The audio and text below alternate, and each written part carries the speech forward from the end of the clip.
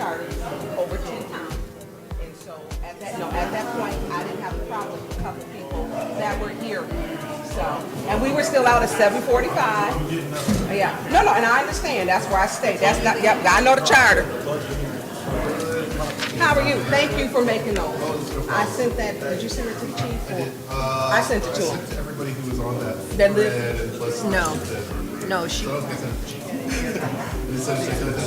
Hey, hold it. Judy, I do know that. So that is, we only had a couple people what Quincy was talking about. Yeah. That hearing doesn't have like a specific agenda. I know it doesn't. Yeah. So I did send it to you, you did not. So, but thank you. I appreciate it. And Oh, dang it. Every time I go and log in, I have to log in twice. it was, because that's going to address and to help him. Hey. Kind of how long, so we have it tonight. When do we add that on this one? Which one? That would be legislative at the very end. Okay. Okay. As an add-on. Okay. But you can, we could have Dennis mention it as an add-on. That's his, he chairs it. There's 2 more dozen in my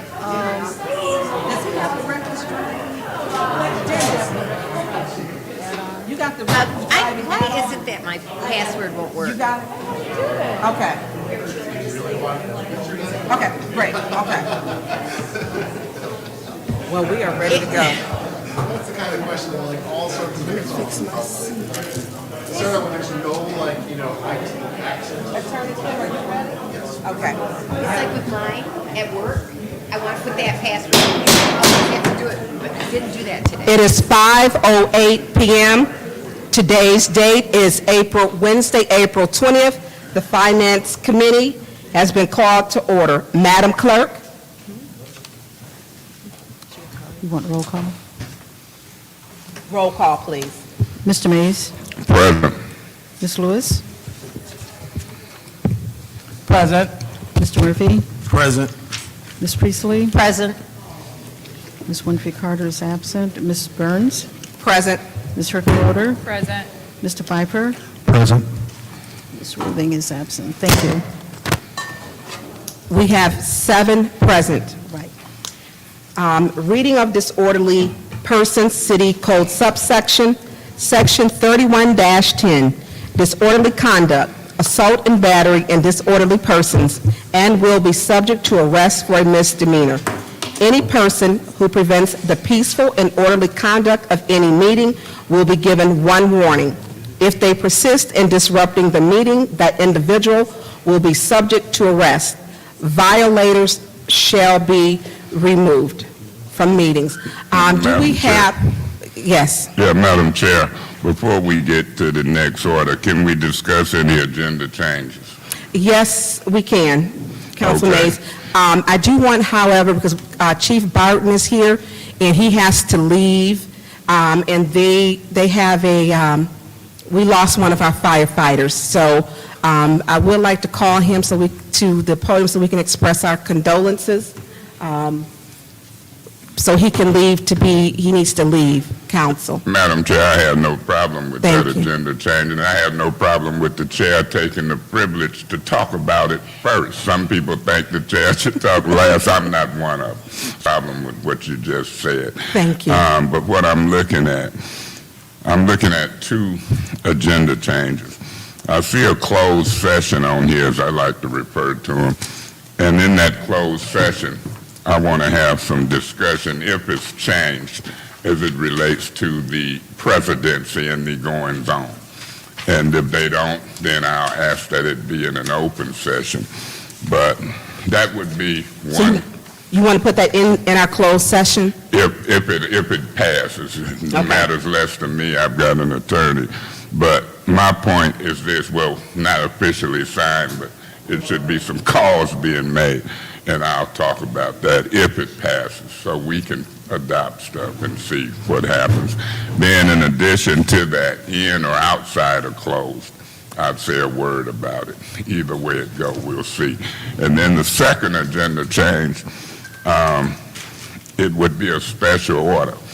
That would be a special order as it relates to the budget process, and that's appropriate in Finance Committee meeting when we get to it with that. So those would be the two suggested agenda change for me at this time. Okay, so those are your two. Any other agenda changes? Any other Madam agenda? Chair? Yes, Councilwoman Priestley. I don't know if this is appropriate, but since Mr. Bryan from Ernst & Young is not here, I'd like to, never mind, forget it.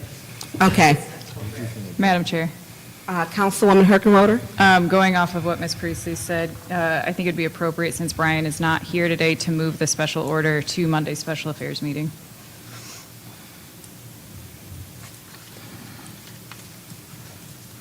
Any other agenda changes? Madam Chair, point of information. What did she suggest about the special order I requested? She actually spoke about moving item number 220156, Special Order Ernst & Young American Rescue Plan, since the compliance firm will not be here today, Brian Drzezinski, that might be the first time I said his name correctly, to have it moved to Monday. Well, we'll see when we get there. We on suggested agenda changes. We'll see what happens with that when we get there. Any other agenda changes? Okay.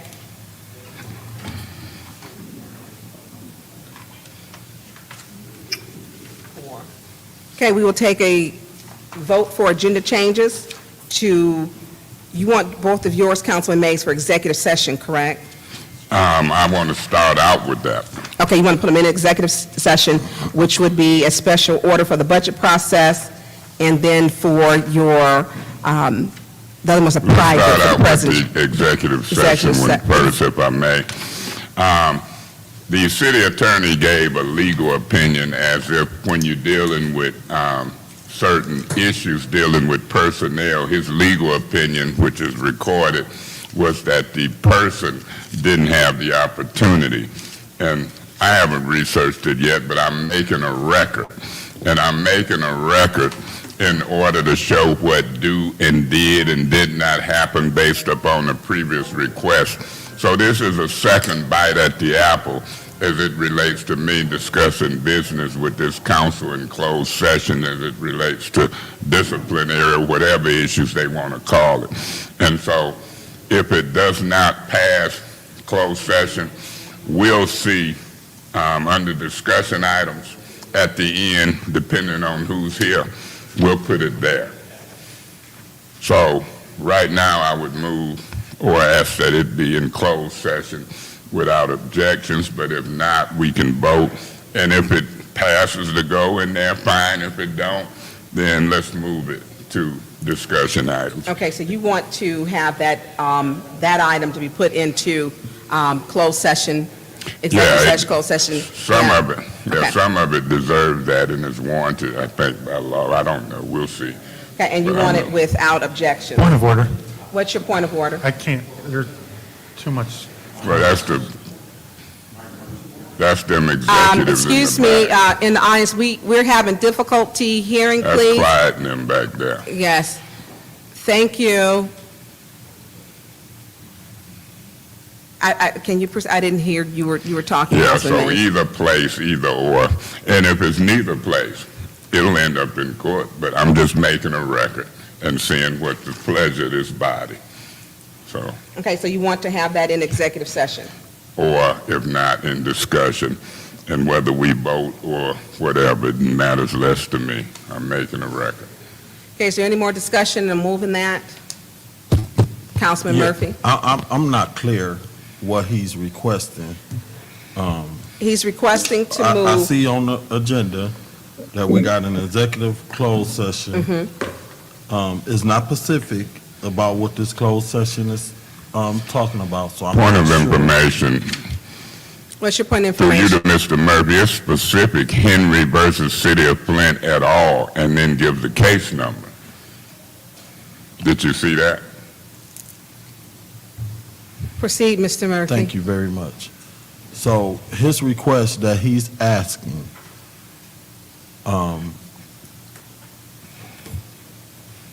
is not on here. So whatever he's talking about is not specific Specific on to this what's in agenda executive as session. far as this executive session. Point of information. What's your point of Through information? you to the speaker, Mr. Murphy, there was a whole process of disciplinary procedures as it relates to the president. Do you realize that an executive session can be requested by any council person or group at any time, whether it's on there or not? Do you realize that? Being, to my colleagues, being that anyone have a right to talk about what they plan on do or want to do or file until anything is being filed and it is presented to our city attorney and our city attorney is following the proper protocol, I will not be voting to talk about no verbal opinion or whatever my colleague decide they want to do or what they think or their interpretation of whatever legal opinion that we have received as a council. So until my colleague or whoever decide that they want to go file and do whatever they want to do to file whatever right they have to file with the courts, they have a right to do that. When they do that and they file whatever they want to file and give their interpretation or whatever legal opinion they feel that they want to interpret that this council receive and go across the street, down the street, in the basement, upstairs, wherever they want to go and file their legal opinion and it get sent to our city attorney, then our city attorney review that and look at whatever they file. I won't be supporting to go into no executive session to go talk about whatever somebody got to say. So they can do whatever they want to. My colleagues, whatever y'all so choose to do, I'm wanting to take care of the business of the city of Flint. Here is the executive session that's dealing specifically with a particular order. When something else comes, and our attorney feel it's appropriate to bring it on and to talk about it and discuss it, I'll do that. But I'm not interested in going based on somebody's interpretation of what they think they want to do. Well, I just did confer, Councilman Murphy, with our city attorney, Mr. Kim, and Councilman Mays does have the right to ask for it, we vote on it. Whether so he did just state So. that he has a right to do, And that's good. That's all good and dandy. And I have a right to my opinion. Right, So and to what I'm vote doing no. is sharing my Yeah. opinion Yes. based on what he said, because we in discussion. So since we in discussion, and it's my opportunity, and it's my turn to speak on what I think, I'm not doing it. okay. Thank you, Mr. Murphy. Is there any more discussion? Councilman Pfeiffer. Madam Chair, through you to Mr. Mays, if that topic was, if the legal opinion is now on public record and open to the public, wouldn't you want to have that discussion in public and not behind closed doors, because then it becomes privileged information again? If I may, Madam Chair. Yes, Councilman Through you Mays. back to Mr. Piper. Mr. Piper, I reviewed the film. When I was in the meeting and you was talking about it was just to be revealed, the actual motion was to reveal it and discuss it, but you might not have knew that, and I ruled differently on the discussion part. The legal opinion is only one aspect. That meeting technically, in my opinion, in the video was show was adjourned for lack of a quorum. Now, remember I said if it don't go in closed session, we can talk about it in open discussion under discussion item. Matters less when and where we talk. But to some of us, including the legal people I consulted with, when people came back and reconvened without posting a meeting that had been adjourned for the lack of a quorum, you also passed $16 million in business. It was other business done after that meeting was adjourned for lack of a quorum by the presiding officer at the time. It wasn't just the president business. So my job as a trustee, whether you talk about it in open or closed session, there's going to be discussion. And Mr. Murphy is right. Whether it's discussed in an open meeting, a closed meeting, or in the courts, those discussions are going to happen. We've looked at the Kate Fields case and the injunction that was issued by the Farrer Court, so it matters less to me. I want the public to hear it, but I also have a duty to respect, as a trustee, some of the goings-on, and so I give my colleagues, the legal counsel, and everybody an opportunity in close. But you don't see me losing sleep either way. You got closed, you got discussion, and then you've got court. Our job is not to litigate, but we have no problem litigating. And I think colleagues need to be brought up to speed as to what's going on. Because it ain't just president business, it was other business taken care of in what some of us think was an illegal proceeding. That's all I have. Thank That's you, it. Madam Chair. Any more, thank you, Councilman Pfeiffer. Any more discussion? Any more discussion? Councilman Mays? Yeah, Madam Chair, in effect, I've kind of shedded light on the discussion. But this is in our second round of discussion. Yeah. Yes. So when you see me talk and request agenda change, you hear me clearly say I'm making a record. And so that's why when Mr. Murphy talks like she talks, even as it relates to possible litigation and legal proceedings, it go in one ear, stop, and go out the other. Because all of my colleagues might not be as astute. And if it offends them because they took the action, well, that's okay. Because it'll be public decisions made. It'll be public things taken, and let people and their actions fall where they may, publicly.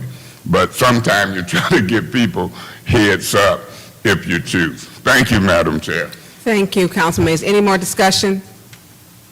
Any more discussion? Any more discussion?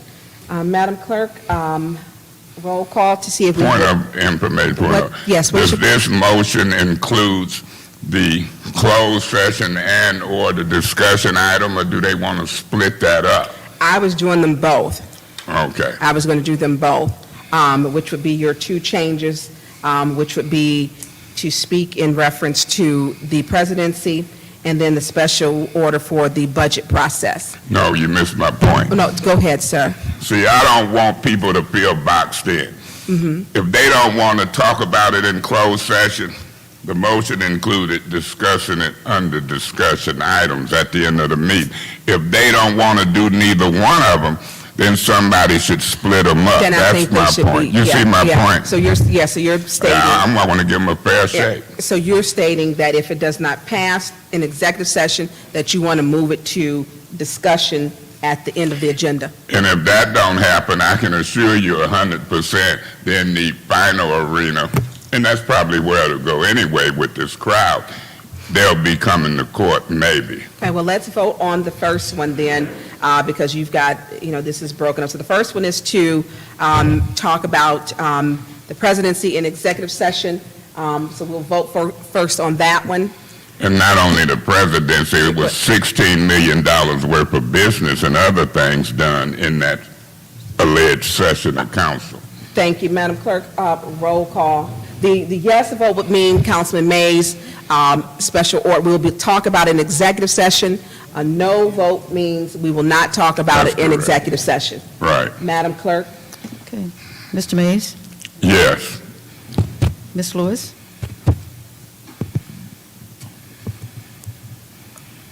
Is your mic working? Yeah, it is. So just for clarity, we're voting on, We're voting to have Councilman Mays to talk about an executive session. Point of order, Madam Chair. What's your point of Once order? we get into a roll no, call. no, the answer is no. Call. No, thank you. Excuse me. Point of Say- order, thank- that's why she should, when it's Mr. a Murphy? point of order, everything cease. No. And point of order, Oh, let me back this up.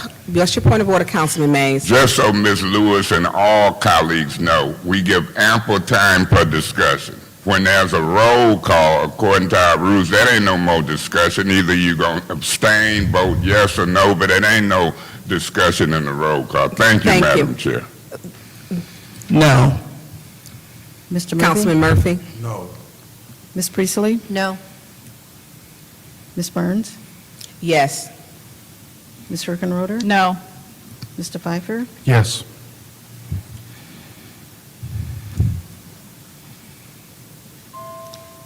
The vote is 3 yes, 4 no. The motion fails for it to be discussed in executive session.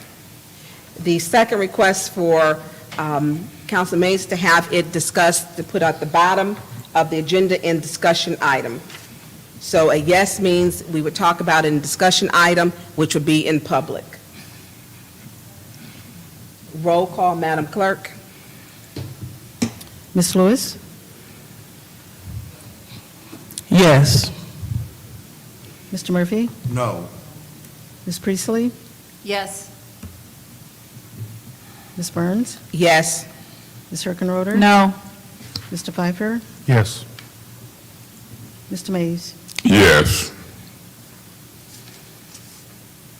The vote is 5 yes, 2 no. The motion is 5 yes, 2 no, that to discuss Councilman Mays' request to discuss the presidency And the 16. and the $16 million for the ARPA funds will be in discussion items at the end of our agenda. Councilman Mays, and that is the budget part that you're referring to, correct? No.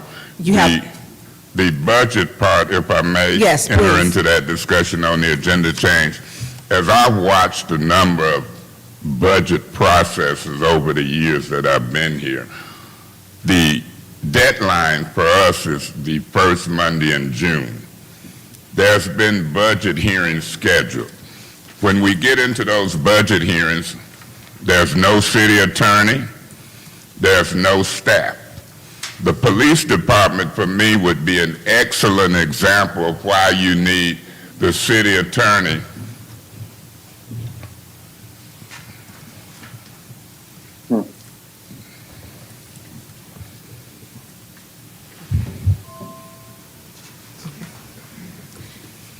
Proceed, Councilman Mays. Yeah, I Thank you. hesitated because on this council, every vote is important, and I needed the Oh, chair's attention. Yes, yes. In the budget process, when we've had those hearings we've had, I've made issue, I'll put it like that, of when we call meetings, even when we was out in the field. And that was part of the allegation of disrespect to the city clerk and to the city attorney, because 2 council members can ask that a meeting be posted. And when we have a special finance committee meeting, in this case, you need the city attorney here and you need staff. This is a multi-million-dollar budget. Any council person can request the city attorney, and they have a duty to do it, to draw up resolutions, budget amendments.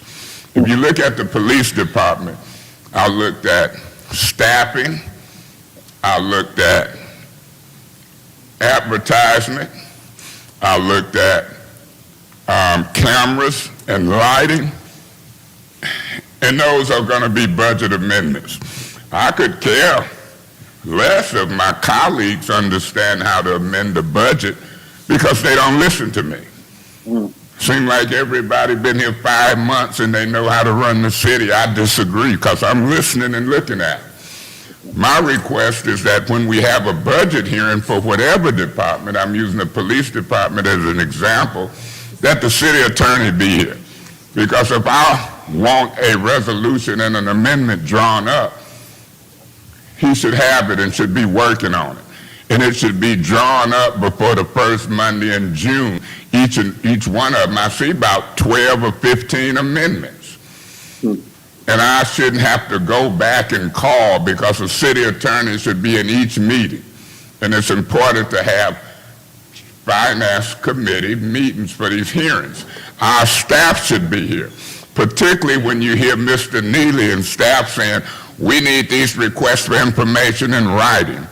I've never heard a mayor tell the council that they got to ask every question in writing in my whole political life. Point of information. What's your point of information? So where are we exactly? I'm a little confused with the discussion. Sorry, Paul. This is round one discussion to add this item, which would be the budget process that he requested at the beginning. So this is the other part to his second agenda change. Okay, thank you. You're very welcome. Councilman Mays? So if Ms. Lewis and other council people is clear on where Councilman Mays is at on this Finance Committee agenda as it relates to a special order in order to get staff and/or the legal department here so that mechanically we can affect any budget amendments that need to be done in a timely manner. We at the end of April. We finna go into May, and we still got other departments. And for those who don't know what it takes to amend a budget, it takes paperwork. It takes amendments. It might take 20 to vote up or down. Now, if this council is planning to adopt the budget as is, then we don't need the hearings. But if they plan to do any amendments, I'm one council person, I see many amendments. We need staff from the legal department, and we need our staff here in light of the ridiculous request by Mr. Neely. In my opinion, it's ridiculous that all of our questions about how many people in his department, what their salaries are, need to be in writing. Now, if those answers don't come from Mr. Neely's office in a timely manner to adopt and amend this budget, I would ask for an amendment from legal to make his budget $200,000-300,000. I bet you them answers will come then, and they'd come quick. So I understand the budget process, and there's no way we should have hearings, and whether it's the Department of Public Works, whether it's police or fire, we should be able to be equipped to say, Mr. Kim, I need your office to draft this amendment. Janelle, did in fact you get that question wrote down? We shouldn't be here unequipped in such a serious process. That's my first round discussion on That's this correct. special order. Thank you, Councilman Mays. Is there anyone else for discussion in this first round? Anyone else for discussion in the first round? Anyone else in the first round? We're into the second round.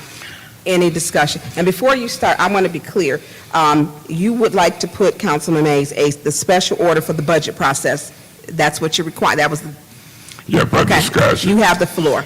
And see, I've learned with this council, whether they vote this agenda change up or down, in the discussion, I've already told them the details of why we need to fix those hearings and have folks here who, in a way by charter, should be here. Hello? You hear that echo? I think Paul is fixing it. I hear myself twice. I know, we all do. Can we all sing a song together until they get it fixed? Whose birthday is it? Let's do a birthday song. Councilman Mays, hold on just a I got the second. floor. Paul, is that fixed? Thank you, Officer Metcalf. Councilman Mays, thank you. Councilman Mays, you Officer have the floor. Metcalf, arrest that machine. Now, this is what I like to say. See, I've learned how to maneuver in the middle of what I'm going to call a hostile council in a hostile work environment and just a lack of understanding. There's certain folks ain't really did a budget before. Here today with Miss Worthing, repeatedly absent, Miss Winfrey Carter in here, I might be the only one sitting here today who have done a budget. I'm trying to urge Point of information. for this city of Flint. Excuse me. What's your point of information, Councilwoman Priestley? I just wanted to ask Mr. Mays if he knew that I had prepared and worked on budgets. Thank you. Not for the city of Flint, though. Thank you, Councilwoman Priestley. So not for Councilman the Mays, you city have of the floor. Flint, and I understand your point. But Ms.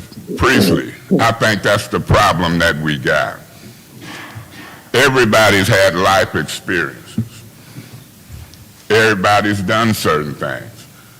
But this council and the running of city government is a different animal. I did budgets at home, I've done stuff, but these are multi-million-dollar budgets, multi-million. And so my point is, it'll get lost. I go home and watch the videos, and I'm making notes of budget amendments that need to come to serve the people as it relates to public safety. We need city attorneys here. We need our staff here. I don't buy into the logic that you can have 2 or 3 people and you don't need a quorum. The charter say when it's 3 or more conducting business, you post it. This city attorney told folks that they can meet 3, 4, 5 outside of council, deliberate, and so forth and so on. Point of information, What's your point of information? the city attorney did not tell us that we can meet outside of council 3, 4, 5 or more. Thank you. Oh, yes, he did, Councilman Miss- Mays, hold on, please. Thank you, Councilwoman Lewis. You can proceed. Yeah, I don't have to answer that. When they do a point of information, the speaker can answer it. I watched the film, Ms. Burns. Let's not confuse that point of information. I'll wait. Stop the clock. Yeah, I want, because I want to provide clarity in the middle of this. Our city Point of attorney- order, Madam Yes. Chair. You can do that through proper procedure. Every time I'm talking to the council, this man trying to defend himself, every vote is important, he's distracting you. All right, He thank you, don't give Councilman Mays. clarification to Councilman what Mays. I say. Oh, I need clarification. Okay, But, well, that's excuse me. I'm I'm talking, talking. please, excuse me. You can have the floor. He's going to wait when you're done with your Point of first order. round. What's your point of order, sir? Ms. Burns, I'm not going to let you embarrass me in front of these folks. When I got the floor, even you as chair should do a point of order, point of information. Don't tell me, that's my point, that I got to sit and listen to you when I've got the floor. That would be chaos. That ain't how it You works. have the floor. Go Thank ahead you. and finish. See, I'm hip to this council. I'm hip to the personalities on it, including the folk who chair. Once I get the floor, I wouldn't care if the city attorney disagreed with me. He did tell this council they can deliberate 3, 5, or 4 outside a council meeting. And then I watched the film, and it was Worthing, Liddell Lewis, and Quincy, and he was stopping by the conversations. Now I got information I know folks was meeting, plotting on me illegally, in my opinion, outside of a council meeting. All these deliberations and votes and decisions, What's your point of information, Councilman Murphy? He's making allegations that's not true. Your mic's was that a point of information? That was his point of information, that you're making allegations that, okay, proceed, That's a Councilman Mays. point, that's not a point of information. He should get a warning.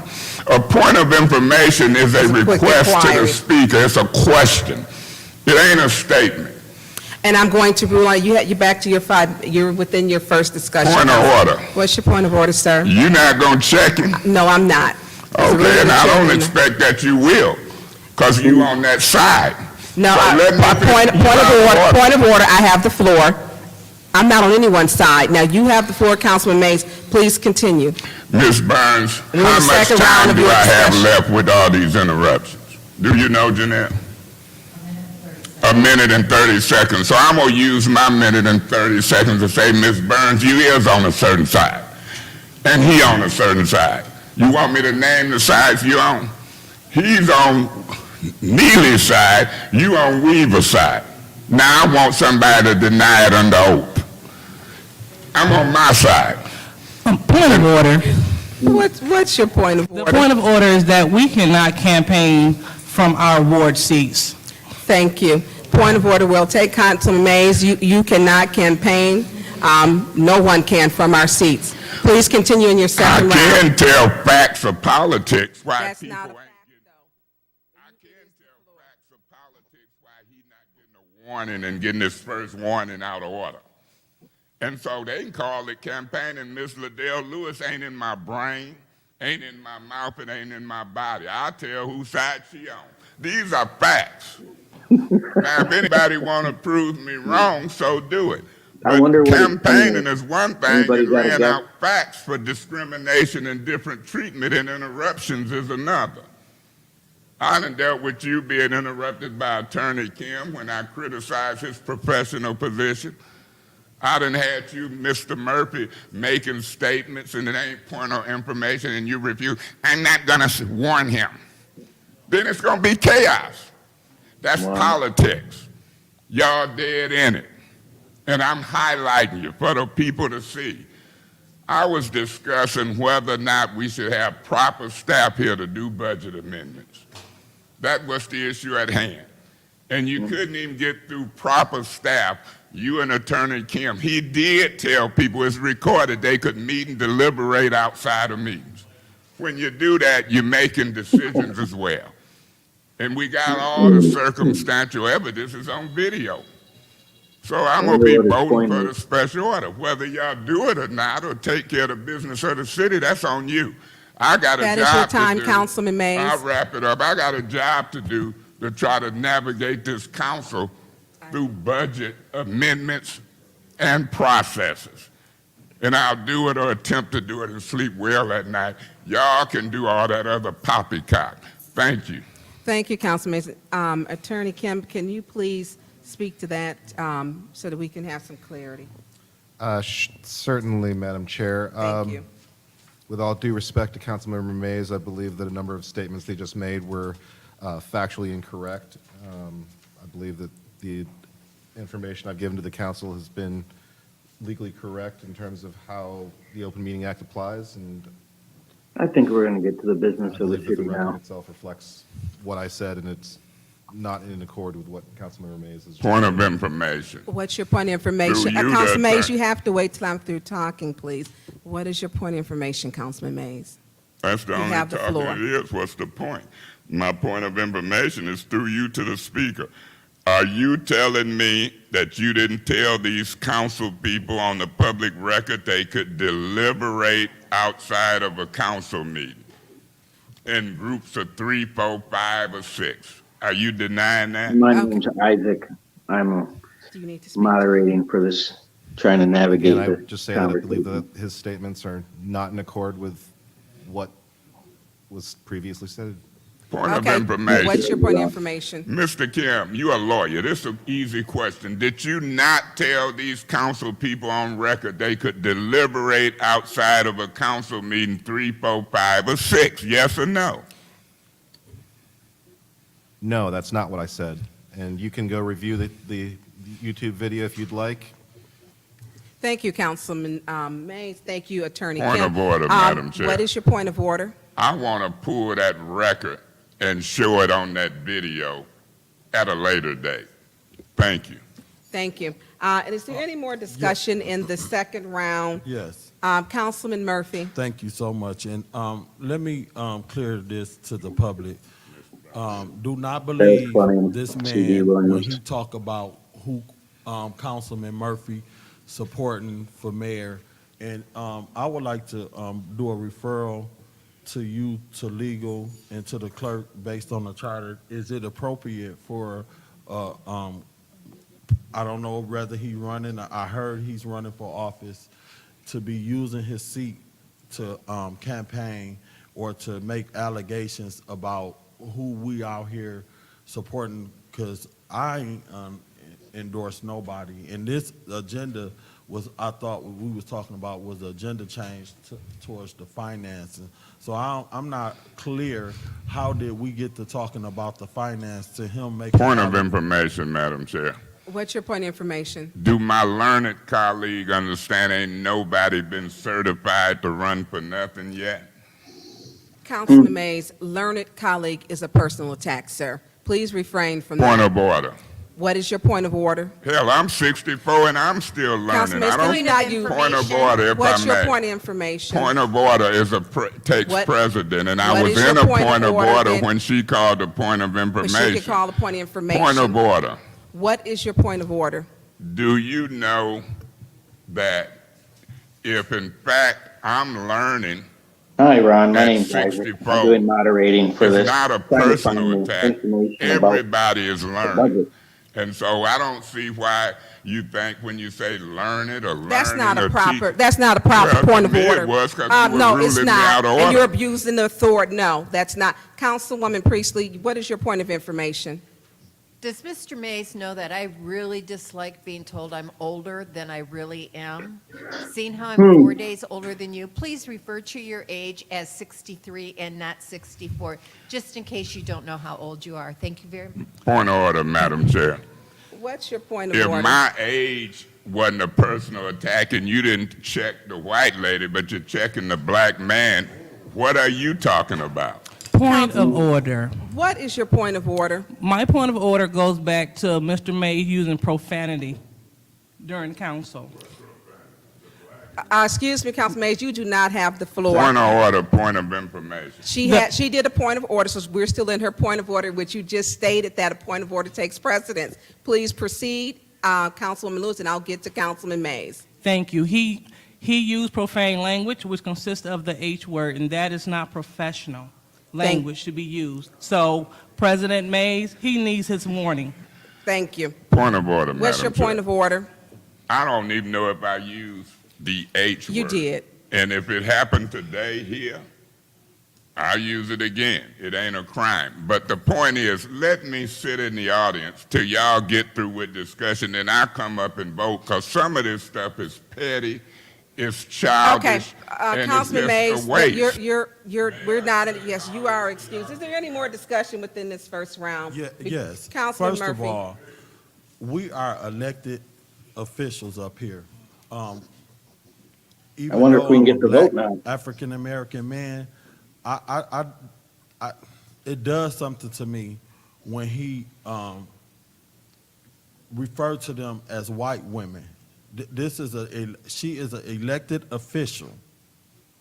I think it's derogatory for him to sit here and call them out by their name outside of what they was elected to do.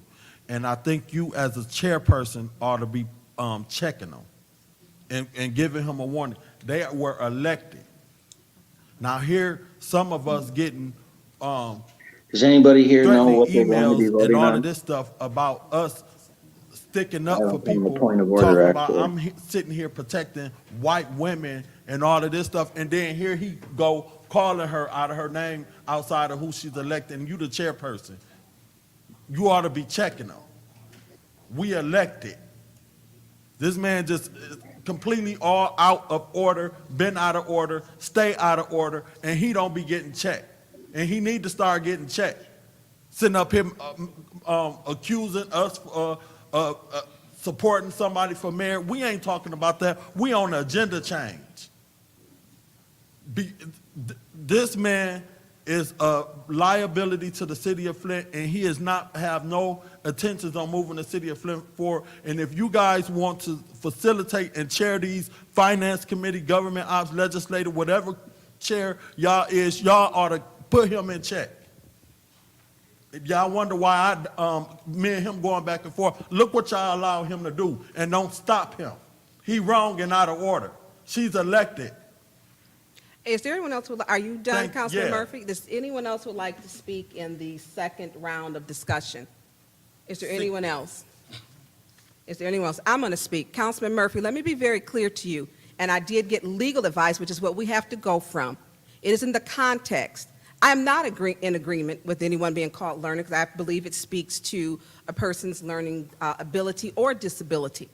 But we are bound by laws and governed by the Charter, Roberts rules, and our council rules. I don't want anyone referring to me by black, although I am a female black woman, and that is their first impression of me. Now, when it goes to as far as, is he out of order referring to them? Actually, no. When we say black or white, and I did confer with our city attorney, in its context, it is inappropriate, and we would think that at his caliber that he should refrain. However, he pushes the envelope. We can only do so much that the law and our rules we're governed by. So it's disrespectful. It's extremely disrespectful from what a senior council person. He should not be using that. Robert's rules state that we shouldn't even use each other's name. Robert rules states actually that we should refer to each council person by their ward. I should be referred to by councilwoman in the 6th ward, not even using my name. Those are the rules. So although I agree with you, and I will definitely, and I did tell him that is a personal attack, let's not use that, along with him using the H word, which he will say, and I've seen him operate before, it's in the Bible, would have been his next response. You have to hand it to her. She's handling the council pretty well. Dr. Lewis, yes, we're in the last round. So now we're going to go through out of the vote for. That's a really great point, Jacqueline. Well said.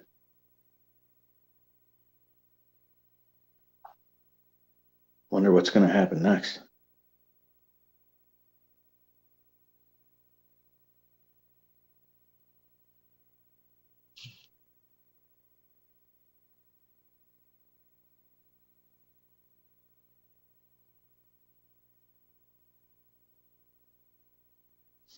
I just lost my audio.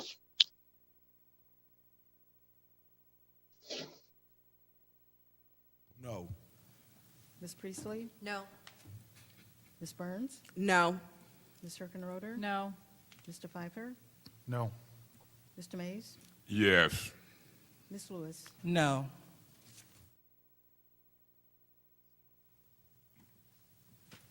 6 no. The vote is 1 yes, 0 no. The item fails.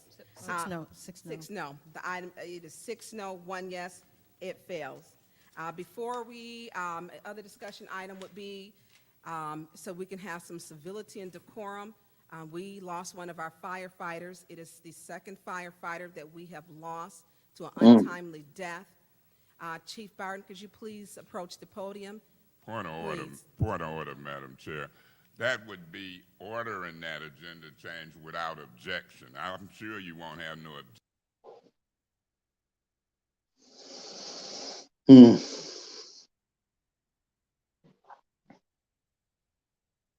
Sound keeps going in and out. Yeah. Thank you. Thank you, Janelle.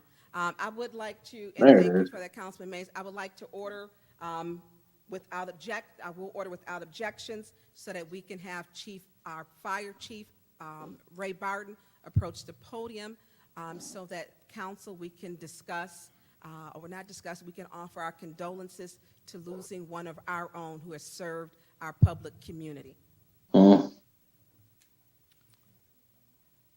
Madam Chair, Yes. one quick inquiry.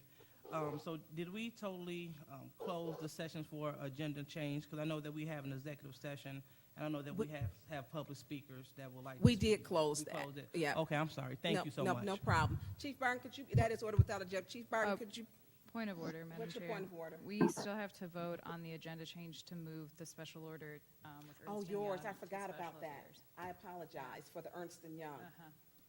Uh-huh. Just a second, Chief Barton, and I apologize. We also have Councilman Hurkenroder asks for the resolution 220156, special order Ernst and Young American Rescue Funds to be moved to Monday. Is there any discussion? Yeah, Madam Chair. Councilman Mays, you have the floor, sir. Yeah, I'm so glad for discussion. This is a finance committee meeting. We're in the middle of the budget process. We paying $1 million for Ernst and Young to help walk us through the spending of ARPA funds. When we request somebody from staff or a contractor for $1 million, and we got less than 30 days to amend the budget, through you to Mr. Edwards or Mr. Whittigan, can they come forward? I want to hear the excuse why we can't have this big-time $1 million in a finance committee meeting. I want to hear what the reason is. You paying $1 million and can't get one representative in a finance committee meeting, and the council controls the purse strings for the city of Flint. If Mr. Neely called him, they'd be there. This is disrespectful to me. I want to hear what the reason is. Did somebody die? Did they get the flu? Is they only got one staff person? What's the reason we don't have anybody here? Mr. Whittigan, you have, Mr. Edwards, I believe that first question, I don't know if it was to you. Councilman Mays, I need you to be specific, please. Do you want Mr. Whittigan or Mr.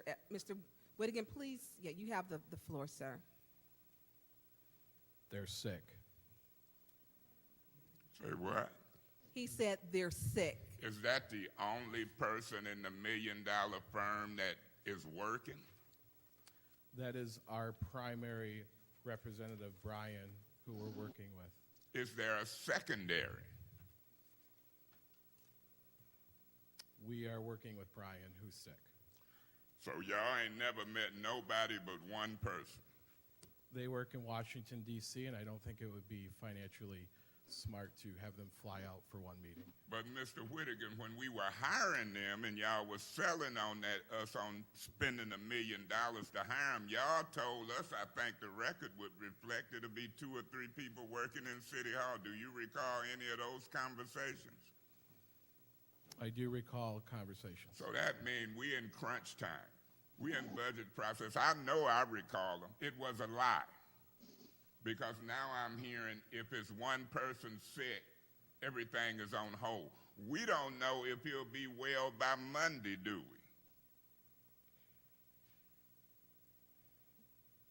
we?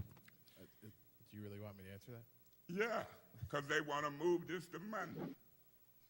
I'm having a hard time hearing the Well answers or not, do you? to those questions. No, I don't know if I'll be well or not. I don't know. Right, I don't know if I'll be well or not, but I know I'm not going to pay $1 million for one man, and if that person go down, the whole $94 million go down. The budget go down. That ain't even smart to do. There's his Remember, point. I'm thinking y'all going to want an extension for another 700 or $1 million next year. That's why when Neely and y'all was trying to get me to vote for him, 4.9 million for 4 years, it was like a miracle. We was able to talk this council into trying 1 year. So this is a bad year because here we in the middle of crunch time. We need to know what spending in the police department qualifies through ARPA funds. We facing a $15 million deficit under this administration. We want to know if we can cut $15 million from the general fund budget and use crime prevention ARPA dollars, and the people who can tell us is sick, and you don't know if and when they'll be well. You trying to be flippant and tell me you don't know if you'll be well. Hell, I don't know if I'll be dead. So don't Councilman be Mays, flippant point with of me. order. Please refrain from using hell. saying in the hell? Yeah, because you're not using it in Send the me to biblical jail. sense. I'm not. Through you to Mr. Edwards, is it something you want to say? Y'all need to quit that petty stuff out. That's point of you. order. That's not petty. That's being respectful, sir. I don't think it is. Through you to Mr. Edwards, is it something you want to do to shed light That's a on good this? point. A lot of people do work Mr. remotely. Edwards, I wonder you if they have the could floor, remotely sir. get an answer. That's a great Thank you, question. Madam Chair. Through Thanks, Linda. Madam Chair, to Councilman Mays. They don't want to That's come a in front of me. discussion, There's at probably this truth point to in that terms too. of talking Nice, about Ron. options or optional individuals to be present at council. We've heard your concern at this point. We can move forward and have that discussion with the E&Y to see if they can put in place other individuals that support. But Brian has been the primary. He has the wherewithal, the knowledge and wisdom concerning the proper course for these funds. But if it's needed, another option of an individual, we'll have that discussion with them and see if someone can be assigned guys are right. along with Brian to support Brian through that process. Let's try to keep this meeting moving. Let's try to keep the process moving. And let me make my point. This is a letter from you, the city administrator. Can you see it? Being truthful, no, I can't see all the You want to detail. grab it? This is the letter, Mr. Yes, Edwards. yes, This is the letter where you said you wouldn't be here on Mondays. You said you and staff would be here. You know the letter? Yeah. And so now they want to move it to Monday, and you done already give a written notice. Now, I don't care what this council learn or don't learn or know or don't know. You've called me on my cell phone before, correct? Yes, Councilman. I've got a job to do. The one man with the $1 million firm that went down. I'm going to ask that you call me between now and Monday or after Monday, and we figure out who can give us this information so I can bring budget amendments. I don't care what they vote on and do. They don't have to be concerned about getting this information and doing the budget as I am. My job is I'm elected to try to do my best, try to get the work done, and let them worry about all these little petty things that they talking about and offended when I say learn it. So what about, through you, Madam Chair, to you, Mr. Edwards, do you see my point as somebody trying to get some stuff done? Mr. Edwards, you have the floor, sir. Yeah, Madam Chair, through to Councilman Mays. Just a point of clarification. Okay. That letter was issued to reserve our right to take those steps, but we will be here on Monday as a part of, in terms of our administrative staff, those who have issues before council, and of course myself, will be present at that point in time. As I said before, between Mr. Whittigan and myself, we will get with E&Y and have the opportunity to talk about, is there another designated person that could be suitable to fulfill council questions or to fulfill any requirements concerning an understanding and update about the ARPA funds. And so, Mr. Edwards, I'll take you at your word in front of these witnesses on video or whatever, but this letter said y'all wouldn't be here on Mondays. And so now if you are saying, okay, for this you'll do it, it's a reason why I talk and do. It's a reason why I want to discuss whether we keep this in committee or move it to Monday. It's a reason why I bat all of this nonsense back and this little frivolous Councilman talking. Mays, that is I'll your wrap time. up. Excuse me, sir. Can we have some decorum, please? Did you Can learn you- a new word, decorum? No, I What have is an he extensive talking about? vocabulary, but can you please wrap up? Yeah, that's what I said. Thank you. So I'm used to this mess, Mr. Edwards. We'll talk and we'll see what happens. And I'm used to all this power play and new folks I dealt with Maurice Davis, Juan Davis. Okay, Point of Councilman order. Mays, your and the time, rest. your time Point is of order. up. What's your point of I'm order? gonna ask to be excused till y'all finish deciding. What's your point of this order? issue. According to Rule 29.6, any person not being heard at a council meeting may be called to order by the president for failure to be germane, using vulgarities, for personal attack of person, institution, and for speaking in excess of allotted time. Councilman Mays is speaking in excess of his allotted time. I just asked him to wrap up, and he's just been excused. You Point are of order, excused. Madam Chair. What is your point of order? I'm so tired of this. I'm going to ask to be excused and sit in the audience because everywhere I turn here, we done said wrap up. He's Okay. speaking out in loud That's not a time. proper What is point of this? order. Is there any more discussion in regards to moving? Okay, I item think that's number- done. Item number 220159 to Monday. 156. 156. I think. So all of that to push the meeting until Yes, Monday. what's I your think point of that's what the overall order, Council? context of that was. Here's, when our colleague is out of order, I think it's appropriate for you to give them a warning, because we do need to continue this meeting and get the business of the city done. And keep on telling someone that they Good point, Gail. not germane, give them that warning and put them out. Okay, that's your That's point another of good order. point, Thank Gail. you. Is there any more discussion? I think we're through it, Any though. more discussion? I think this is it. Any See what more happens discussion? next. Madam Clerk, roll call to move item number 220156, Special Order Ernst & Young, to Monday. Okay, Ms. Priestley, Yes. Ms. Burns, Yes. Ms. Rickenroder. Yes. Mr. Piper, Yes. Ms. Lewis, Yes. Mr. Murphy. Yes. The vote is 6 yes, 0 no. 6 yes, 0 no to move item number 220156, Special Order Ernst & Young, American Rescue Plans, to Monday.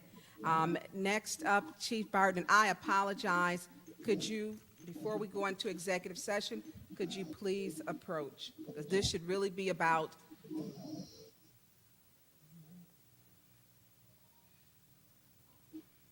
Karen, it's about Karen.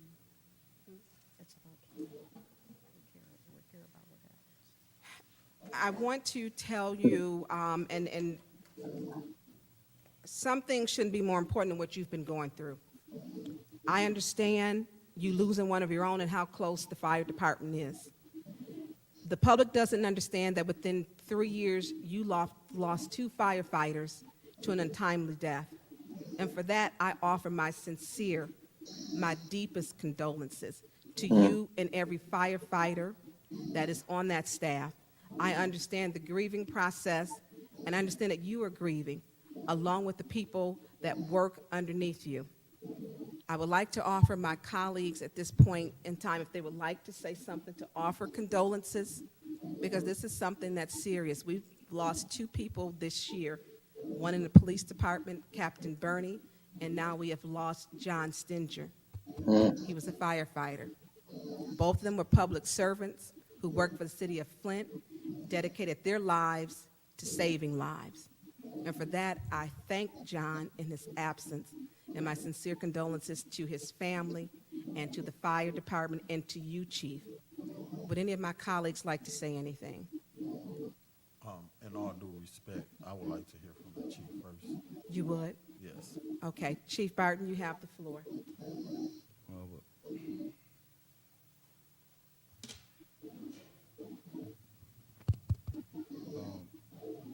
Thanks for the condolence, and I'm here, and I don't want to confuse. Like I say, Colin Burney lost his life in an accident, and our firefighter, and it's happening in the police department too.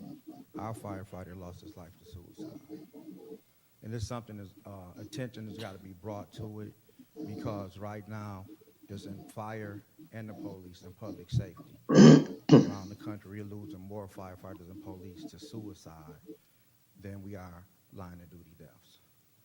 And so, as with us, we understand, we recognize it as a line of duty death.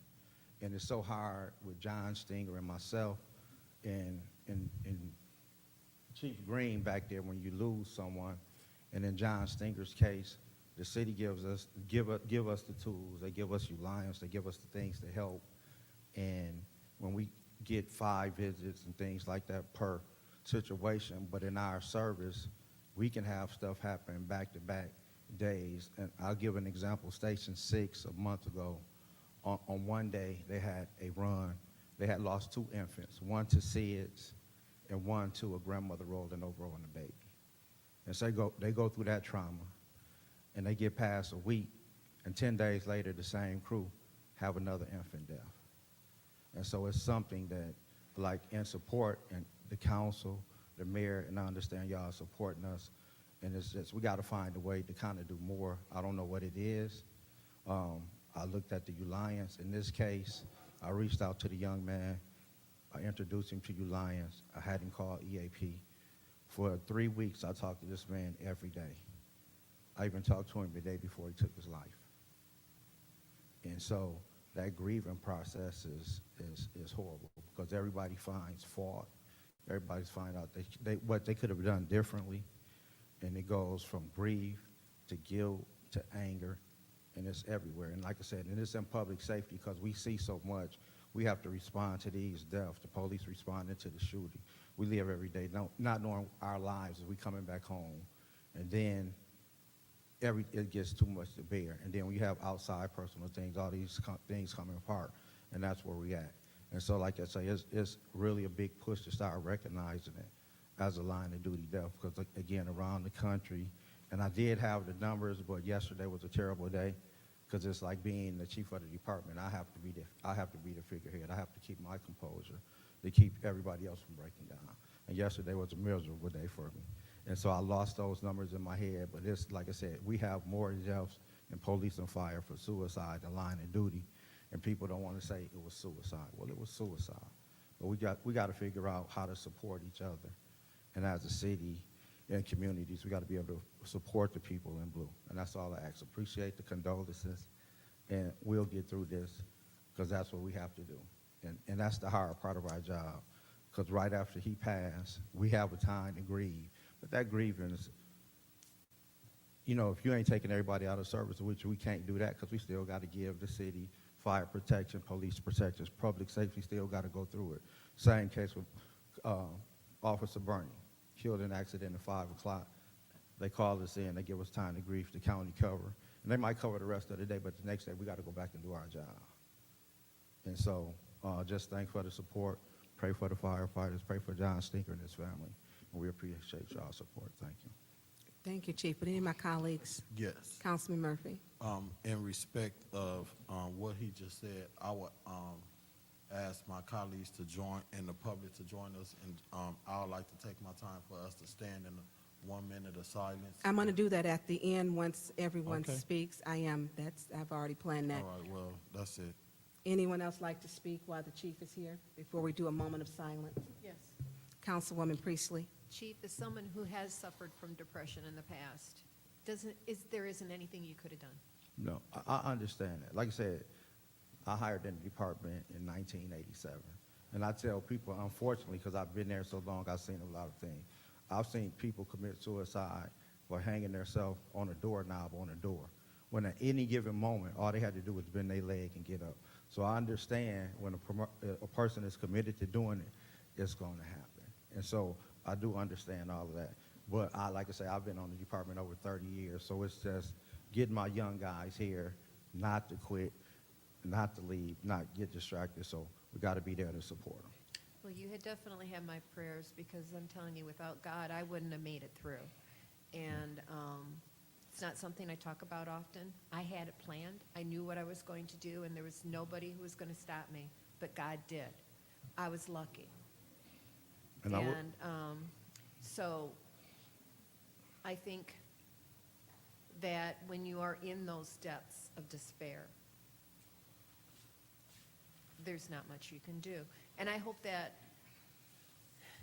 you don't keep thinking that if you and the others in the park department could have done something, because seriously, without the intervention of God.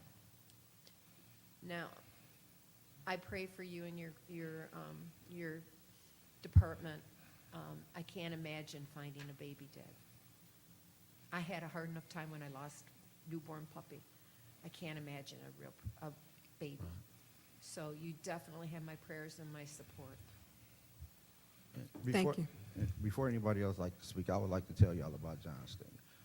He committed suicide, but John Stinger was a person that, as men, human, that we want to walk around with this heart and attitude. And anybody that know John Stinger would attest, John Stinger would want you to believe he didn't care about anything, but in essence, this guy cared about everything.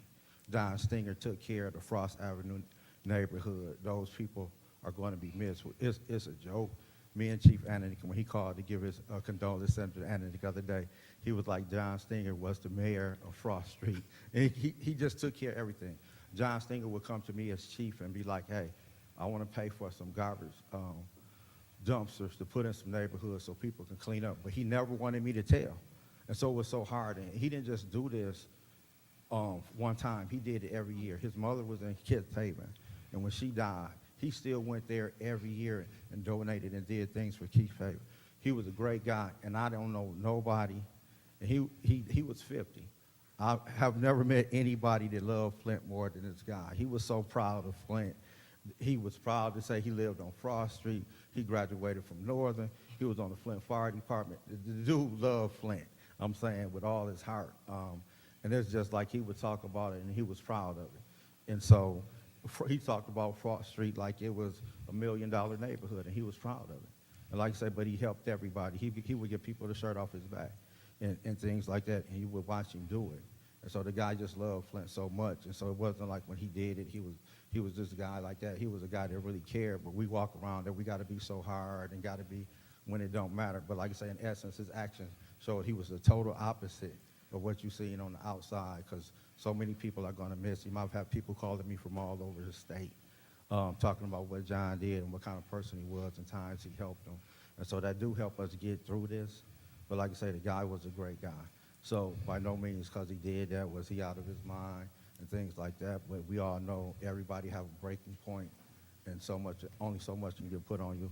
I just wish it could have turned out differently. But again, we'll get through it. Madam Chair.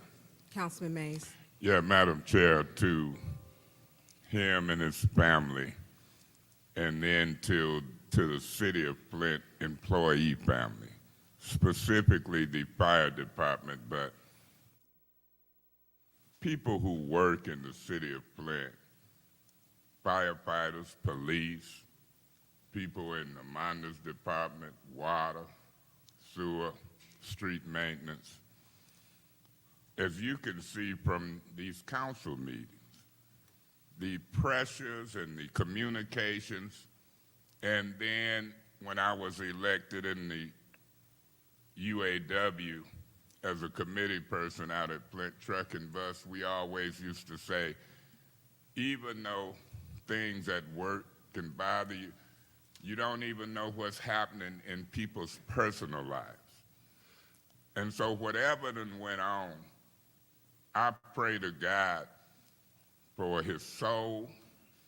I pray that his family is taken care of. This just ain't no cavalier conversation about praying. I believe in God. I call on him regularly. And I'm going to ask the residents of the city of Flint to pray for his family, pray for the other employees in City Hall, pray for everybody. And let's lean on each other, because you got some terrible people out here. And people will put pressure on you. The job can put pressure on you. And then you have family instances. And so I appreciate you telling this city, and folks watch this from across the country, Chief, because I get calls from Arizona, Mississippi, Colorado, and I hope that everybody listening to this, and I'm glad that you had told me back there it was suicide, and we'll wait to see.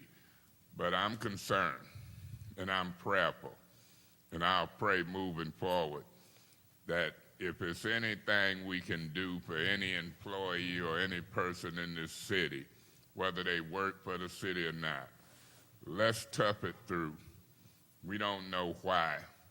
And I always quote Proverbs, the 3rd chapter, the 5th and 6th verse.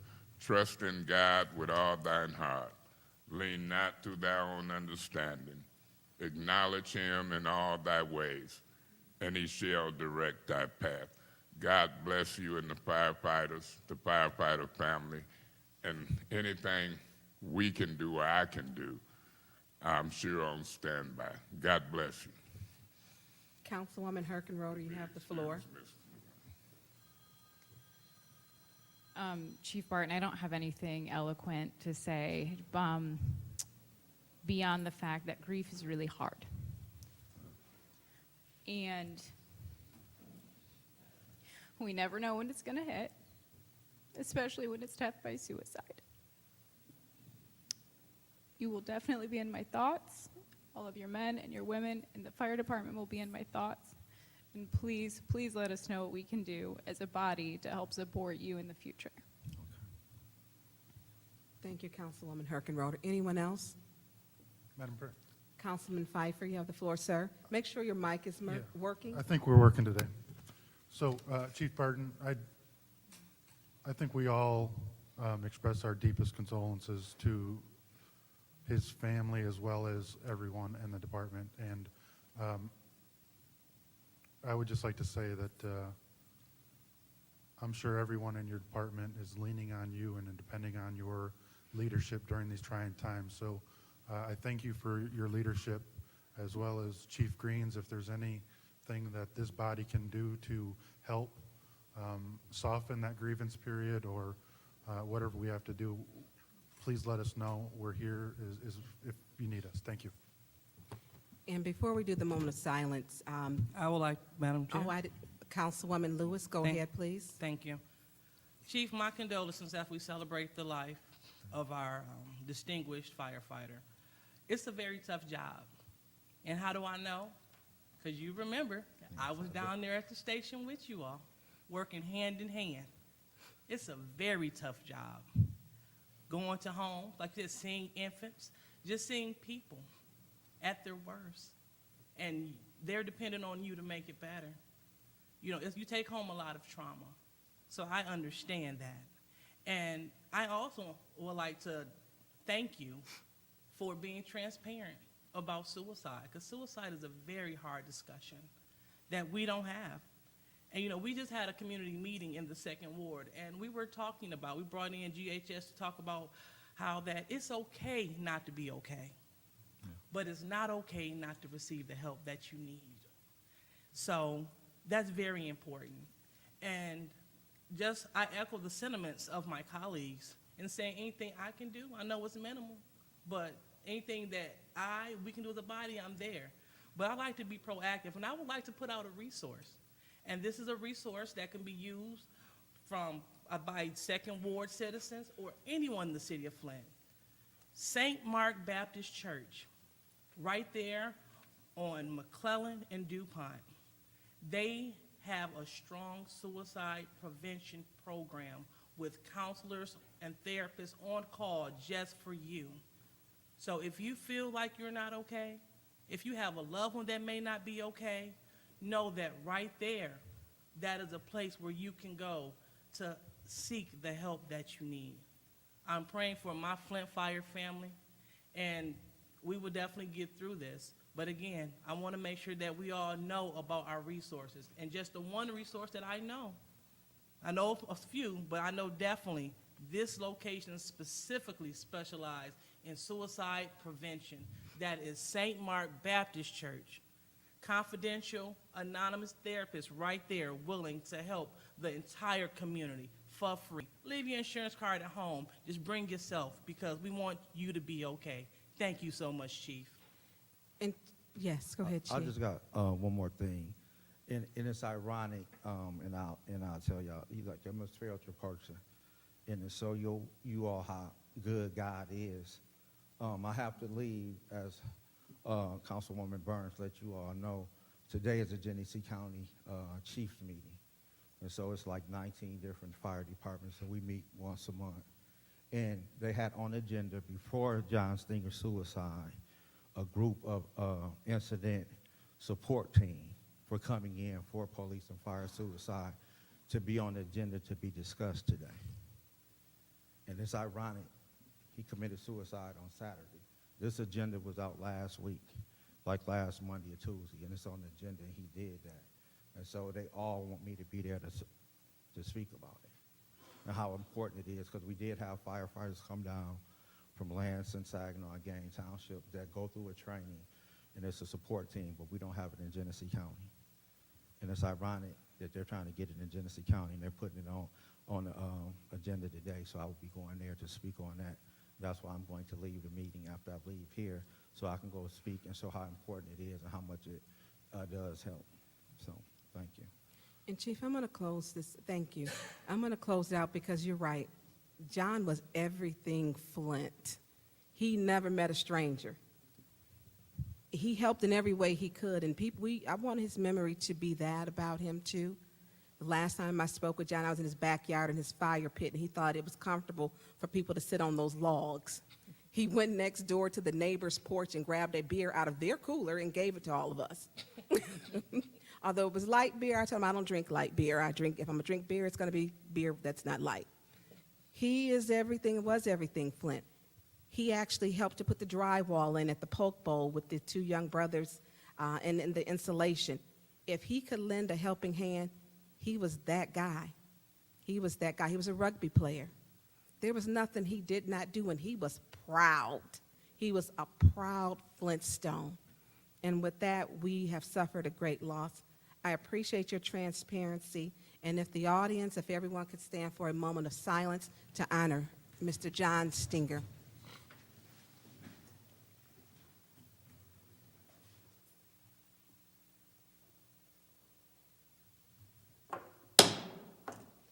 Thank you. Now on to, with executive session, we need to do a roll call to go into executive session for, Madam Chair, oh, forgot about that. We got a lot of paperwork up here. Yes.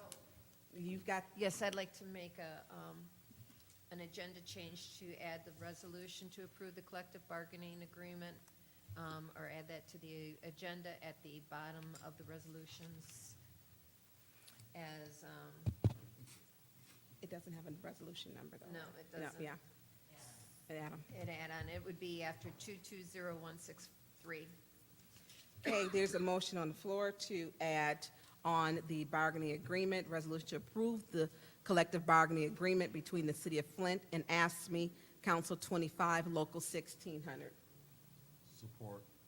It has been so properly supported by Councilman Murphy. Is there any discussion? Any discussion? Any discussion? Any discussion in the second round? Madam Chair, Yes. really quick, so, is it too late for me to add my agenda item as well? I had already had this one up here. I had already had it. Janelle had brought this up here to me before. You want to add your agenda item? What is Yes. your agenda item? Right, my agenda item is to have public speaking before we go into a closed session.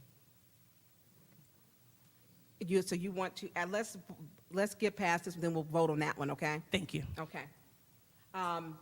In the second round, there's no discussion for the add-on. We did round one, round two, no, there was no discussion to add on the resolution for approved collective bargaining agreement between the City of Flint and ASME 25 and Local 1600. Madam Clerk, roll call. Ms. Burns? Yes. Ms. Hickenroder? Yes. Mr. Piper? Mr. Mays? Yes. Ms. Lewis? Yes. Mr. Murphy? Yes. Ms. Priestley? Yes. The vote is 7 yes, 0 no. Okay, the vote is 7 yes, 0 no. We will be adding on right after item number 220163, the resolution to approve collective bargaining agreement between the City of Flint and ASME Council 25 and Local 1600 will be after item 220163.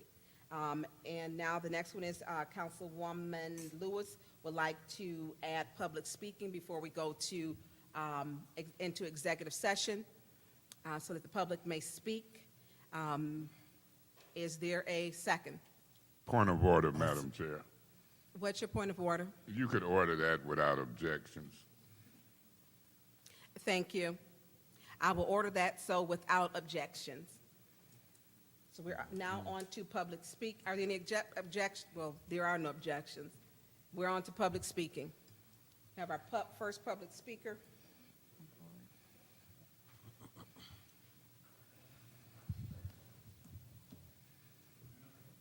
Can, Mark, Am I on? is the button up?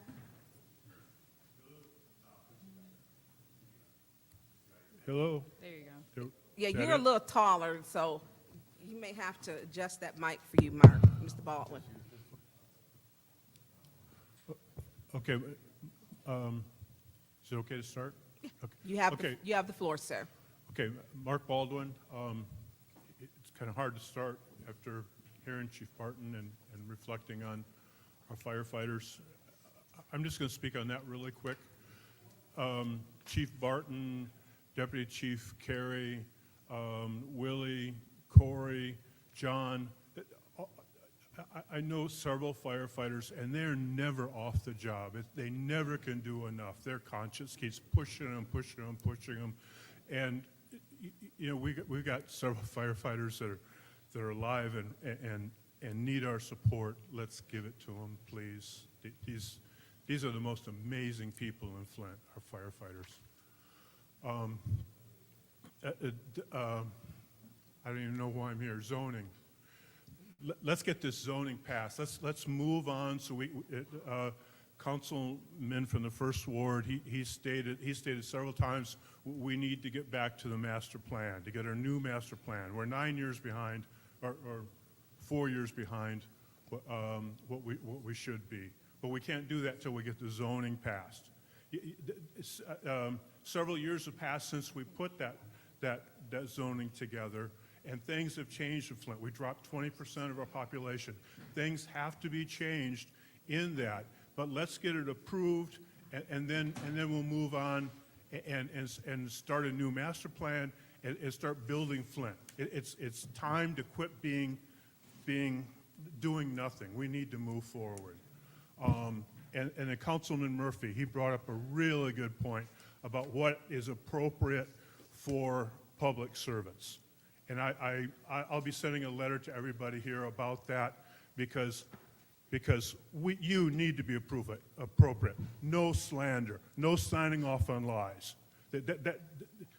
I was so glad you brought that up, Councilman of the third Ward, because this is something that needs to be taken care of.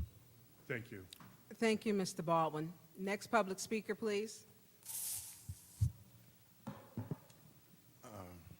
Good evening. Councilwoman Lewis, Arthur Woodson, I'm glad you brought up St. Mark's because I have PTSD, disabled veteran, and I do groups and mindfulness and all the different groups. And one thing that we're working on over at St. Mark's, I'm not part of it as far as staff or anything like that. I go there because I know that this is real, because I deal with a lot of veterans who have done things that they're not proud of, and some things they couldn't handle. So I understand what a lot of people are going through. But here's the issue. St. Mark's can't get funded. They came here through Community Block Grant, tried to get $500,000. And Ms. Wilcox said she don't know them, so she didn't give them any funding. So we couldn't do groups over there because we can't pay a person, an instructor or therapist to even come over there. Y'all have ARPA funds, and ARPA funds can fund this program. They have given their budget.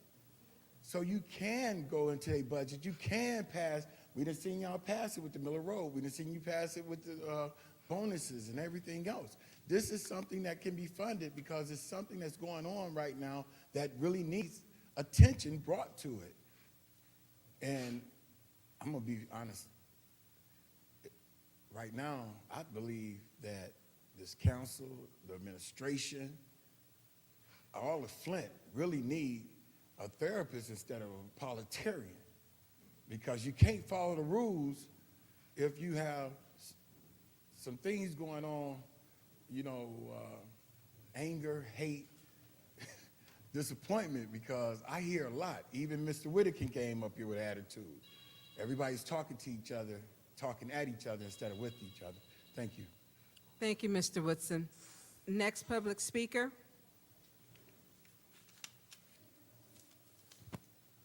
Good evening, City Council. My name is Joel Arnold. I'm a 7th Ward resident, and I'm here to speak. Later tonight there'll be a presentation on the new zoning ordinance, and I just wanted to comment and say how important it is that we as a city get this adopted.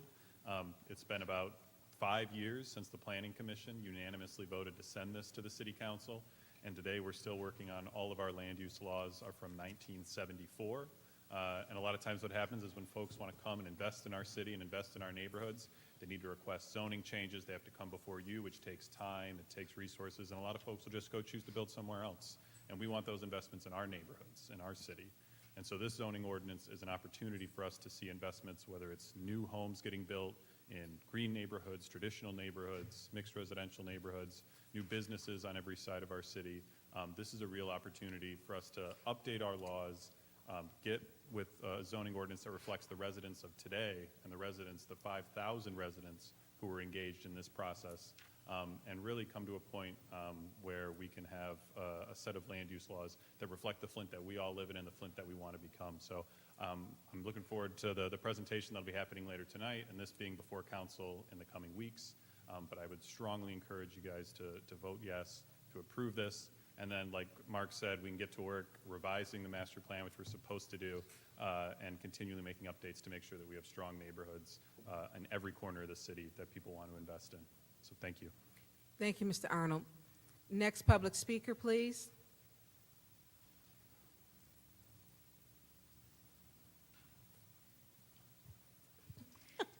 Good evening. My name is Sarah Scheitler. I am a 7th Ward resident, and I'm here tonight on behalf of the Flint River Watershed. Could you please repeat your name again, please? Sarah Scheitler. Thank you. I'm a 7th Ward resident, and I'm here tonight on behalf of the Flint River Watershed Coalition and the Flint River Corridor Alliance, who are my employers. And I first wanted to say that John Stenger was a volunteer for us a couple of times when we were really in a pinch, and he was as amazing as everyone says, so he will be deeply missed. My organization was involved in the drafting of the proposed zoning code, especially with regard to water quality content, and we believe that the Imagine Flint public engagement process resulted in a quality code for the city. Prior developments in our city have caused significant pollution in our waterways, with our air quality and contamination of our soils. All of these have negatively impacted our public health. This is allowed to happen in part because of a lack of environmental protections in our current zoning code. If implemented, the updated code will ensure our waterways, soils, and air experience no further degradation from new development or industry. This code will bring Flint into the 21st century and build a healthier, more sustainable city. Code is better for residents, it's better for businesses, and it's better for our river. I ask that you vote to approve the proposed zoning code, and I thank you for your time. Thank you. Next public speaker, please.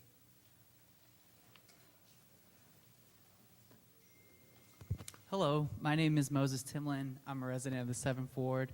Appreciate being in front of you all again. I'm speaking in favor of the zoning code that will be presented later tonight. I want to start by saying no zoning code is ever perfect, but what good zoning codes do is they allow housing and buildings of all types, and they make the development process shorter, simpler, and transparent. And I believe the update to the zoning code will accomplish those things. When you look at zoning, it can become very ambiguous. Sometimes people don't even know exactly what you're talking about. But what zoning does do, it dictates how land can be developed or redeveloped. And looking at zoning and how it can affect cost and the quality of housing, this is a very critical time to look at zoning and how it can help shorten development processes, how it can empower staff that are already at low capacity to do things administratively and by right. And also thinking about, as COVID has seen cost increases across the board and making new development very difficult, zoning can actually be a part of helping eliminate some of those costs that developers face. So I just want to end by saying, have heard all of you say you care about Flint, and I actually really believe that. And I believe you care about the future of Flint. This is one way to step up and really show that. And I believe, just as we saw about a month ago, when someone unfortunately lost their earnest money because they were waiting on a rezoning, I believe you all were affected by that. And I believe your comments that you wish you could have done something. Again, this zoning code, if it were in place, that process would never have taken place. And I believe you care, and I hope that this zoning code reflects that. Thank you. Thank you. Next public speaker, please.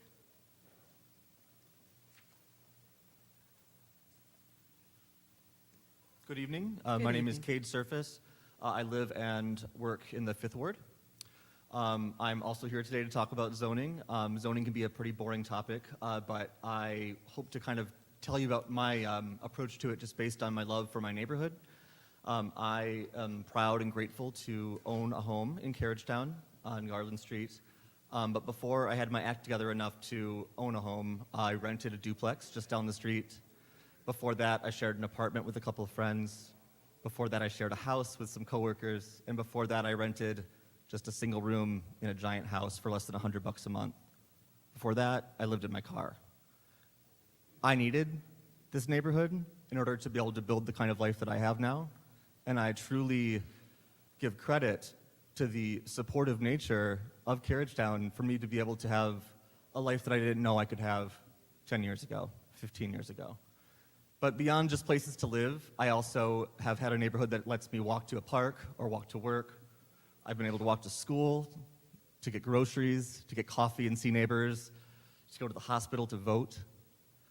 I can only do this because the laws that govern the use of the land allow for this diversity of uses and allow for a place that really nourishes a person. And I don't say this to brag, but I do feel very lucky because there's not a lot of neighborhoods left in Flint that do allow for this, but that hasn't always been the case. You all know that there used to be dozens of neighborhoods in the city of Flint that allowed for the type of life that I've described and that I really enjoy. And unfortunately, a lot of those neighborhoods were wiped out based on the 1974 zoning codes that currently rule the land. We know those codes were based off of the prejudices and the trends of the 1950s and 60s, trends that certainly were not considering everybody in our community and were not considering the realities of our community today. And so while the codes as written, I should say the draft codes as written and as in front of you are not perfect, they are far more perfect than what we're living with now. and I think that they will offer us an opportunity to further improve them and create a city that's better for all of us. Thanks a lot. Thank you. Next public speaker, please.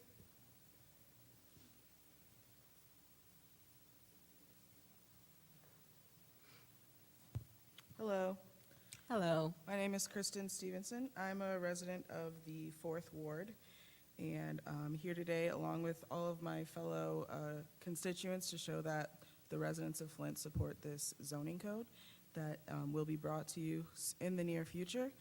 I don't know if everybody understands that the purpose of a zoning code is to have a municipal law that outlines permitted uses for various sections of land, and it's meant to help a city's character as it changes or grows, and to be updated as time goes on. So the character of this city today is much different than that of 1974 when our current code was adopted. So we need a code that fits the character of Flint of the 21st century. I encourage any council person who's not sure about whether they want to vote yes for this code to please reach out to the staff in the Planning and Development Department. They've been working on this for almost 10 years. And also, we have a resident group. As you can see, we have an email address. We're happy to educate folks about it as well because we think it's really important and we want to see this code adopted. So, thank you. Thank you. Next public speaker, please.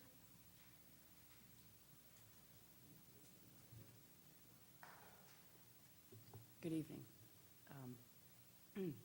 My name is Emily Dorr, and I'm a resident of the 5th Ward, and I'm not a planner.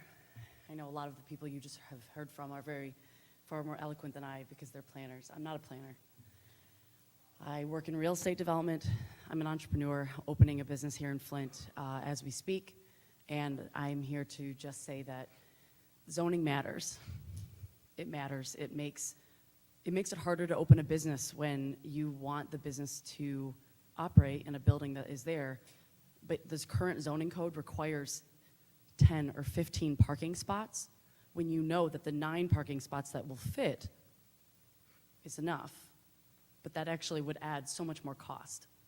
And we need to be able to have entrepreneurs open businesses in our city, and I know all of you want that across the city, not just downtown. We want businesses to open in every neighborhood in our city. And believe me, the zoning ordinance is part of that. And I'm happy to sit down with any of you and walk through the specific ways that the current parking requirements in the current zoning ordinance is very cost prohibitive.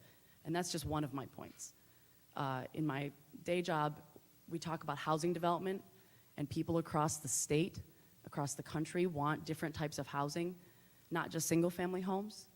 And that's something that perhaps some of you are interested in, but if you are looking for data around this, I'm happy to share that as well, because we need to make sure that Flint is a place that people who want to buy homes here, but maybe don't want a single family home, but they want a row home, a town home, maybe a tiny home, maybe they want to be a homeowner. Flint is a city of builders.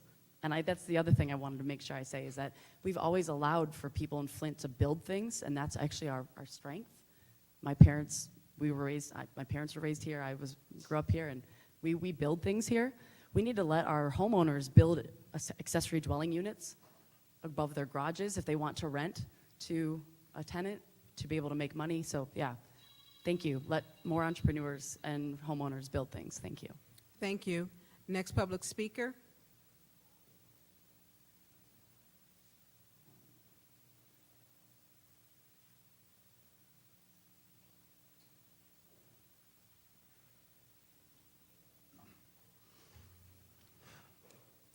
Hello, my name is Travis Gilbert. I live in 5th Ward.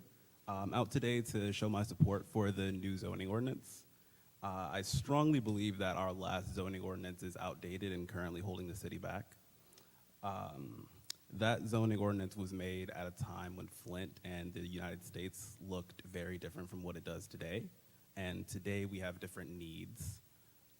So I believe that that's no longer serving our community very well. I think that one of the most effective things that we could do to move the city forward would be to pass the new zoning ordinance. This is because a lot of new businesses that a lot of new startups or businesses that would like to move into neighborhoods have to jump through hoops in order to actually start their business. This discourages people from actually making investments in Flint and further slows down our economy. And as a person who cares about the way that myself and my neighbors are able to use their neighborhoods, I firmly believe that you should all vote yes on the new zoning ordinance in order to move Flint forward. Is that it? That is it, yes. Thank you. You look like you had some more to say and the timer hadn't. No, went off. I like to keep things brief. All right, thank you, Mr. Gilbert. Next public speaker, please.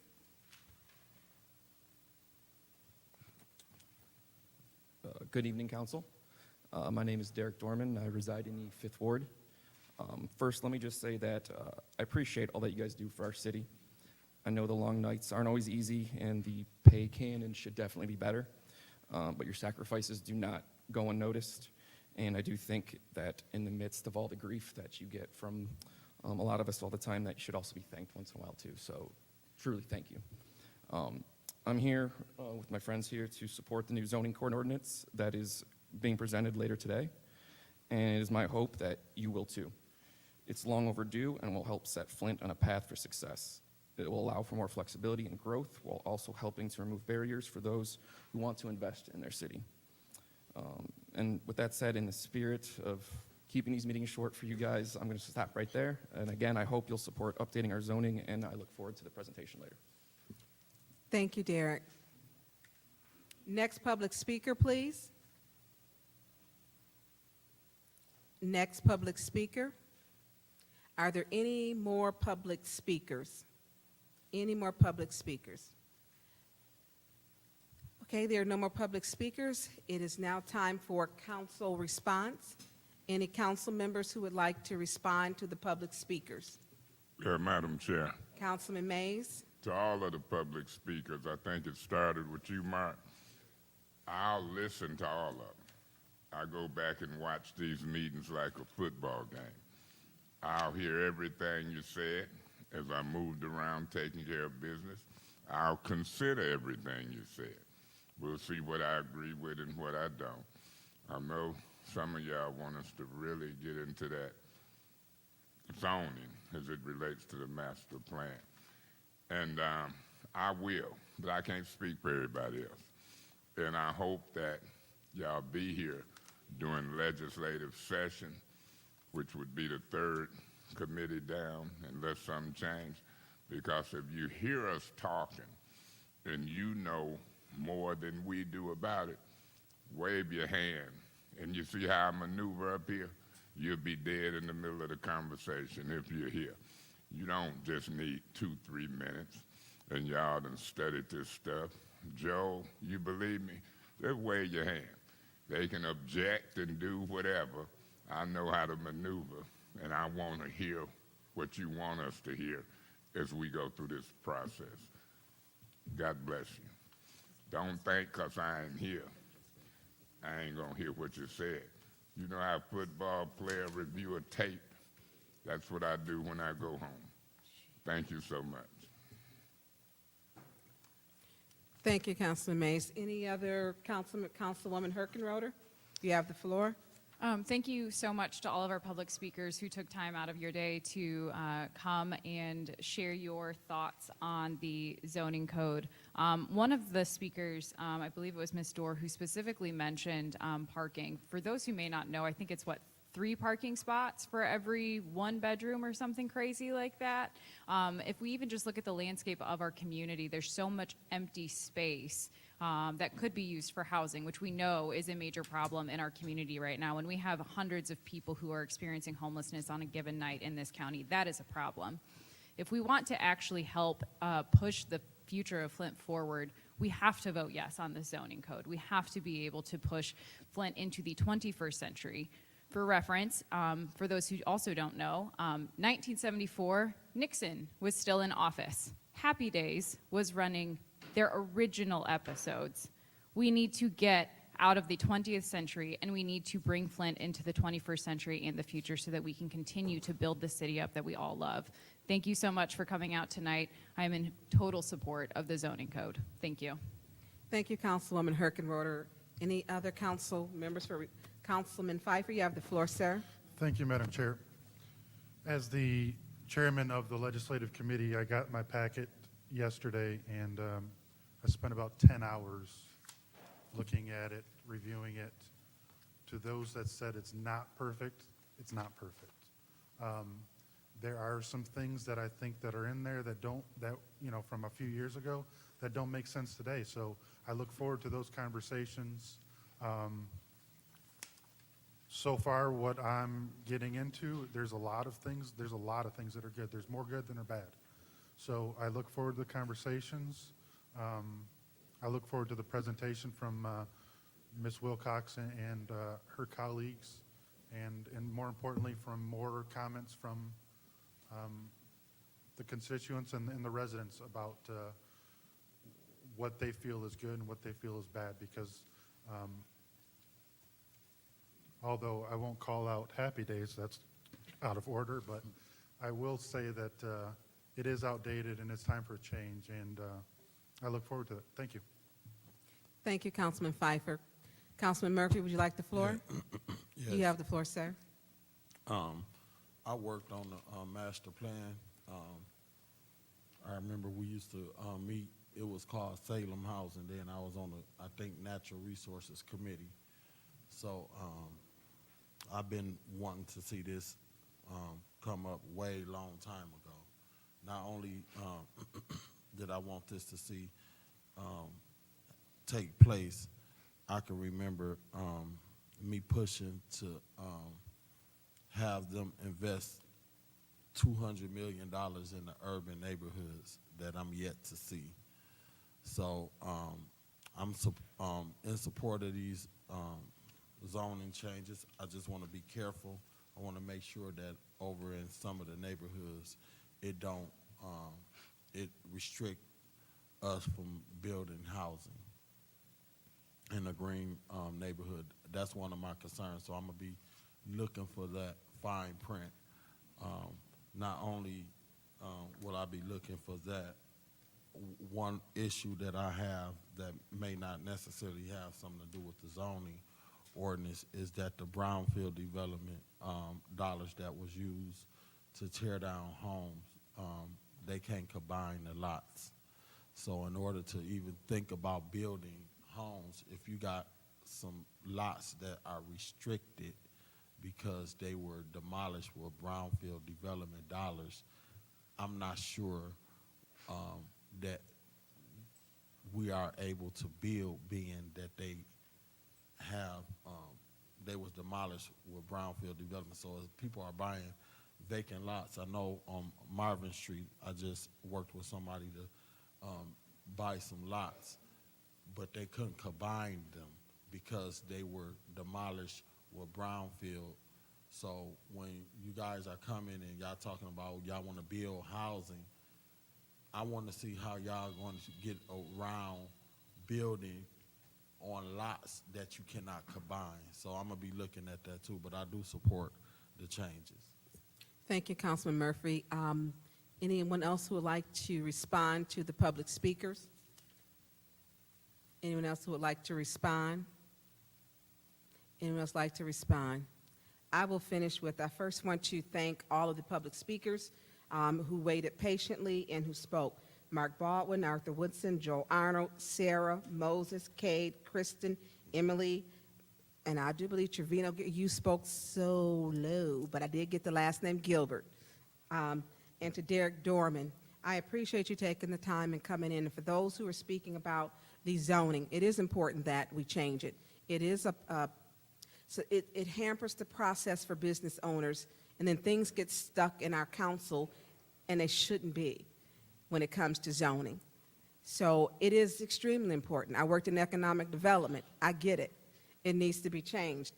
Have I had a chance to read it all? No. Am I excited? Yes. I got it yesterday in my mailbox, and I had to call Councilwoman Judy Priestley, and I was excited and called her and asked her, did she have hers? And she said, no, I didn't have it. Yes, Judy, I'm telling on you. And she stated it was on her porch, but then she thought it was on her porch, but her dogs ate it. So her dogs did eat it. So I'm excited. So am I sharing the excitement she didn't know she had, and the dogs got it first. So, so for those who were teachers, the dog ate Judy's homework. So I am excited about this and the changes that Flint is changing too, because our landscape is changing. And it's a lot of our laws and our zoning is very antiquated, and we need to make sure we change it. I want to read it first. So if I vote to not, I'm not voting to condemn it, I read. And I don't think everyone understands the amount of reading that we have, the amount of reading we have to do. And there's a lot. I simply haven't read it, but I am excited about it. I'm excited because I want businesses to come here and I want them to thrive. And I want the businesses that are already here who are saying, hey, this is an opportunity to do something for us to grow our business. I want to make sure that we're keeping those businesses too. So I'm excited, and I appreciate each and every one of you coming in and taking your time. We are now going to take the vote. We're going to have executive session. Madam Clerk, we're going to vote to go into executive session. Point of order. We need, Point of, Councilman Pfeiffer. We have to make a motion to go to, Oh, so thank you. I make a motion that we go into executive session. Thank you. There's a motion on the floor for us to go to executive session. Madam Chair, I'll second that. That has been so properly second. There's a motion on the floor to go to executive session for closed session as requested by the Department of Law to discuss the Henry versus Flint case number 2-17 CV 11061. And has been properly yes. Just for the record, Madam Chair, if I could just add in Yes. that discussion of this matter in an open meeting would compromise the city's litigation posture in this matter. Thank you, Attorney Kim. Madam Clerk, it has been so properly second. Roll call first to go into executive session, please. Ms. Herkenroder? Yes. Mr. Pfeiffer? Yes. Ms. Lewis? Yes. Mr. Murphy? Yes. Ms. Priestley? Yes. Ms. Burns? Yes. The vote is 6 yes, 0 no to go into executive session. 6 yes, 0 no.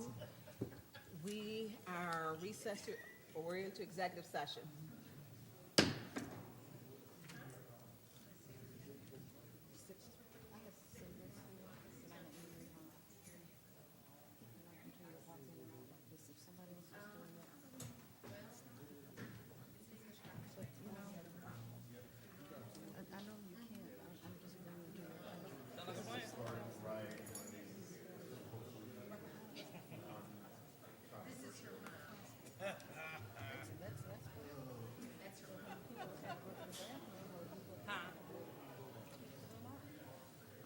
Attorney Kim. Attorney Kim. Yes. No, I'm just being honest with you. I mean, I'm just adding that. Yeah, yeah.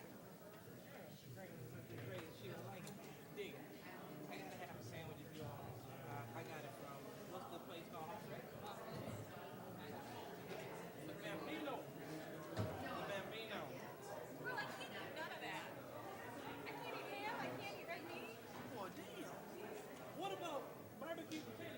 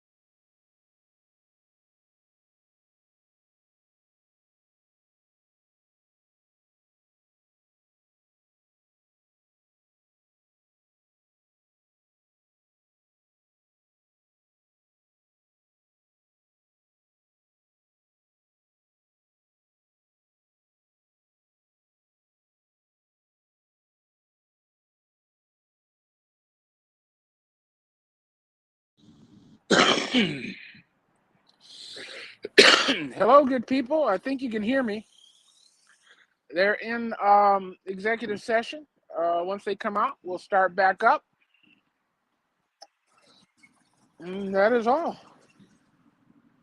Let's see what we can do here. I want to control some stuff.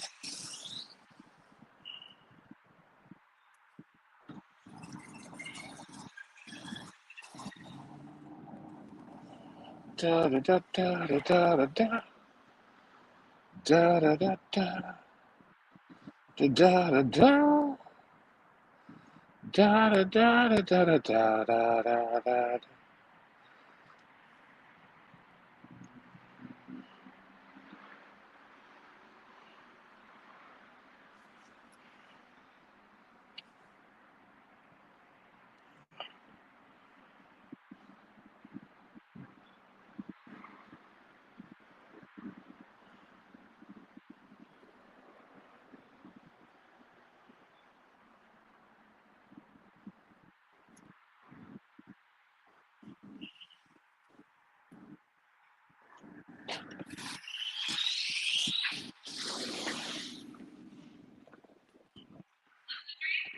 Living the dream.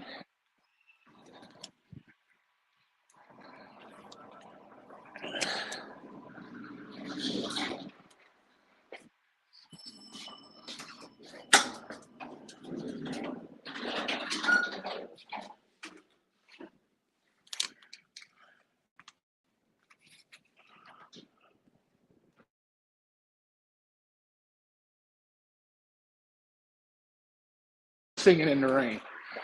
And don't threaten me because I will sing.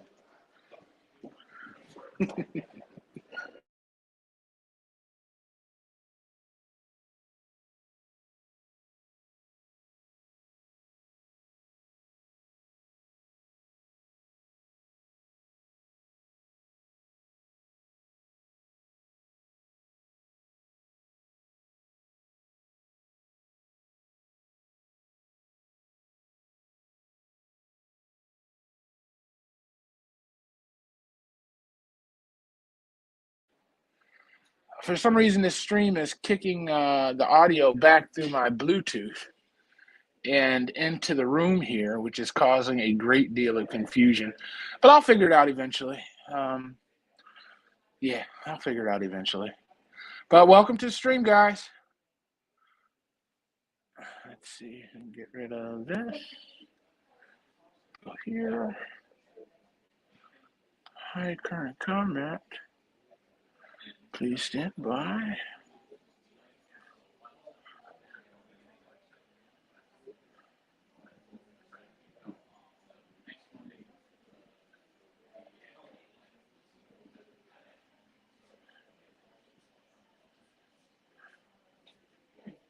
Hey, back.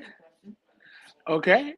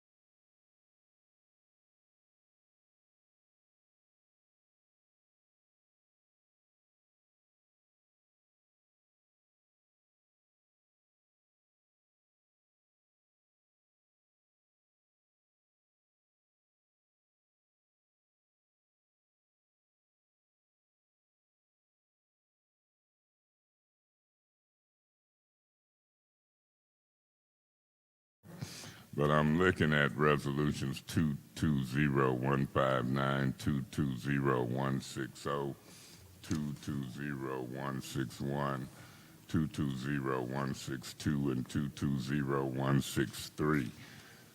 The first one deal with a reservoir fence replacement for about $291,000. The second one deals with a contract with some technical company, additional engineering service, aeration systems.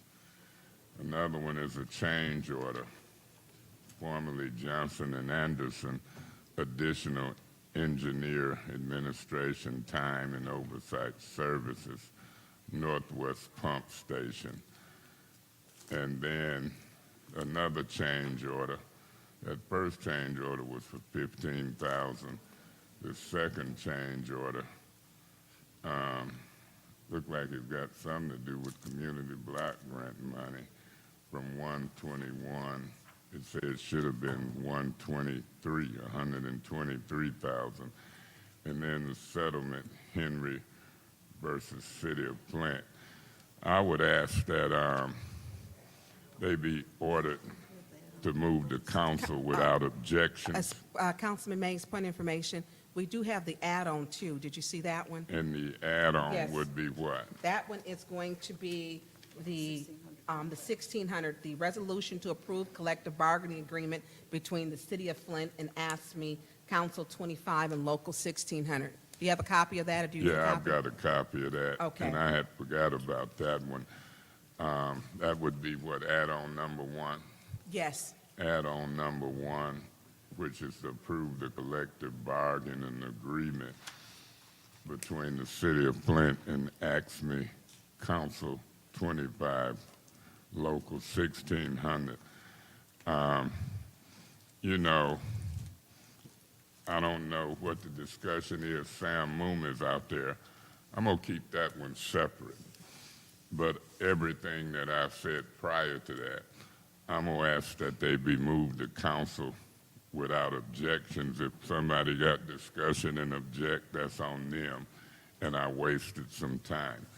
But I'm okay with that, because that's my request, that the chair ask that they be ordered to order them moved to council without objections. Councilman Mays, that is an item that we have to vote on first. So would you like to put a motion on the floor to do a master resolution for all those items? No, we're in committee. You can order them moved to council without objections. If there's objections, we can get into motions and resolutions.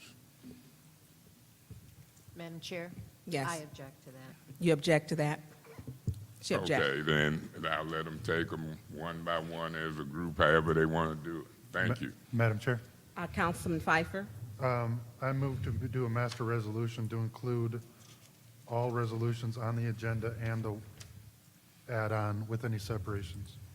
Okay, let me be clear. So you want to do a master resolution and including add-on, which would be the AFSCME local? So you want to move everything to council With any separations. with any separations? Support. It has been so properly supported. Madam Chair, Hold on. Okay, thank you. It has been supported. Councilman Mays? yeah, Madam Chair, through you to Sam Muma. Now, this is, we're into discussion, first round. That is correct. Correct, okay.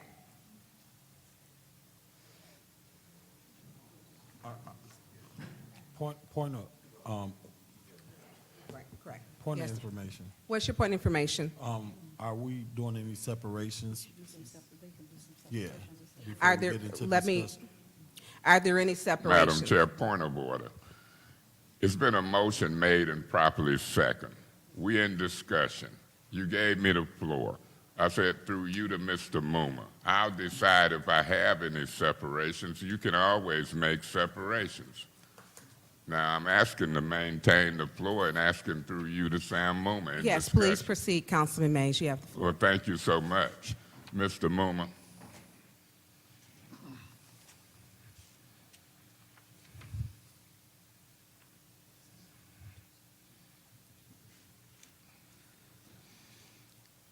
Mr. Moomer, I've had lightweight discussion with you concerning this collective bargaining agreement. I was watching and listening along the way, wishing you well. I come from a union background.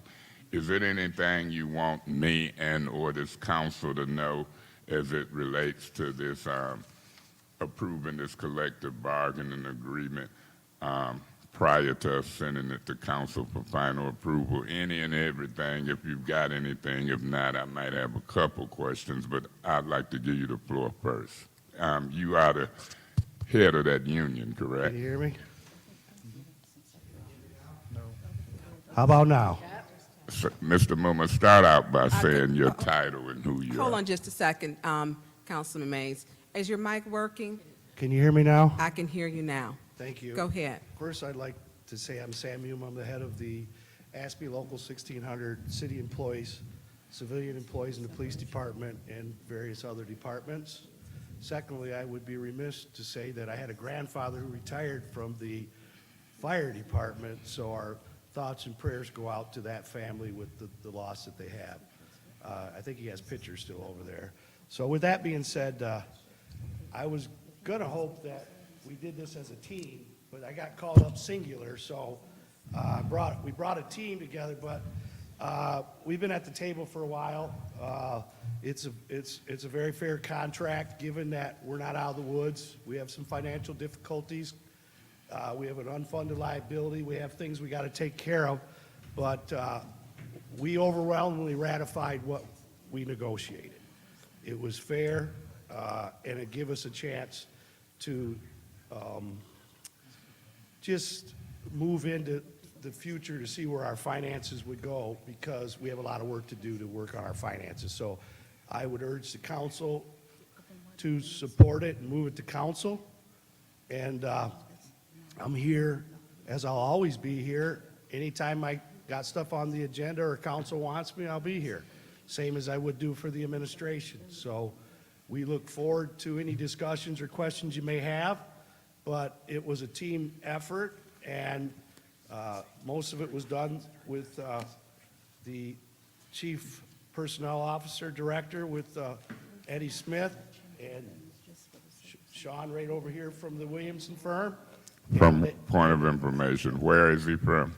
The Williams firm. And what do they do? What did they do? They assist the city in matters that have legal possibilities behind them, so they assisted in the negotiations. This is the first contract we've had since the EM. In 2011, I can narrate this story. 2011, we were on the verge of going to an EM. There was a bargaining unit or two called ASPE, Council 25. We tried to prevent the state from coming in here, and we give up 11% to try to do that in 2011. Well, it wasn't good enough. Not everyone got on board.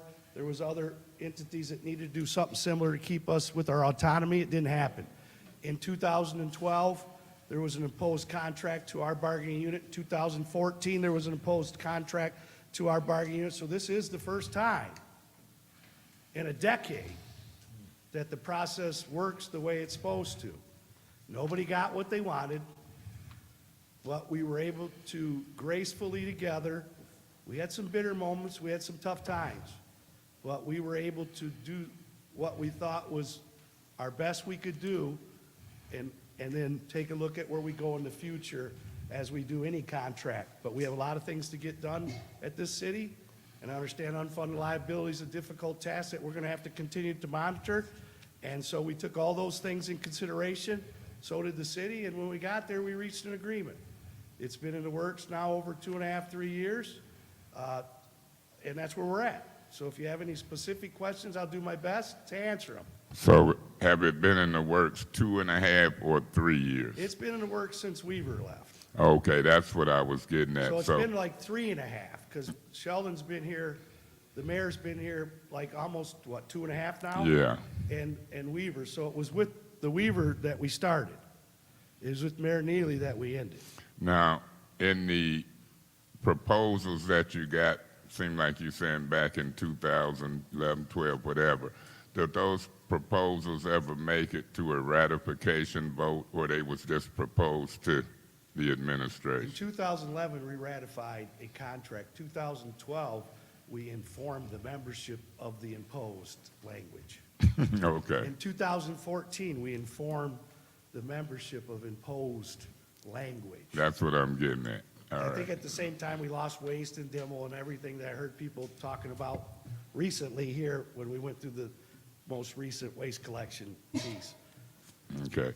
And now, in this particular contract, you communicated to me that there's some language as it relates to wages that could open up when somewhere in a later date. It's a little over a 2-year contract if it's ratified, and there's a wage reopener April 1st of next year. There's no set wage number there because we don't know where our finances is. So both sides made a decision that it would be better to leave that open until we know what our financial condition's going to be, because it's projected not to be very good. So About how many employees do this affect? 192. About 192, and all 192 would be, could benefit possibly from that clause to open up the wage talks. Well, yeah, everyone, right.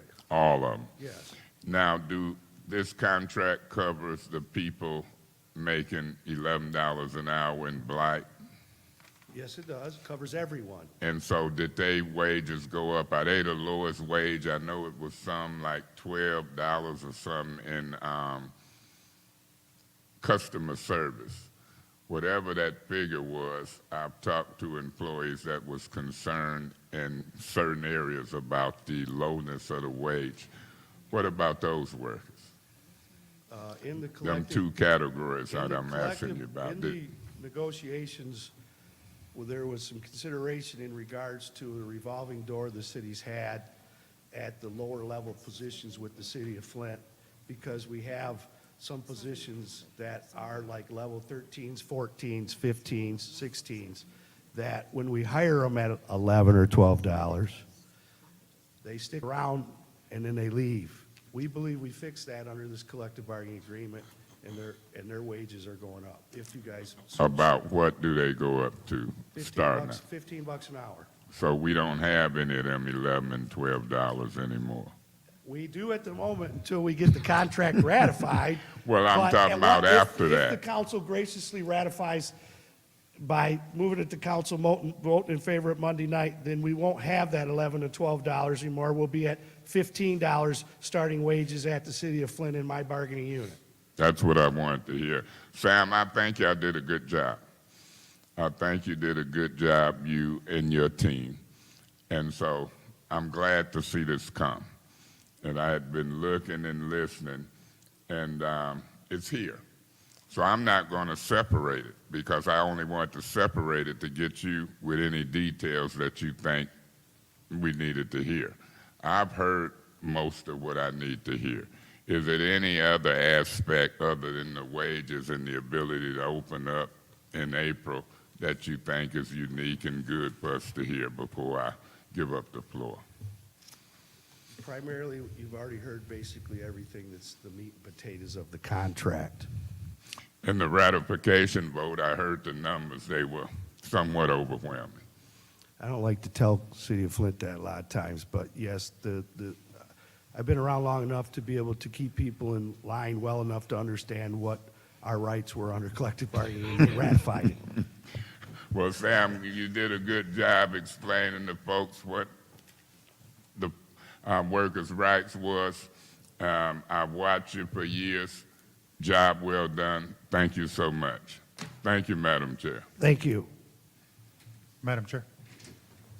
Thank you, Councilman Mays.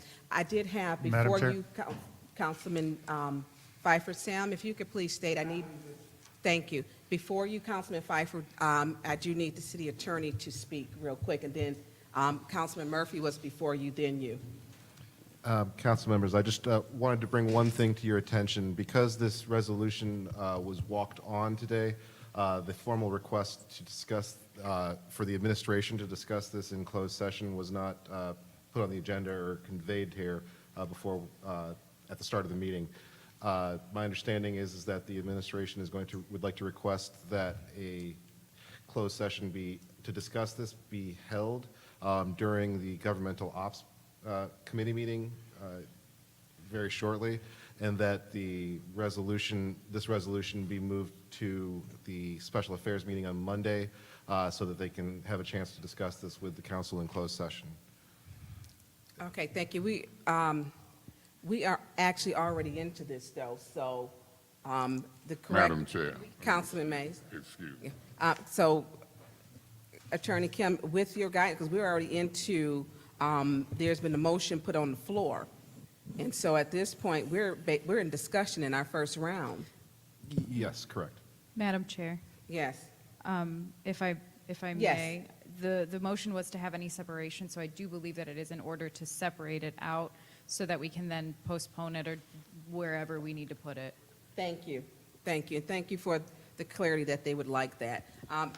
Councilman Murphy, you have the floor, then you, Councilman I'll Pfeiffer. go on and separate this now and then and get that out the way.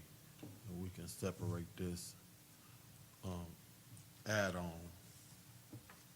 and move forward with the master resolution. Did he have any other separation? Did you have any other separations? Just this one. Just this one? Yeah.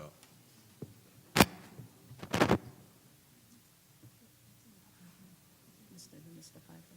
Okay, Councilman Pfeiffer? I don't know what just happened, but it looks like they're trying to stymie this a little bit. I don't know what's happening. I mean, it's brought before us, and we have the contract, and it's public record now that it's been brought before us, so why does it need to be in closed session? I'm confused. You want to say, would you like? No, Point of information, would you like the city attorney to? No, I would just want to know what's going on. So overall, I think I read that this is a 2.5% increase. Is that an accurate statement? It's 2.5% increase for about, take 22 people off of 192. Through the chair to you, sorry. If you take the 22 people off that get moved from 11 or 12 bucks to 15 bucks an hour, the 2.5% would apply to the other roughly 170 people. And I'm kind of at all at what just happened because I've been doing contracts here for a long time. We've never went into an executive session on our contract. It's public information. So I don't know what's going on. I have no clue what's happening now. I'll answer whatever questions you want. I urge it to go to council Monday night. There's nothing to hide. You got the packet. You know how much it is. I don't know what we're doing. Yeah. I got something shuffled here. They thought they were going into executive session earlier, and I had to clarify it. Now, Mr. Kim, you pull out something I wasn't aware of that you've been asked whatever. Well, I haven't, and I negotiated the contract with the administration. So I don't know what's going on. But if the council, whatever we got to do to pass it, let me put it this way. I love everyone. That's where we should start. So whatever we need to do to pass, we need to pass it. But I don't know what's going on right now, how this all of a sudden went to an executive session. If that's the case, why didn't we just do it? Why didn't we just add it on like they were trying to do? I mean, I'm lost here. And I didn't want to come up here and do this because this was supposed to be a team thing. Now it's union standing here and management standing there. So I apologize if I seem a little caught off by that. That wasn't what was supposed to be happening. What was supposed to be happening is a couple weeks ago it could have been brought here, if you really want to know the truth. So I'm going to stop because I don't want to get any deeper. But if you have any questions of me, Madam Chair, or any council member, I'm very easy to answer them, and I'm a very easy person to find. I have big shoulders and a big mouth. That's what I was taught. I didn't know I had to be that as a union rep, but I do. And I'm not worried about any of these guys standing behind me because I don't know what just happened. I don't know what just happened. You'll be all right. So I know we're going to get where we got to get because if we don't, they'll have problems, Thank you. legal-wise. Thank you, Mr. Muma. Through you, Madam Chair, Yes. to the HR Director, can you explain to us why we need to go into closed session? What is detrimental to the public that it can't be discussed in open?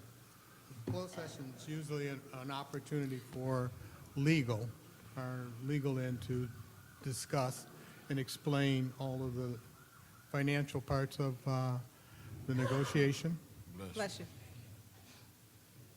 and answer any questions that may be uncomfortable or,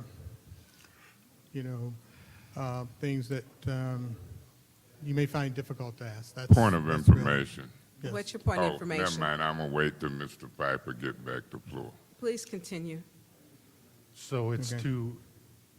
for us to ask difficult questions? Correct. I don't, Point of information. What's your point of Through you to information? Mr. Piper. Mr. Piper, if you willing to make a motion that we go into closed session? Sure. I make a motion that we go into closed session to discuss contract with Local 1600. Madam Chair. Point of order. What's your point of order? Wasn't we into a separation of the master resolution and this agenda? I just already separated this particular We're into- item. We're in- Motion is always in order. So even if we voted on the master resolution, we separated this. Once we separated this, then the motion could have came back to add, to go into closed session or whatever we wanted to do with this particular resolution. That's what I'm saying. We should finish out the master resolution first. Madam Chair. Thank you, Councilman Moore, for your point of order. Councilman Mays, Madam Chair, I'll second that motion you second the motion to go into executive. on this matter, yes. I didn't hear you. Yeah, I second the motion to go in executive session Session. on this contractual matter. There is a motion that is already on the floor that we're in the second round of discussion. Point of order, First round. Madam Chair. Councilman Mays? A motion is in order. It was made by Mr. Piper, seconded by me. We would be on discussion of that motion. Okay, thank you. So there's a motion on the floor. It's been properly seconded by Councilman Mays for us to go into executive session regarding the walk-on add-on resolution to approve the collective bargaining agreement between the City of Flint and ASME 25 and Local 1600. We're into discussion. Madam Chair. Madam Chair. We can, according to the attorney, we can discuss it, Councilwoman Priestley. Councilman Mays, you have the floor, sir. Yeah, Madam Chair, the administration admits it was an oversight, and they admit that they wanted to do that when we were dealing with executive sessions. And so I want to give the administration that opportunity. I'm strong with the union, and when we come out of there, the contract has been negotiated. I'm ready to move it to council. I don't know if it's anything that they can tell me that's going to change my position on that, and I don't know if they intend to. But if there's a reason that they want to talk privately and quietly, and we waited 10 years to get to this point, I'm not going to hold it up, Mr. Muma. I'm going to listen to what they say, and then I'm going to know what they're saying and what their thoughts are. And hopefully when we come out of that closed session, we'll all be on the same page to move this forward for approval on Monday. I'll be voting yes to go in executive session to see what this is all about and what oversight. And I'm going to give y'all that courtesy. And I hope that, how long do you expect, through you, Madam Chair, to anybody, how long do you expect this executive session to last? From the Williams firm, is that right? 5 minutes? Thank you so much. I'll be voting yes. Thank you, Councilman Mays. Councilwoman Herkenroder, you asked for the floor next. Yeah, I just very briefly want to explain. I will be voting no on this just because of the timing. I think that it's wise for us to finish this master resolution. Then when we have that separation, then go into the executive session. So for me, it's just a timing thing. Let's get these other resolutions to council. Then we'll go back through and go into executive session and see what's going on. Thank you, Councilwoman Point of order, Herkenroder. Madam Chair. What's your point of order? They so heavy on the master resolution and politicking this administration and me and the maker of the motion. probably before we go in executive session, I might decide to separate Point of all of them order. and have What- discussion. What's your So point of I order? still Mr. have Mays the is out of right order. to, Councilman my Mays, point that is is I not a- still that- can, that's I not a- still can separate, Yeah, correct? that's not a Correct. point of Thank you. order. Well, it Councilman- is if I want to know whether but I that's a still have a point of- right to separate. Okay, thank you for following up. Councilman Murphy, you have the Thank floor, you. sir. So I don't have a problem with going into executive session. What I wanted to do and what I want to continue to come here to do is take care of the business of the city of Flint. I'm not saying that this is not taking care of the business. We did do a master resolution. We separated this particular resolution. If we'd have just went on and separated this particular resolution, you know, in the master resolution that you, Councilman Pfeiffer, that you put on the floor, we could have separated this resolution. We could have approved the master resolution. We could have been done with the finance all together. We could have dealt with this. They could have put a motion on the floor to go into executive session. So when we came out of executive session, we could have been done with finance. Then we could have went on to legislative and government ops, because I'm not interested in being in here all day. So I don't understand why we can't just separate this, approve the master resolution, deal with the separation, then go into executive session. That's what I'm interested in doing. I want to get this business done. We've been doing good, getting this stuff done. Let's go on and get the business done, separate it, then go into executive session, approve the master resolution to send all the rest of this to council, and then be done. Point of information. What's your what point I of think. information? Through you to Mr. Murphy, have it been separated yet? Yeah, it's been separated. thank- I separated while you was walking out there. Councilman Murphy, you still have the floor. Are you done, sir? All I'm saying is we separated it. Let's approve the master resolution to get this stuff done, and then just deal with this resolution, and then vote to go into executive session. And let's get this work done. Thank you. Would anyone else like to speak? Madam in Chair. this first, Councilman Pfeiffer. Yeah, since the motion's already been made, I'll support it, just so that we don't have to go into additional discussion. So I will be supporting it, so we don't have to go backwards and have additional discussion and waste additional time. So let's just get it done and get it over with. I think that there's people anticipating, there's 192 people counting on us to take care of it. So I will be supporting it. Yeah, Madam Chair. Councilman Mays. And basi- We're not in we're still in the first round. Okay. Has there anyone else who has not spoken in the first round who would like to speak? Anyone else in the first round who'd like to speak? Anyone else in the first round? We're now into the second round. Councilman Mays, you have the floor. Yeah, sir. Madam Chair, it's getting a little frustrating for me listening to council people. I heard what Ms. Herkenroder said. I'm going to vote no to go in executive session. Usually they bending over backwards, in my opinion, to accommodate the administration. And now we talking about separations and when. I'll politically separate all of them and discuss all of them. 5 minutes is 5 minutes. If folk want to play this game on 5 minutes ain't going to change whether you do it now or whether you do it 15 or 20 minutes from now. Now, enough is enough. However they want to do it, it's a motion properly on the floor. It is the business of the city to take care of them 192 people. You don't know what Mr. Muma got to do or they got to do. So I want to separate 220159. I also request to separate 220160. I want to separate 220161. Councilman Mays, I need you to start back from the I'll beginning. start and go slow. Yeah, thank you. Okay, you want to separate 220159. 220159. 220160. 220161. 220162. And 220163. So I'm going to separate everything. And if they want to play that game of mess, that I'm going to call it, I'm going to vote no to go in executive session. 5 minutes they done heard, but it's just ridiculous. 5 minutes on the front end, 5 minutes on the back end is 5 minutes, if the guy from the Williams firm is right. This contract been waiting for over 10 years, it seems, and people talking about they going to vote no because they wanted it their way unless they made the motion to go in executive session. You got the city attorney and folks here, and I'm just getting tired of the politics and the mess. So when they want to politic, I wouldn't care how long it took before or after, Mr. Edwards. So we'll see when we go after or before the separations. The add-on is separated, everything is separated. And on discussion, I'm gonna have discussion on every separation. That's how I do politics. Just ridiculous.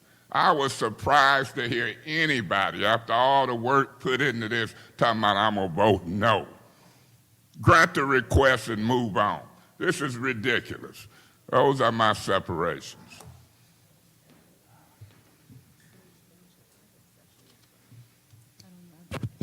I'll let you talk, Mr. Campbell. Crazy.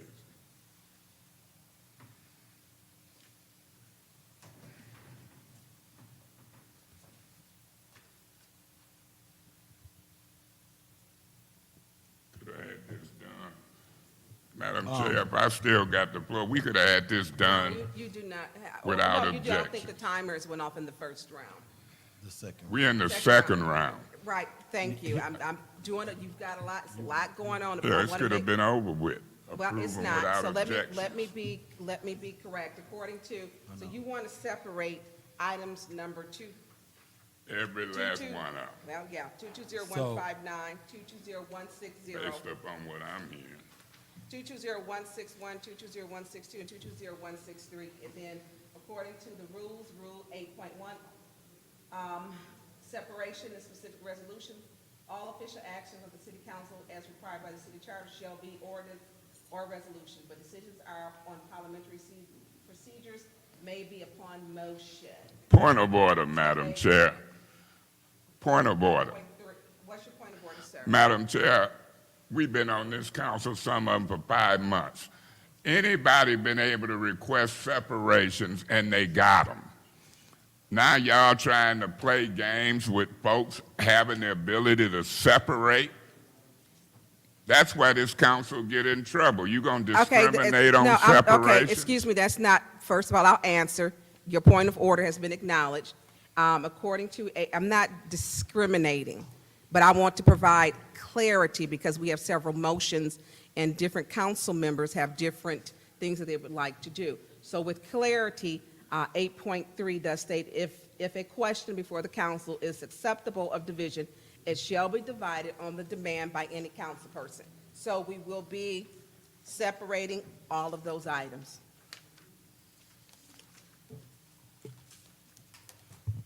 So, is it on me now? Would you, This is my second round. your second time in this round? Yes. Yeah. You can have the floor, Councilman Murphy. So, I thought we was going somewhere with the master resolution. We was doing real good. We had agreed that we was gonna move all of these. At first, it was with objection. That's what Councilman Mays originally did, but then it changed to the master resolution with the only separation of this contract. So now he wants to separate all of the individuals because he want to prove a point to whoever.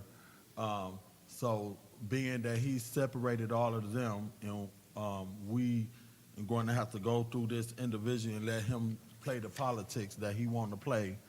I'll support going into the executive session to deal with this because it's not that I didn't want to, so I wanted to make that clear to anyone who thought we was playing politics and didn't want to approve this for 192 people that work for the city of Flint. So don't believe this right here. But since he's separating all of them, we might as well go on and go into executive session and deal with this and then come back out and deal with individually and listen to him talk on all the separations until we figure out when we go get out of here. So now we finna be in here all night because of whatever, the politics that he think people want to play when some of us want to come in here and get the work done. Point of That's all we- information, Madam Chair. What's your point of Through you information? to the speaker, they could have been sent to council without objections. Do you recall who objected? Should have been done, wouldn't we? Anyways, back to what I was saying before I was interrupted with whatever statement he wanted to make. I'll be supporting going into executive session so we can get done, because a lot of us just want to get the work done. So whatever we got to do to get the work done, y'all, let's 5 or 6 of us work together to get the work done and deal with whatever interruption of trying to get the business done we got to deal with. Thank you. Are you done, Councilman Yeah. Murphy? Thank you. Is there anyone else who would like to speak in the second round? Madam Chair, Councilman Pfeiffer. I have nothing to speak, so you can call me out or Jermaine or Tito or whatever else, but this is why this council is a joke. We sit here and argue for 30 minutes over going to a 5-minute executive session. This is ridiculous, and it's getting frustrating. We could have been done and on to the business, but yet we want to talk and we want to talk and we want to talk. So this is why the community thinks and has zero respect for this city council. Zero. And why we don't get the business of the people done is because of nonsense like this.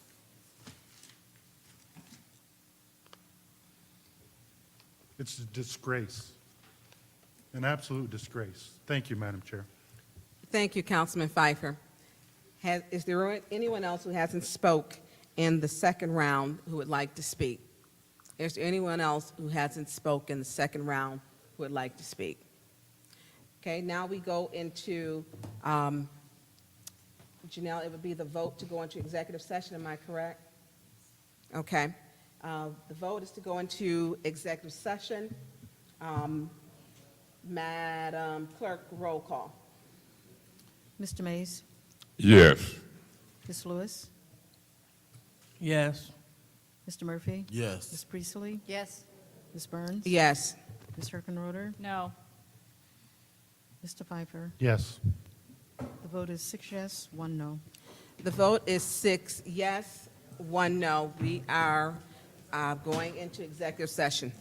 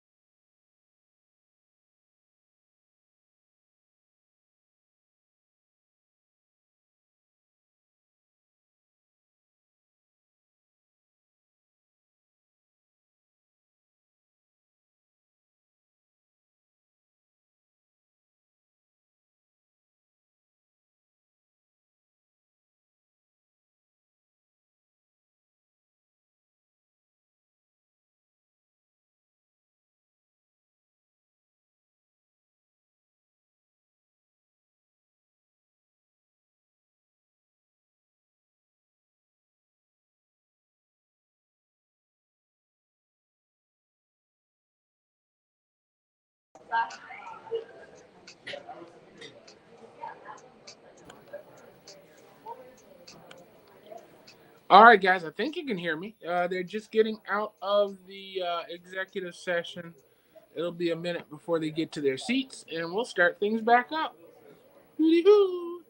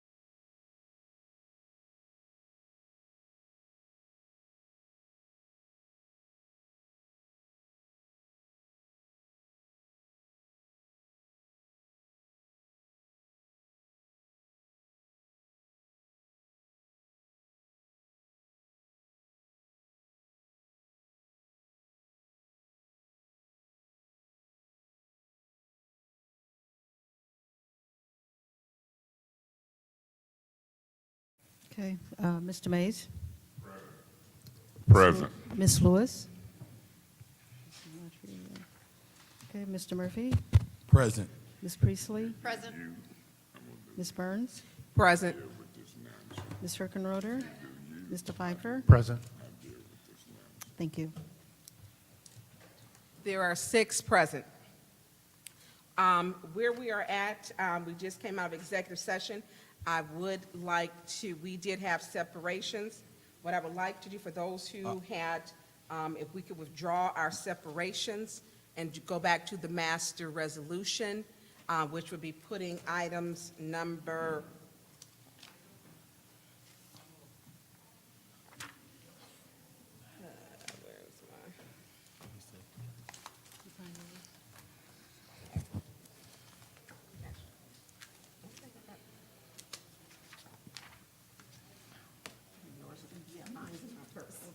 Point of order, Madam Chair.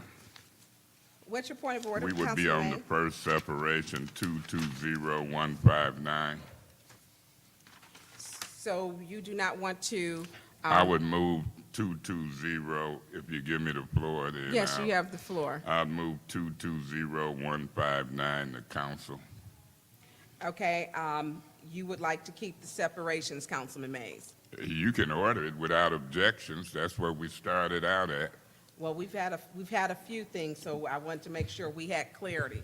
Our last we did have a master resolution with one of the separations, which would have separated the ASME. We just came out of executive session. There was on the floor for a resolution, master resolution to include 220159, 220160, 220161, 220162, 220163. So you want to, Councilman Mays, you did have a separation for all of those. Madam Chair, I'm on 220159. I'm ready for it to move to council. You can move it to council without objections if you so order. That's on you. If not, we'll proceed with the motions. There was objections when I tried to move them to council. Point of order. What's your point of order? Is that allowed through you to the City Attorney? city attorney?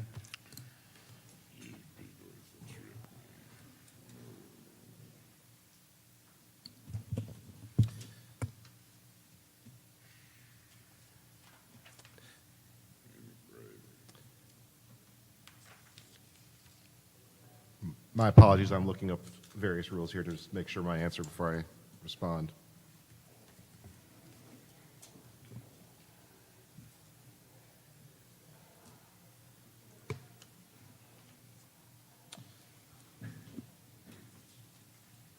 Madam Chair, I believe that Councilmember Mays is correct here.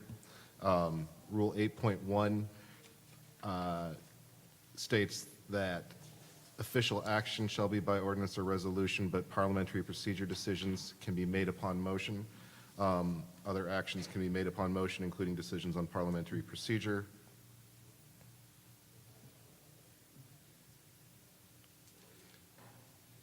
Rule 9.1 requires that the determination of any question at a regular city council meeting shall require a roll call vote. Point of order, To determine point of if any question at a committee meeting shall be upon a call of the chair for a vote. Hold on, there was a point of order. Yeah, this is a committee meeting. You don't have to have a roll call vote. It can be ordered without objections. If there's an objection, then it can be a motion. I was about to get there, Councilmember Mays. Rule 9.2 states that the determination of any question at a committee meeting shall be upon a call of the chair for a vote. If there is an objection, a roll call vote shall be taken. So unless this is a committee meeting, unless there is an objection, a roll call vote is not required. So the call of the question for the chair here would suffice. Okay, so we're going to, thank you. Councilman, did that suffice for you, your question, Councilman Pfeiffer? Yes. Okay, thank you. So back to Councilman Mays. Councilman Mays, you want to move item 220159 to council without objections, correct, sir? I don't have that power. You can order it without objections. Right, well, I would like to move item number 220159 to council without objections. Madam Chair, I do Yes. object. I have questions that Okay, I'd like answered. there are objections. Councilwoman Priestley, you have the floor. Yes, I'd like to, is somebody, I would like. Point of order. Wait a minute. We need to have, thank you, we need to have that second. The point of order. There's There not ain't a motion. There's not a motion on the floor. Janelle? And there was And objection. then there was an objection with Councilwoman Priestley. Madam Chair, Yep, can we, Yes, I make Councilman a Pfeiffer. motion to send 220159 to council. There's a motion on the floor to send item number 220159 to council. Madam Chair, Councilman Mays. I second that It has been motion. properly second. Discussion. okay. Madam Chair, is there someone from the administration who can answer a question on 220159, the fence for Kersley Reservoir fence replacement? No, you can't. You don't know the answer, 'cause I know about it. Well, too, but, okay.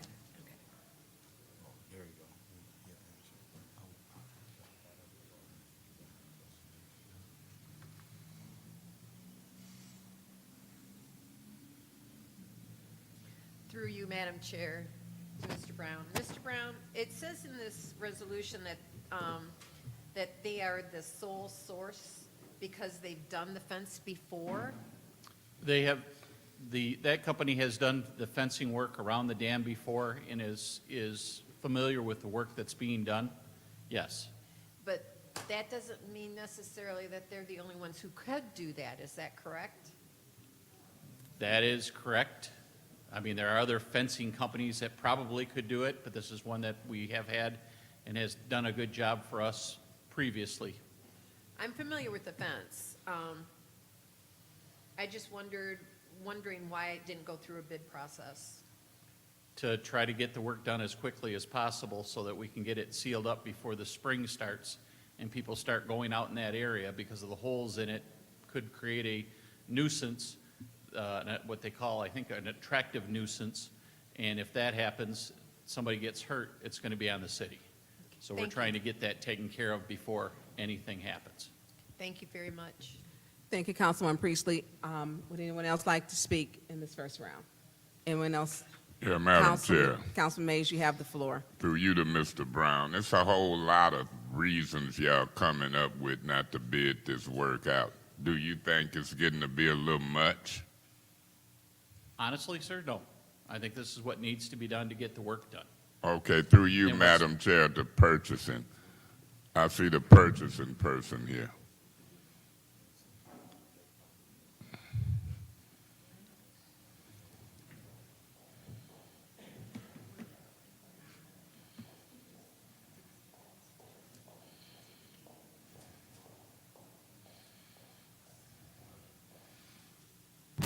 Can you state, through you, Madam Chair, to purchasing, can you state the criteria for no bids? An emergency purchase order, which would pose a threat to either the community, the citizens, or basically any of the employees that would work here. A sole source, which would be this one, considering that they did the fence, they do the previous fence work, or a cooperative agreement Well, through My Deals. If I may, sole source ain't defined as if they've done work before, is it? No, But why did you mix that in with sole source? because you asked me the 3 criteria to not go out to bid. Okay, so emergency, sole source, and if they've done work before? No, if they use a cooperative deal contract through If My they Deals. what? A cooperative My Deals contract, another governmental contract that we often use. Is this one of those? No, this is not a My Deals. And so is this a sole source? This would be a combination of the department leading me to believe it's a sole source, considering that they erected the fence and have done previous fence work. Is and it that a chain link fence? I have no idea. I've not seen the Mr. fence. Brown, It's do you around the know if Kersley it's a- Reservoir. Through you, Madam Chair, to Mr. Brown, if this a chain link fence, I'm not buying into the sole source. do know there's The only one concrete. I'll buy into is an emergency at this point. I want to hear what kind of fence it is if you don't know.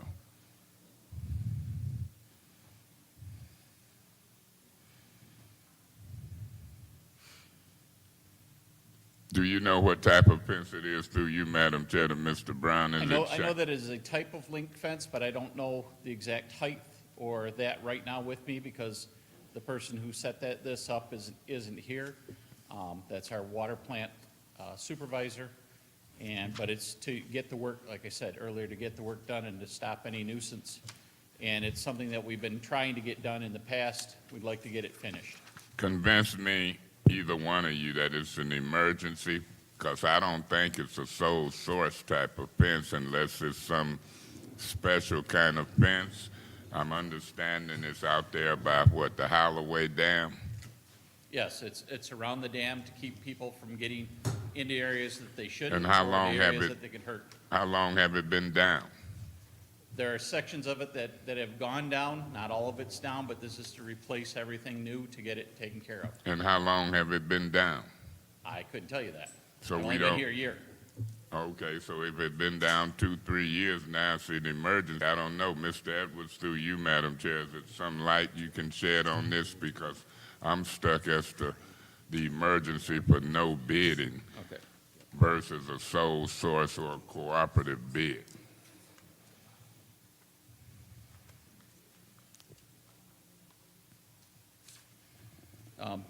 In the scope of the work, it states to remove and replace the existing 48-inch high chain link wall-mounted fence with new drawings approximately 970 feet of galvanized chain link, concrete set terminal posts, earth-driven line posts also, 12 inches wide, 6 inches deep, pea stone, et cetera, and it goes on to all the Yeah, different things. and I don't think it's a sole source type of operation.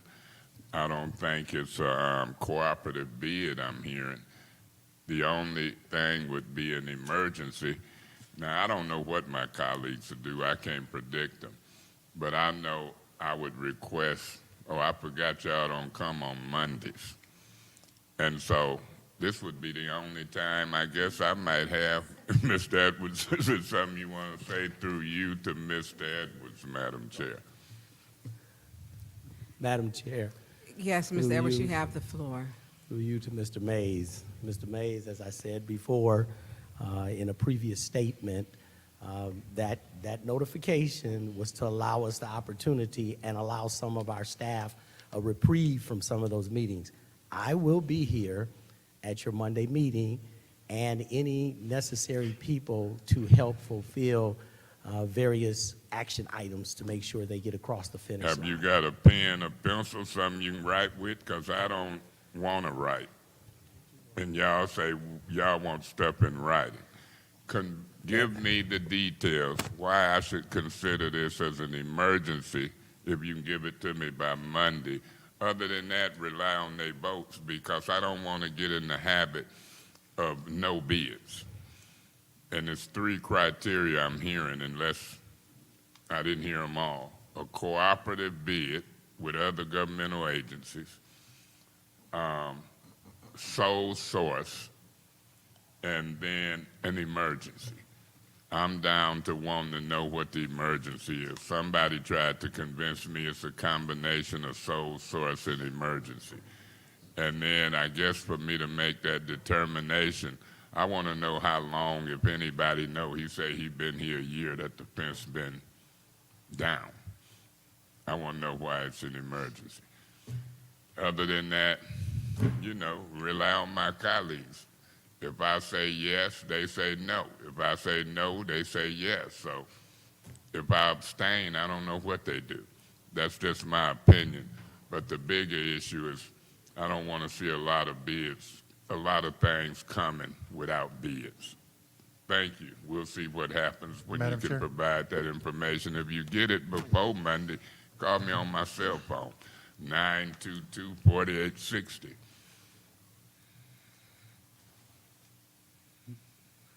Madam Chair.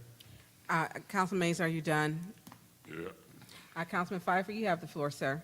So just so everybody knows, that this is a specialty fence installation, so I'm going to support this because it's a sole source, because they've done work, because it is a safety hazard and there needs to be special rigging to replace this fence because of the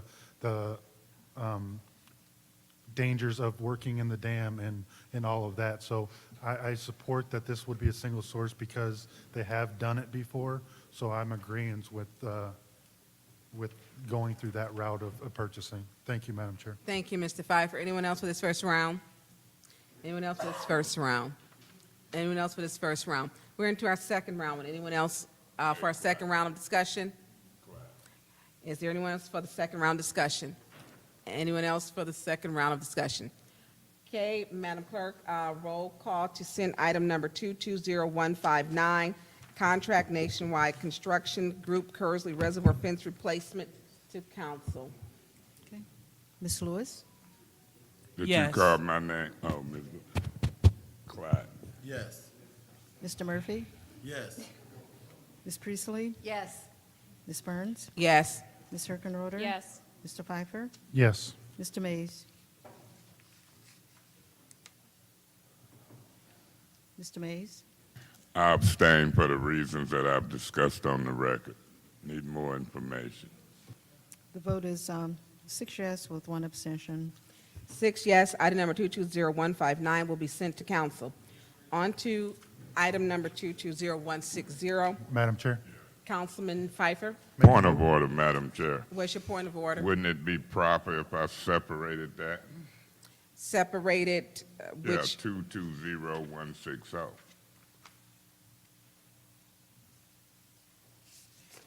Last I knew, I separated them all. we are going, it is separated, so, So I separated it. Correct. Wouldn't that be the proper way to see what I want? Separated for first? oh, yes, that's correct, Councilman If I Mays. may.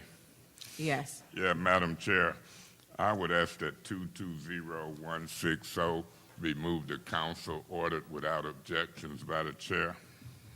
Yes, thank you, Councilman Mays. Item number 220160 to be moved to council without objections. Any objections? Then item number 220160 will be sent to city council without objections. Madam Chair, Councilman Mays. 220161, change order number 1, formerly Johnson and Anderson, DLZ, formerly Johnson and Anderson. I would ask that it be moved to council, and you could so order without objections. Item number, Councilman Mays is requesting item number 220161 to be moved to council without objections. Are there any objections? Are there any objections? Item number 220161 will be sent to council without objections. Councilman Mays? Madam Chair, 220162, change order, contract J. Rannick Electric Incorporated, street improvements, Martin Luther King Avenue, Community Development Block Grant Funds. I would ask that the chair order that move to council without objections.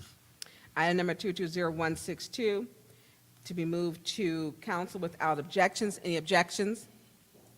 Any objections? Any objections? Item number 220162 will be moved to council without any objections.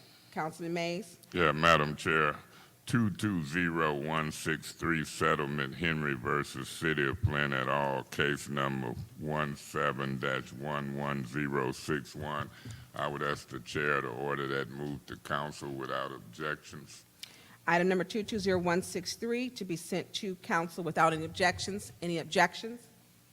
Any objections? Any objections?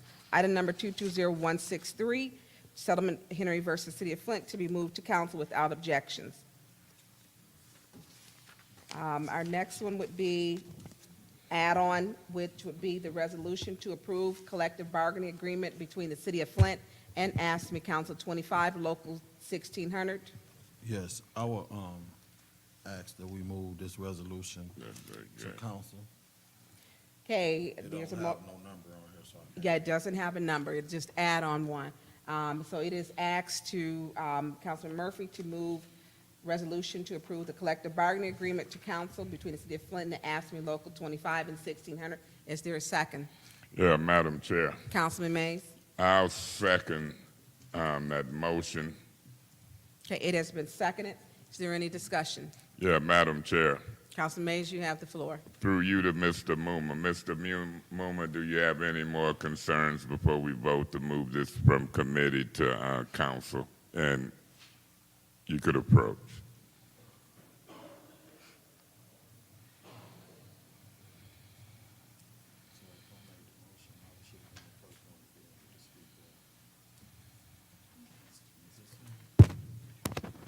My name's Sam Hume. I work for the city of Flint.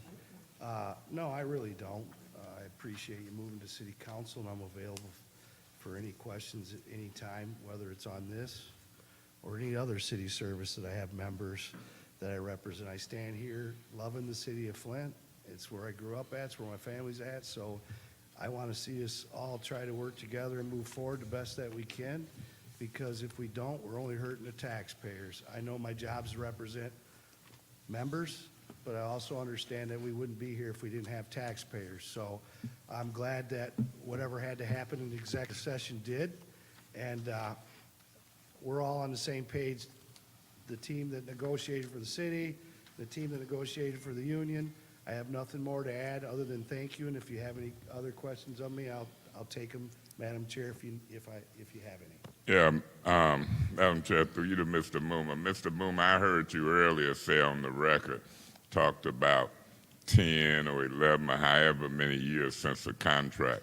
But in fact, some of those years we were under emergency management, correct? 2012 and 2014, we were imposed on by the city, by the EM, emergency manager.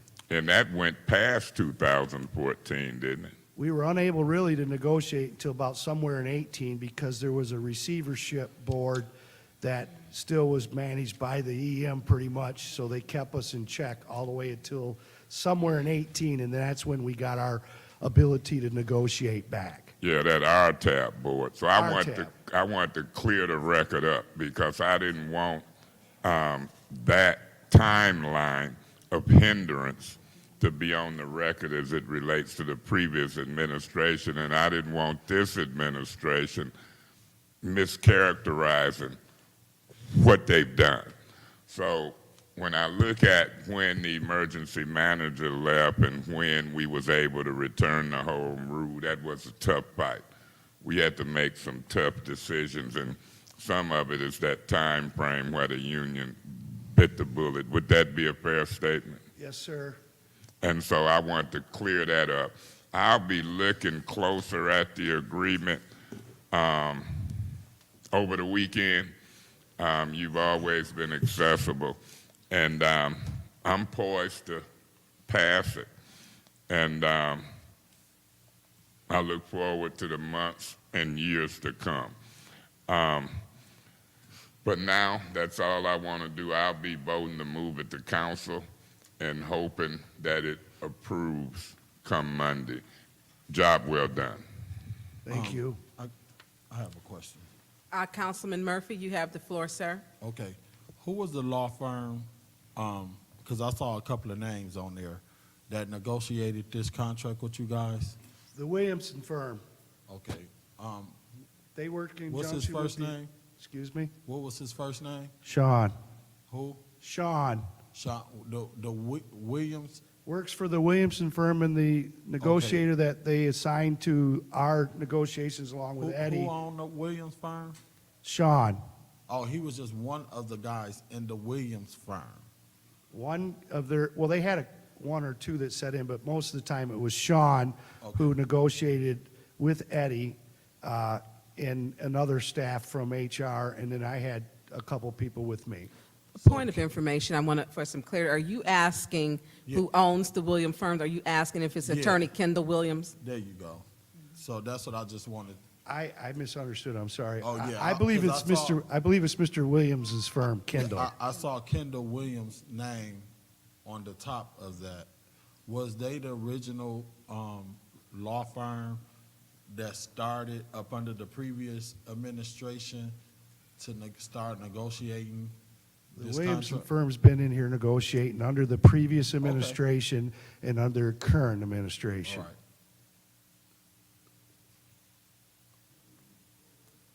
Okay, that's all I wanted to know. That's all, that's it. That's it. Are you done, Councilman Yeah, I'm Murphy? done. Is there anyone else in the first round anyone else in the first round? Anyone else in the first round? On to the second round for discussion. Is there anyone in the second round? Anyone in the second round? Anyone in the second round?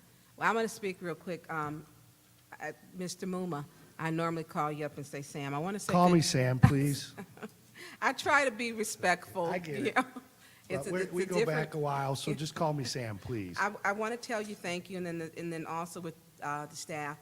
The workers need a livable wage, and I know you worked really hard on this. And I just want to say thank you, and I'm going to keep it brief. You did a good job, and this needed to be taken care of. And now we are going to go to the vote to send item. Thank you. Thank you, Mr. Muma. I like your glasses too, by the way. But thank you. I would like to go on to send item number, it doesn't have an item number, to send resolution to approve the collective bargaining agreement between the City of Flint and the AFSCME Council 25, Local 1600, to move it to council. Madam Clerk, roll call, please. Just 1 second.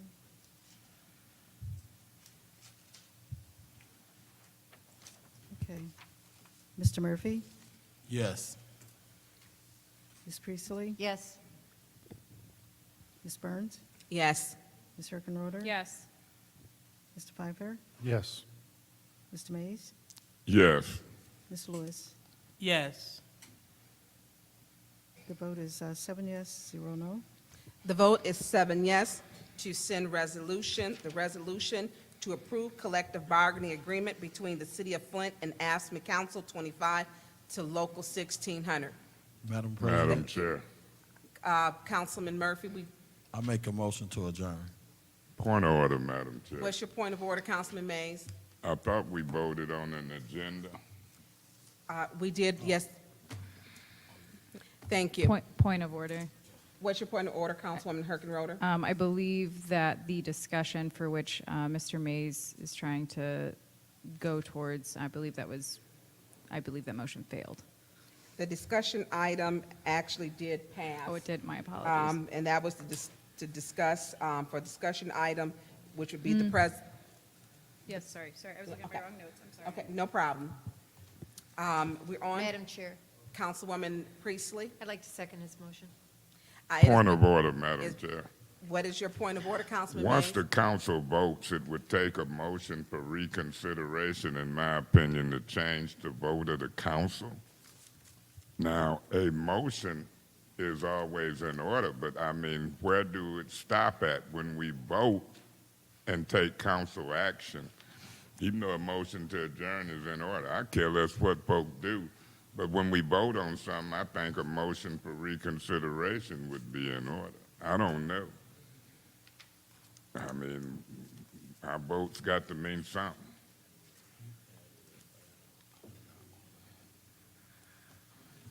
But our folks want to scheme and do as they Okay, business. there is a motion on the floor to adjourn. It's been properly seconded through Councilwoman Priestley. I am going to uphold that motion to adjourn. Madam Clerk, roll call. Ms. Priestley? Yes. Ms. Burns? Yes. Ms. Herkenroder? Yes. Mr. Pfeiffer? No. Mr. Mays? No. Ms. Lewis? Yes. Mr. Murphy? Yes. The vote is 5 yes, 2 no. It is 5 yes, 2 no. It is 9:25. Finance Committee has been adjourned. Yeah, while this motion is adjourned, see, Mr. Wilson, that's why I do what I do and will continue to do it. When they don't respect votes and motions and that's politics. So you can talk all you want to me. It's going to go in one ear and out the other. And we'll just do it long and political. I wouldn't want to discuss an illegal meeting and $6 million and presidency and Attorney Kim myself if I was them. They can run, but they sure can't hide. My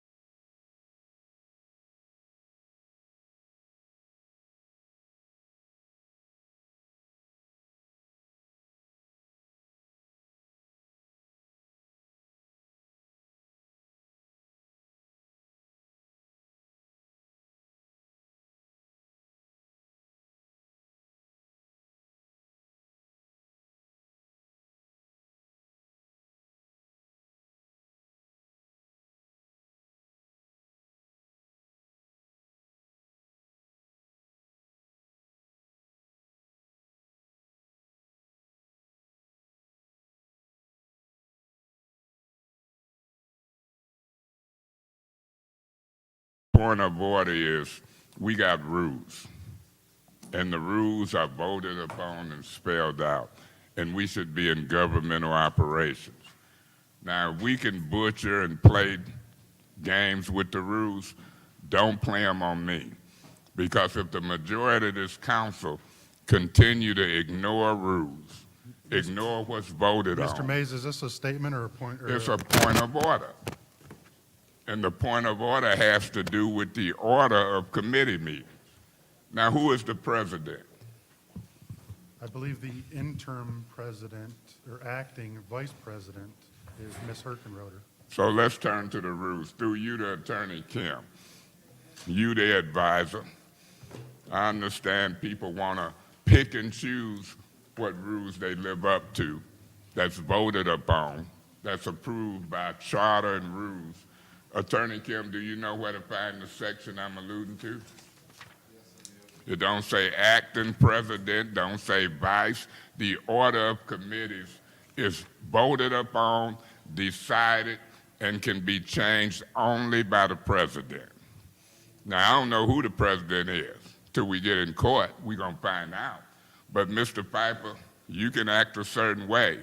But when y'all start discriminating on clear-cut rules, don't punish me and don't try to embarrass me in front of this public, because it'll be a heck of a price to pay. Attorney Kim, through you, Mr. Piper, to Attorney Kim, do you want me to help you find it, or can you read it aloud for the record?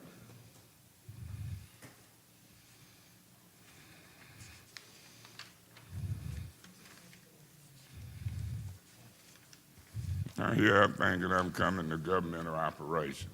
They laughing. It ain't funny to me. Not when I'm the bunny in a ruse. You see it, Attorney Kim, or do you want me to help you? Beg your pardon. 4.9.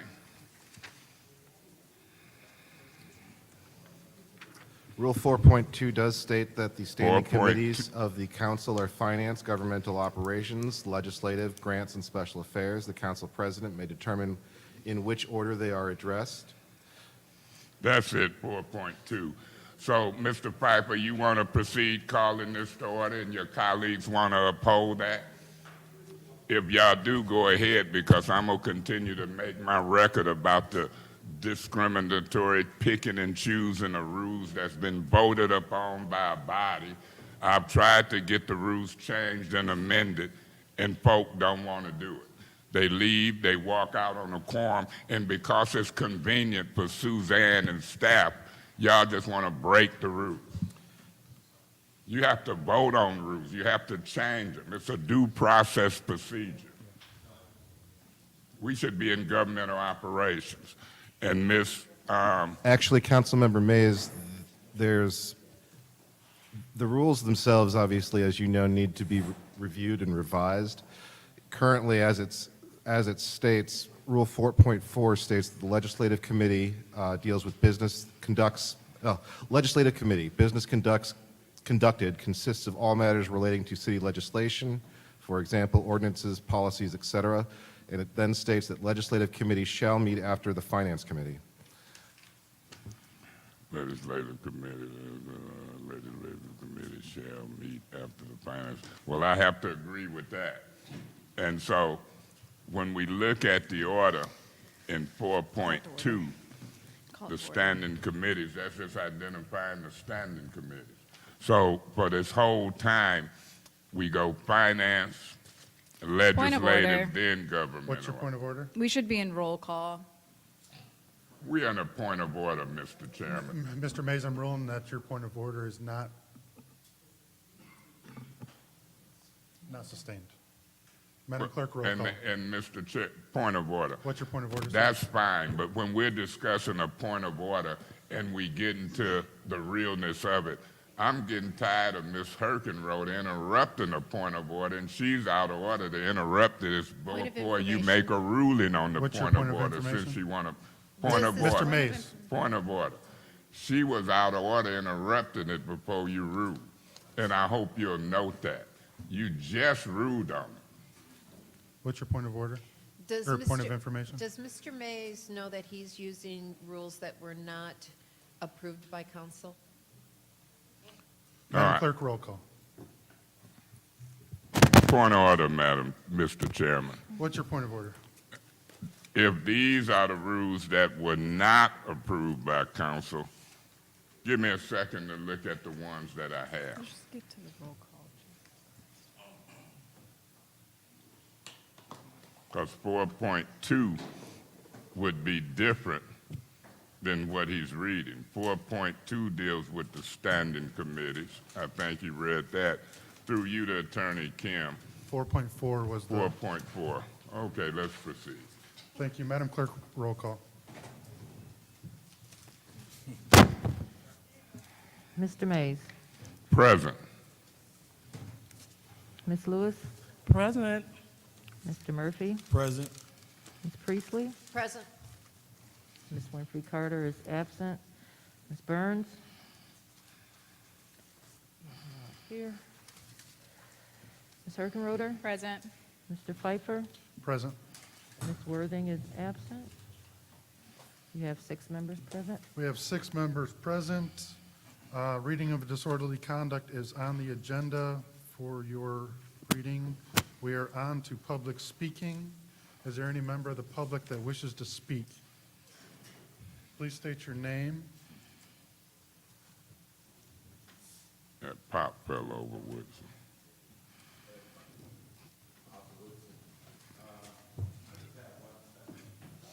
Attorney Kim. I have a couple of questions about the master plan. One, in the green zone, especially on the north side, can we build a new high school on the north side? If not, why not?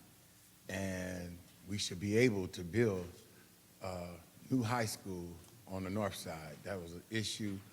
Then also, in the green zone, what I heard when it first came out is that we cannot bring redevelopment dollars into a green zone. So can we change a lot of the north side and the east side to traditional so that we can bring redevelopment dollars in on that side? And I'm going to start off with, I put a copy of Eagle where wind dollars. Tomorrow you all will have the water budget meeting tomorrow. I'm not going to be able to get all into it in this legislative meeting right here, but I'll break it down for you so that we can have the information that we need, because I don't want to be putting misinformation out there, but it's a lot in this that needs to be addressed. And I will break it down for you, the highlighted parts where we had $10 million at the end of December 14th, 2020. And then when we got to 2021, we only had 4 million. I think it's 4 million. We spent 5.8, and we spent close to roughly 5 million in the service line. So I'll break it down when I come back up. Thank you. But ask those questions for me about the high school and the green zone redevelopment dollars. Thank you. Thank you, Mr. Woodson. Is there anyone else wishing to speak from the public? Anyone else? Anyone else? Public speaking is closed. Council response. Anyone wishing to respond to the public? Chairman. Mr. Mays. Yeah, Mr. Woodson, I'm familiar with that green zone aspect, and I don't know what these folks up here are familiar with. When this stuff came before council, Kerry Nelson was 3rd Ward, and I was 1st Ward, and we had some issues then, and we probably have some of the same issues now. If I was planning and development, I would bring it before this crowd as well, because I've watched this crowd. I've watched how they vet millions of dollars. I don't think there'll be no different in planning and zoning in the master plan. I believe that this crowd has adopted a policy, because I hear them laughing when we've done finance, governmental ops, and legislative and grants for years. I watch them. They've done it for 5 months, and they behind me sniggling. That's why I don't want to sit up there by them. So I don't know what this crowd will do. All I know that you got a group of folks ready, and I represent folks in the First Ward, and I'm going to continue to represent them well. These planning and zoning changes as it relates to certain geographical areas inhibited by certain folks is very important. What can, what can't, what's zoned, and the way folks want to shape our neighborhoods. So I can respect what you said. I'll be listening very close, but I don't have no confidence in this crowd sitting behind me and around me. Let's see what they do. Your points are well taken.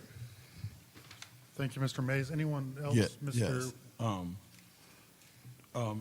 When you guys do the presentation, I would like you to respond to Art Wilson's statement, just so I can be clear, because I was not under the understanding that schools couldn't be built in certain neighborhoods. So I would like to know, is that a fact, and that's about it. Thank you. Anyone else wishing to speak? Seeing none, I will just say that I believe that that is false, given the master use table, that elementary school and high school are permitted in Green 1, Green 2, traditional neighborhood 2. So I don't think that in that almost, and mixed residential, so I don't believe, I mean, that encompasses a majority of the north side, so I don't believe that that to be a true statement. So with that given, I will move on to Special Order 220158, and I will turn that over to Ms. Wilcox for your presentation. Thank you. Thank you, Councilman, and the rest of City Council for your time tonight, and also for allowing us some flexibility in presenting tonight. I am going to try to go relatively quickly through this presentation. I did want to introduce my staff, my team that's here with me tonight. Some of you may be familiar with some of them, but with me tonight, I have Corey Christensen, who is our consultant with Row Incorporated. He works with our zoning coordinator. I have Bill Vandercook, who is our zoning coordinator, and then Casey Anpalagan, who is a GIS administrator for the city and has been integral to our planning, zoning, and marijuana implementation. Behind me, I'd like to introduce our new lead planner. This is Roy Lash, and so he will at some point, this is a relatively new position, but he will at some point be up to speed on all of the planning and zoning work that's going on. And then some of you may or may not have met Jonathan Mateen, who is one of our planner ones, and planning works directly under Bill in planning and zoning. And then we have one more staff person who's not here tonight. His name is Max Lester, and he is also a planner one working under Bill. So I did just want to, so you could put some faces with some names and give some really kind of credit to this team who has worked tremendously hard on this process. So I am going to go, I'm going to try to go quickly through this presentation tonight. And really what we looked at doing, and just in the first slide, an overview of the presentation was just kind of a brief presentation of the master plan as the framework for the zoning code, and then introduction of the zoning code purpose and differences between prior zoning code and draft zoning code. So there have been lots of conversation about what a zoning code is. Some of you may be familiar with this, and I'll try not to, kind of dive in too deep for it, because you all have received this presentation and a binder. I believe if anyone does not have it, please let me know. But we have tried to provide as much information to you as possible with the hopes that you'll read it, and also dive into some of the, information that's on the city's website regarding the Imagine Flint Master Plan and the zoning code, which has a tremendous amount of information. One of the big things we wanted to do tonight was really clear up some misconceptions and misperceptions about the draft zoning code. I heard two already tonight from Mr. Woodson's comments, and so I think that that's really important because I've heard through multiple events, just things that are stated as fact that are really inaccurate related to the zoning code. So we wanted to clear up some of those tonight. Those are two examples right there. We are not going to go through the summary of the articles, which is on the agenda, because it is lengthy, and you have a copy of that in your binder. We're going to skip that tonight, but I would encourage you to, in your binder, review the summary, but also before the next meeting, which our hope is to present the zoning code ordinance at the first city council in May.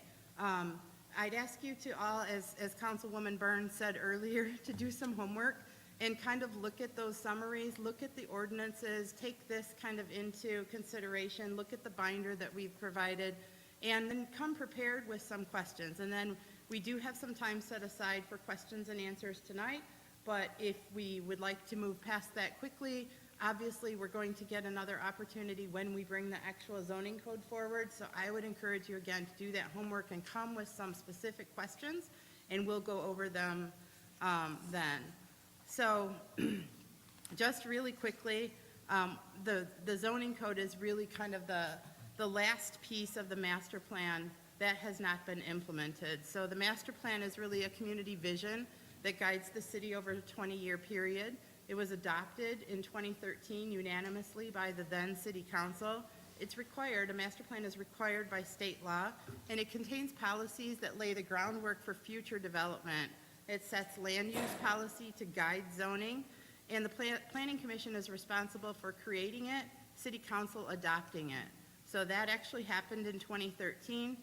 I heard tonight, some of the members from the public, residents, citizens who are very invested in this work, talk about, the 1974 master plan. The master plan was actually adopted in 1963 and amended in 1974, so we're really dealing with a plan that's over 50 years old. And so it's really important when you think about, I think as Councilwoman Herkenroder talked about, I think Happy Days and what was President Nixon, it's kind of crazy to imagine here we are in 2021 still kind of living with a 1974. Think of everything that has transpired in our world since 1963 and 1974, and that's not represented in that old plan.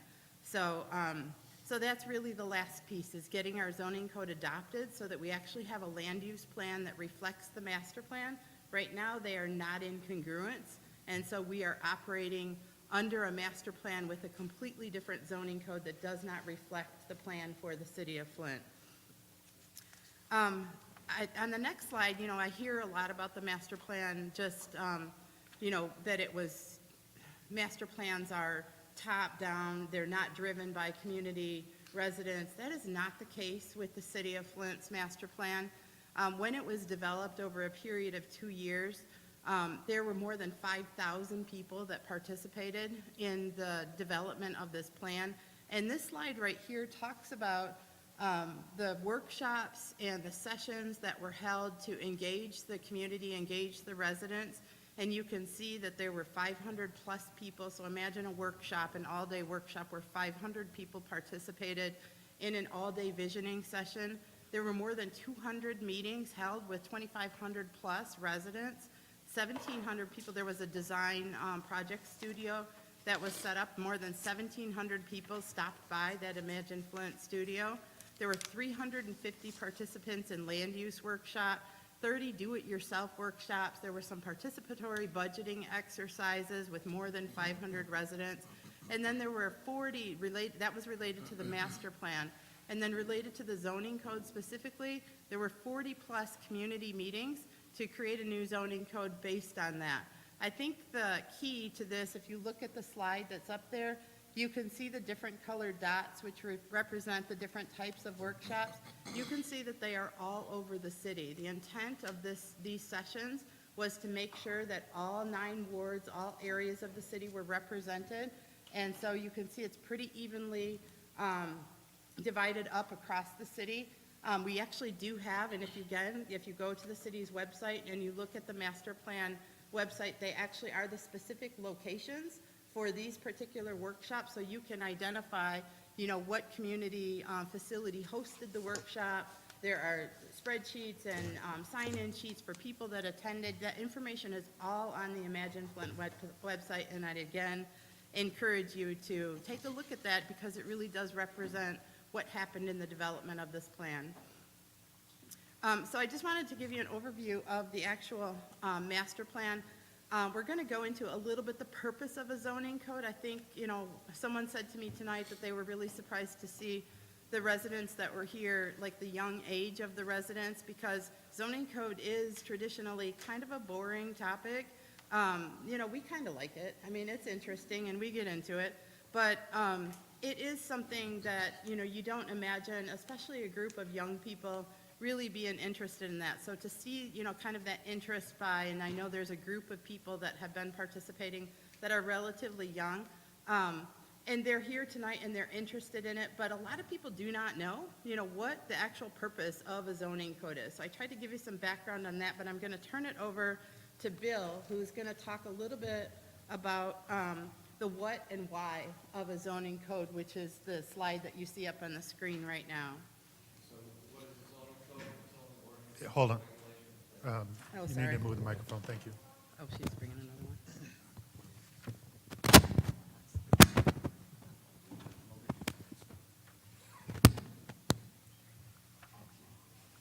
Thank you. So what is a zoning code? The zoning ordinances are regulations that determine how a parcel of land can be used and what it can be used for. The primary purpose is to protect the health, safety, and welfare of residents. It is meant to create stability within the districts so that each district allows for a predictable range of uses and building types. Why is it important? Zoning ordinances are the primary method by which the master plan is implemented. If you look at the little chart below, you're going to see the master plan on one side that correlates to the zoning ordinance on the other side. The key point here is to tie the zoning ordinance to the master plan. Zoning ordinance must be tied to the master plan, and its authority and policy direction must be based on the goals, objectives, and implementation strategies found in the master plan. Zoning ordinances are important because without them, the city would have limited ability to guide development in the city to comply with community's vision. In the chart below, you see the master plan established future land use classifications on the right side under master plan, which become the foundation for new zoning districts on the left side. The future land use map under master plan becomes the foundation for the zoning map on the left side, and the master plan's objectives and strategies form the foundation for the future zoning ordinance regulations. So what a zoning ordinance does, it dictates where housing can be built and what types, housing and commercial, industrial, different areas. Some facts. And I know this is a lot smaller on my sheet than it is on yours. Honestly, we are trying to move through this quickly, and so this is on the city's website. So Bill, I'm sorry to interrupt. You're fine. Yep. But these are FAQs, and I generally just want to say there's a couple things, that there's some misconceptions, again, misperceptions about the zoning code. So when you talk about, we get a lot of questions about blight, or about, like I heard Councilman Murphy earlier talk about brownfield combinations. So what does a zoning code do?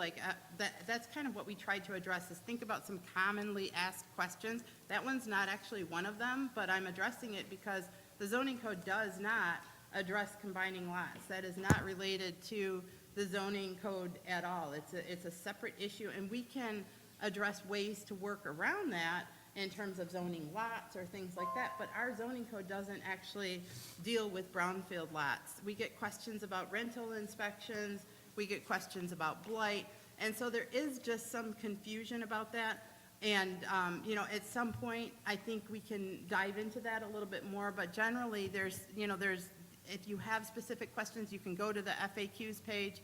You can see this on the city's website, and you can see where we direct you to kind of look in the zoning code, if it's not directly related, where you might go or what articles of the zoning code actually do say something about it, even if they don't specifically address it. So not going to go into every single one of these FAQs, but I encourage you to take a look at them. I know it's small font, but take a look at them, and you can actually go on the city's website to look at that as well.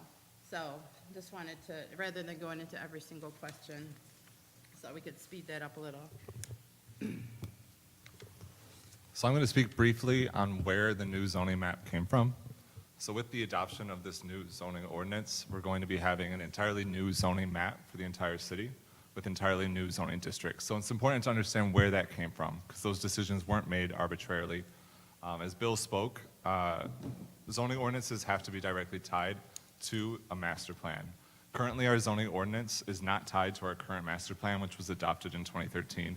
It's tied to the original master plan way back from the 1960s, as we talked about earlier. So what we did when we were doing the master plan, we had all that public engagement where we had people come in and tell us what they want Flint to look like, what they want to see in their neighborhoods. And the overwhelming thing we heard was that people wanted a sense of place in their neighborhoods. So the idea here, this map was created, it's called the Place-Based Land Use Map. It was adopted by City Council in 2013. And it represents the idea that every neighborhood in the city will have a place for people to shop, to work, to live, enjoy recreation. The idea is to create senses of neighborhoods. And so that was the basis that formed the place-based land use map in the master plan. And the new zoning code that we are bringing forward to you puts that plan into action. It puts what people want to see in their city into action, because currently, under the current regulations, we can't provide it for them. The only thing I would like to add to that is just to clarify the difference between this map, the place-based land use map, and the zoning district. This is not the zoning district map. So you actually have this in your packets, and you have the current zoning map in your packet. What you don't have, and it's my fault, and I will get it to you, is it's later on in this presentation, but the actual zoning district map. So we just wanted to be clear that this is not the zoning district.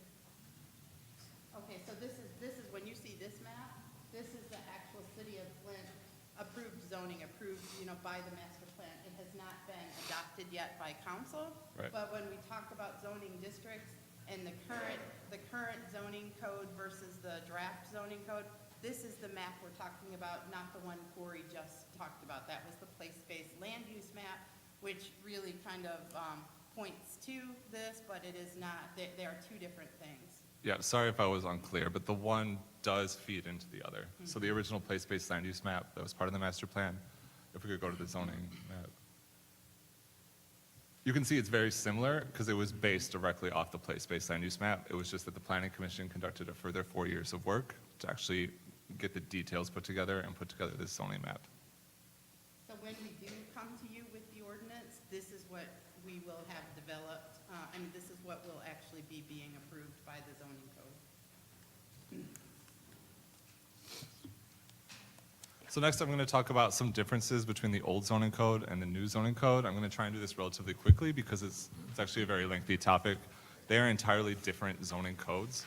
The one that we're operating under currently was adopted in 1974, and it represents the values and concerns of the city of Flint in 1974. It does not represent the concerns and the realities of Flint in 2013. But more than that, the ordinance itself is structured entirely differently. It's structured in a more modern way and in a more useful way and a more user-friendly way. One of the big issues we have as planning and zoning staff is people coming into our office who just want to do a simple thing like get up a fence permit or build a deck or something very simple. And it's very hard for the layperson to navigate the zoning code and understand what they have to do. The new zoning ordinance was written with that concern in mind, to make it easier for people to understand, easier for people to navigate, to find the information they need, and for staff as well. And so we can go into more detail at a later time, but this is just a highlight of the major differences between the two codes. And I just want to add to Corey's point about, what the 1974 code was compared to this one. Also, the big thing to remember is the population that existed in 1974 versus 2022. We're talking about, oh, sure, sorry, Paul. We're talking about a difference in population between 200,000 plus versus the approximately 81,000 right now. So that's a huge reason for adopting a zoning code that reflects the current land use and the current population. Is there's a huge difference in what the, you know, what the city looks like, as well as how many people actually live in this city now. So just wanted to add to that.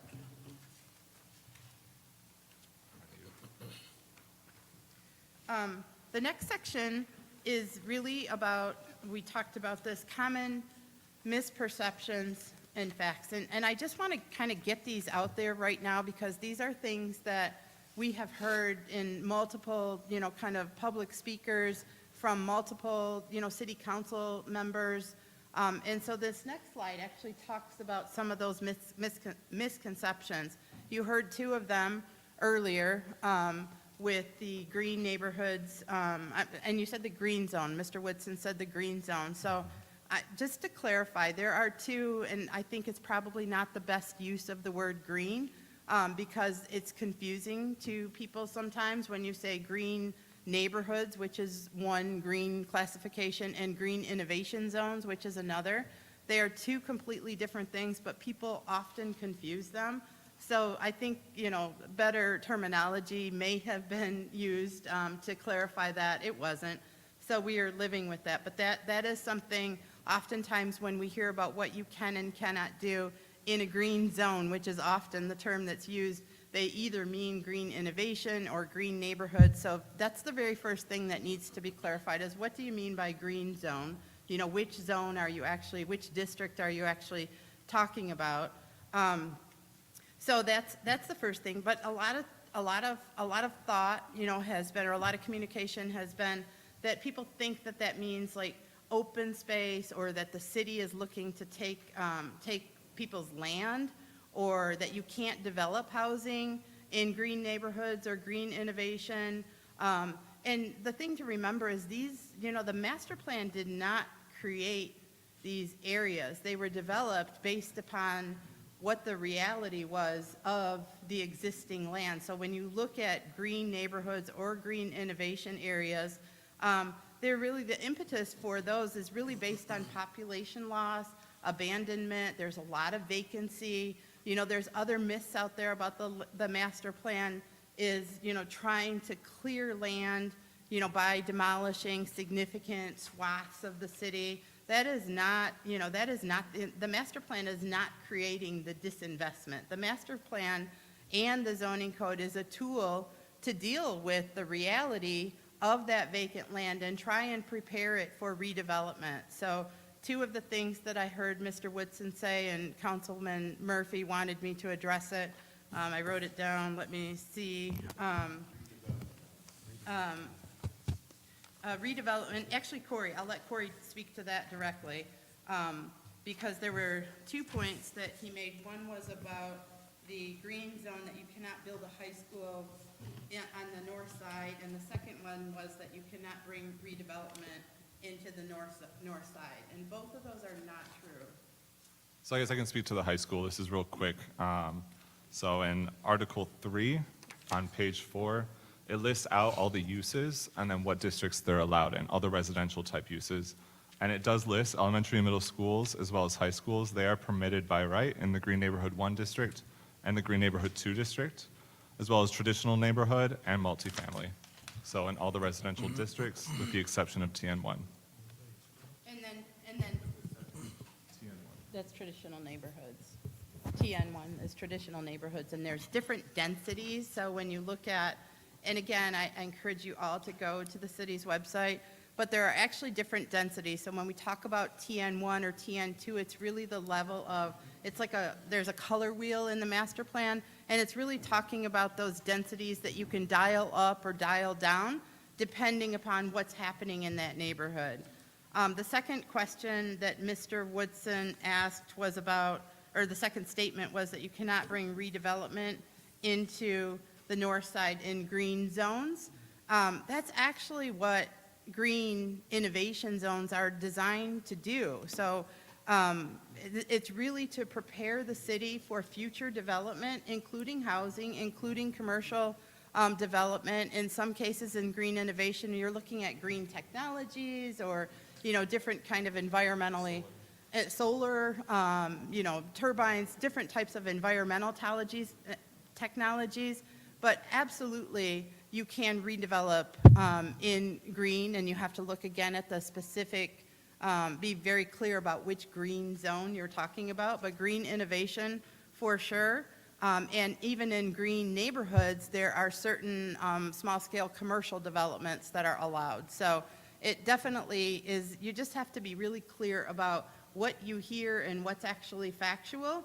So we're trying to help clarify that. There's another myth out there that the city is trying to turn the city into farmland to allow, to go back to, in some cases I've heard our southern roots where, we're talking about really kind of ruralizing the entire city. That is not the intent. The intent is really to allow multiple uses. And so where some people might be against urban agriculture or something like that, there are other people in the population that are for it. So the master plan is really designed to appeal to, many uses.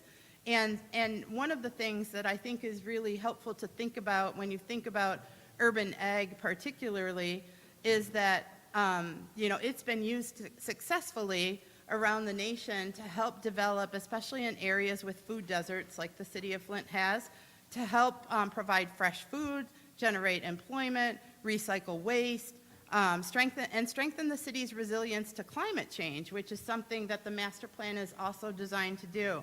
So as the rate of urbanization nationwide increases rapidly, urban poverty and urban food insecurity are increasing as well. So urban agriculture reduces the poverty and food insecurity resulting from urbanization while also improving the health of city residents. So that's something, to keep in mind. It's not an intent to ruralize the city or create, have it be farmland again. It's really to provide opportunities for to address some of the disparities that exist in our community right now, as well as the desire to incorporate some green technology abilities.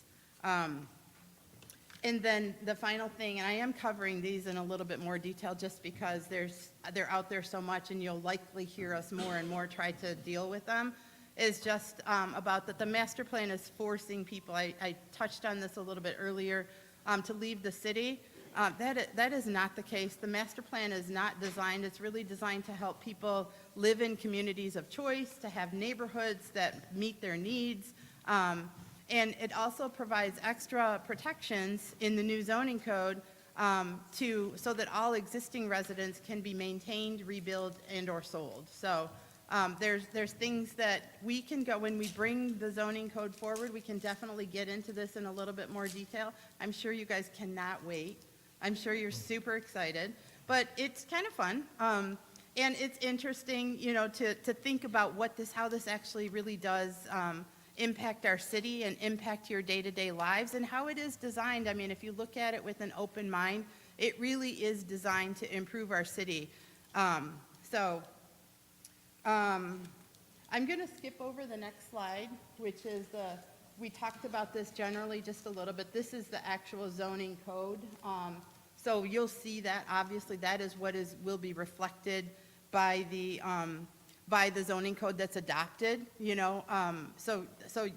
will talk much more about this, but that's just want to be clear about the difference again between this and the place-based land use map. And then there's some there's some slides in here about, and two things I did not touch on. In the master plan has 6 guiding principles. 2 of, in my opinion, probably 3, but 2 of the most important to me are social equity and sustainability. I think that is, really what guides our work in planning and development. So we try to look at everything we do, through those lenses to be equitable, to really address the disparities and inequities that exist in our community, and sustainability. So not only how is this sustainable, environmentally, but how is this sustainable over the long term? So that's something that we really strive to do. The other one I think that's arguably as important is community engagement. So we want to make sure that our master plan really does reach out, and our zoning code really does reach out to people so that they understand it. So I'm going to skip the rest of this because this slide actually talks about, just related to social equity, how the zoning code is actually more equitable. So I'd encourage you to do some homework and review, I think, both that slide and maybe the next slide, which is building a common language on zoning place types. We already talked about that a little bit, just about the, kind of misunderstandings of the different green place types. So I'm not going to go into great detail on that because we will talk more about that when we actually bring the articles forward. And the same thing, I think, with this slide. We talked about, so I will say this. Actually, Corey, you can talk about this. Go ahead. I mean, the major point that we wanted to bring up with this slide is that there were concerns about whether or not single-family residences will be allowed in the Green Innovation District. That was a major concern we heard from people. The Planning Commission listened, and they amended it. So as you can see here, this is a screenshot of the table of uses in the residential districts. The top line, single-family dwelling, it is permitted by right, Green Neighborhood 1, 2, Traditional Neighborhood 1 and 2, the multifamily districts, and then lastly, over on the right, on the right, GI1, that's Green Innovation 1, now permits single-family dwellings by right. So I wanted Corey to address that and just highlight that because that is a huge misperception that exists out there. I've heard it repeated multiple times. There was a large discussion when we brought the first 6 articles back in, I think, July, to council with the then council. Most of you were not part of that council, but there was a lot of misunderstanding that was discussed about green innovation zones and the inability to actually rebuild housing if it was damaged in green innovation or green neighborhood zones. And so we will definitely get into that more when we talk about the zoning code, but that's something to really clearly understand, that you can absolutely rebuild housing or build housing in these 2 green zones. So just wanted to clarify that. The next 2 slides we are actually going to skip. And this again is some homework for you, but we're not going to go into the summary of the articles. You have actually in your binder a summary of the articles, as I said. They are on the city's website. I would also encourage you, some of the residents that were here tonight have been engaged in a really strong exercise of diving into our zoning code and presenting information to the community that it comes directly from the master plan and the zoning code, but it really does more clearly and maybe more easily because it's on Facebook, really kind of define the zoning code. So I would encourage you to go to the website, to the Facebook page for Flint Residents for Stronger Neighborhoods.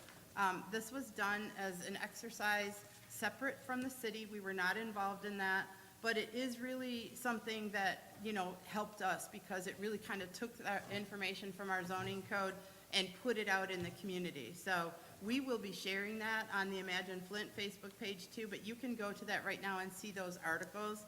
And so before we actually bring the code, asking you all to do a little bit of homework and in your spare time, I know you have nothing else going on, and kind of take a look at, the binder that we provided, our website, and maybe some of these articles too. The next slide is really comparing the current districts to the zoning code. I think we can skip over this, Corey. The only thing I would say for this is that, go ahead, you can. Just quickly, I think the main point we wanted to make with this slide is one of the complicating factors that makes it hard for people to understand the new code is that it's not apples to apples with the old code. So the old zoning districts are completely new in the new code. But they do roughly line up. So here we have this chart. This is from the master plan. On the left, you have the current districts from the current zoning code. And on the right, you have the new districts, which roughly correspond to what you see on the left. But then there are even more districts because we did expand what you can do in the city of Flint. So we added more districts, including the GN1 and GN2, the Green Innovation and Green Innovation 2, the institutional campus, the university core, and open space. Yeah, that's the key. And that, I think, I've also heard at some city council meetings, you know, when we talk about, and I think that there was a misunderstanding about this too, recently with the rezoning. Recently with the rezoning, which I think we're going to actually get to soon, there is, you know, the D, like the D3, D4, D5, and D6, they do not exist in the new zoning code. So we will not be using that terminology anymore. And the important thing that Corey just pointed out is that it really is kind of it's a complete different way to look at, you know, zoning and land use and our master plan. And so it is not traditional, like you won't be able to say, well, what are all the parcels that are in a D6 zone? It doesn't exist anymore in the new zoning code, which is something that's a change, and, you know, people will have to get used to.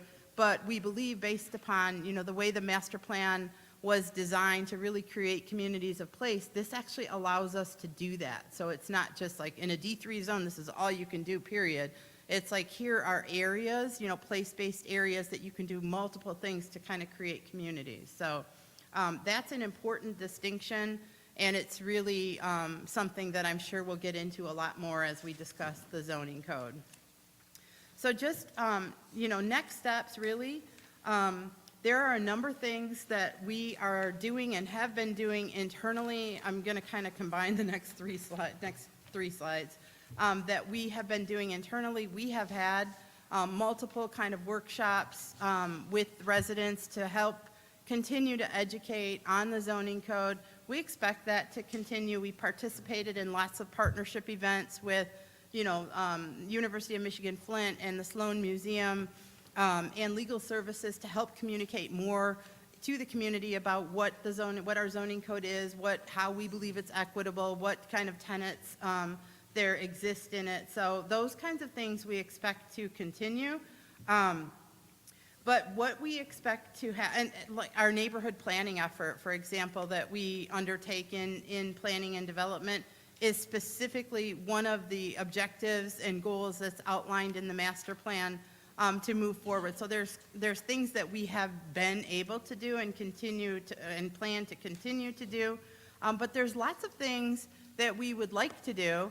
And we also recognize that there are probably things that you would like to do too, and there are probably changes that you would like to see made to the zoning code, and we understand that because this was, again, adopted in 2017. The world has changed even since then. So what we would like to do and what we're asking you to do is really adopt this zoning code, bring us into the 21st century, then really do the homework that I've asked you to do. Think about what specific changes you would like to see made to the zoning code. Let's have some conversations together to talk about that so that after the zoning code is adopted, we can come back and make amendments to it. That is our preference, to get it adopted right now, bring us into the 21st century. And we've already thought about some things too. And they're listed on this slide. We talked about, you know, creating kind of a sustainable development assessment tool. That's not necessarily, and we don't necessarily have to wait for the zoning code, but we could strengthen our sustainability efforts in our zoning code. We've talked about creating affordable housing overlays as ways to really kind of address some of the needs of some of our most vulnerable residents in Flint. We already do, you know, have asked you to provide pilots, payments in lieu of taxes, and I know that's controversial, but there are ways that we can do different things with our zoning code, and so I'm just asking you to really kind of think about that so that when we bring this forward, we can have, you know, a really robust discussion around what specific amendments need to be made in the future, and we can continue moving this forward and moving the city forward.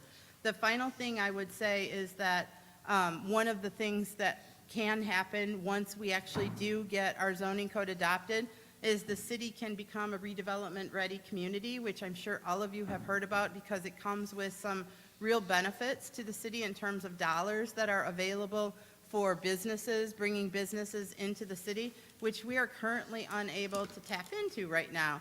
So we are very close to becoming an RRC. We've taken almost all of the steps necessary except for for the most part. There are a couple minor things that we still have to do. Adoption of our zoning code. So once we finish that, we are actually very close to being designated an RRC, a redevelopment ready community, which is a big coup for the city of Flint. So again, that's another bonus to adopting the zoning code quickly. And then just timeline. So what we would like to do, we appreciate the time that you've given us tonight. I'm going to stop talking, I promise, right now. And, well, close to right now. I'm just going to say, we will bring this back. Our goal is to bring the zoning code to council. We have it, the final draft is done, it's complete, it's been formatted, it's ready to come to you. So we'd like to bring it to the May 4th committee meeting for first reading, at the May 9th committee meeting, and then you guys, obviously, it's an ordinance, so there's approximately, a 30-day time before it'll come back for second reading. We would really like to get the zoning code adopted by the first meeting in June. So I know that's aggressive, and I know you have a ton of stuff going on, but that is our goal. And so I just wanted to be very transparent about that. That's really our hope. This is really the first step. Again, appreciate the opportunity to present to you. And I will open it up for any questions, but if you want to move on, I can understand that, and we can hold questions until we actually bring the zoning code forward in May. Mr. Murphy? And that's it. Yeah, Mr. Murphy. Yeah, I'm going to have to excuse myself in a minute because I got to be at work at 11. So thank you for allowing me the opportunity to speak first. I support, I'll be looking at, let me say that first. I support the updating this, but here's where I'm at. I heard your presentation. Excuse me. The optics don't lie. When you look at our community, and maybe you guys need to, while y'all working in y'all office, y'all can go and do a look and do a comparison in our communities when it comes down to the north end, the east side, some of the west side, some of other people wards. The optic does not lie. When you look at over the years, even with the master plan been in existence as long as it's been in existence, where are you looking at the development around downtown area? I'm in the 3rd Ward. I don't know if you guys been over in the 3rd Ward, but just ride down Saginaw Street and go to your right and look how devastating it is. So even though we changing these zoning codes and all of this stuff, and we talk about equitable, optic does not lie. And when I touch and feel what I can see in the community, where I see the development at is not in my community. So even though we changing these zoning codes and we talking and the presentation is good, when I go in my community, I see a disaster. I see dumps in the, we could do terminologies and put green neighborhoods and all of that on here. But when I look at those green neighborhoods, guess what I see? A whole bunch of dump. That's what Quincy Murphy, Councilman Murphy, see. So I hear what y'all saying, and iron sharpen iron. So y'all do a good presentation with me, I'm gonna tell y'all how jacked up it is on my side, so we can see how we can come up with a commonality to figure out what it looked like to bring our community back together, because I ain't convinced that this is gonna fix what I see every day and the calls that I get when it come down to vacant lots being dump sites that we got in here that we done used as green innovation neighborhoods, and we want to put some zoning codes and some ordinance and whatever. My neighborhood jacked up, and I'm not gonna change.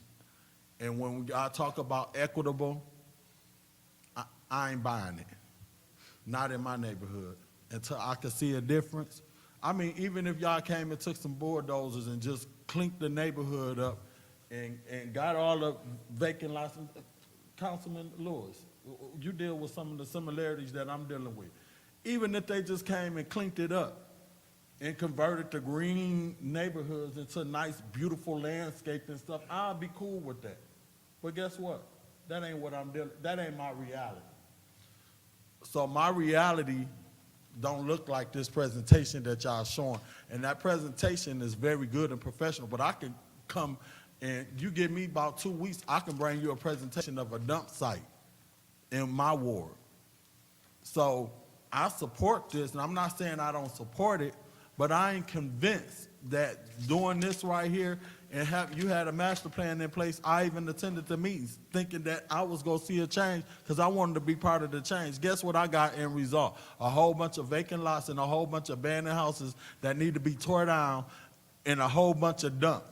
That's what I got as a result of me attending those master plans. And if it ain't a lot of people in my neighborhood, like one of the residents said, when she went to the thing, if you ain't got a lot of people in the neighborhood and y'all going, you telling us we got to put a dots in over here, and you got a whole bunch of people in the 7th ward or the 8th ward that is heavily populated, they gonna tell us that they want this. But what about the minorities that ain't got nothing in the community?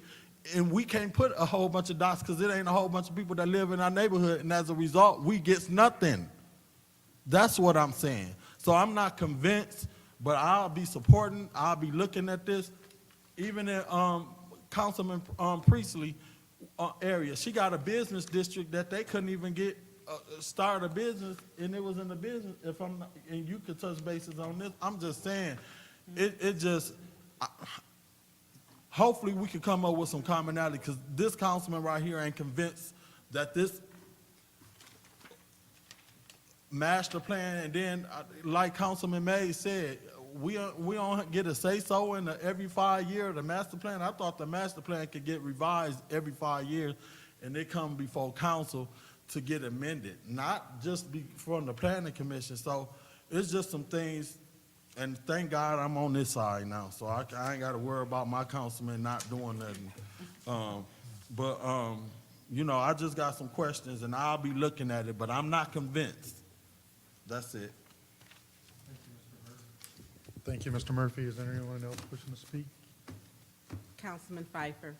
Ms. Burns. Thank you. Thank you for the presentation, and thank you for having a professional presentation with slides and handouts that we can follow along with. One of the things that I am concerned, Flint has changed. We're not a population of 200,000 anymore, and we can get from one side of Flint to the other side in 15 minutes. 18 minutes probably max. So we do have to look at losing 120,000 people and how are our neighborhoods. And it's not just Flint. I've seen neighborhoods, I lived in Chicago, and neighborhoods changed, and they changed drastically.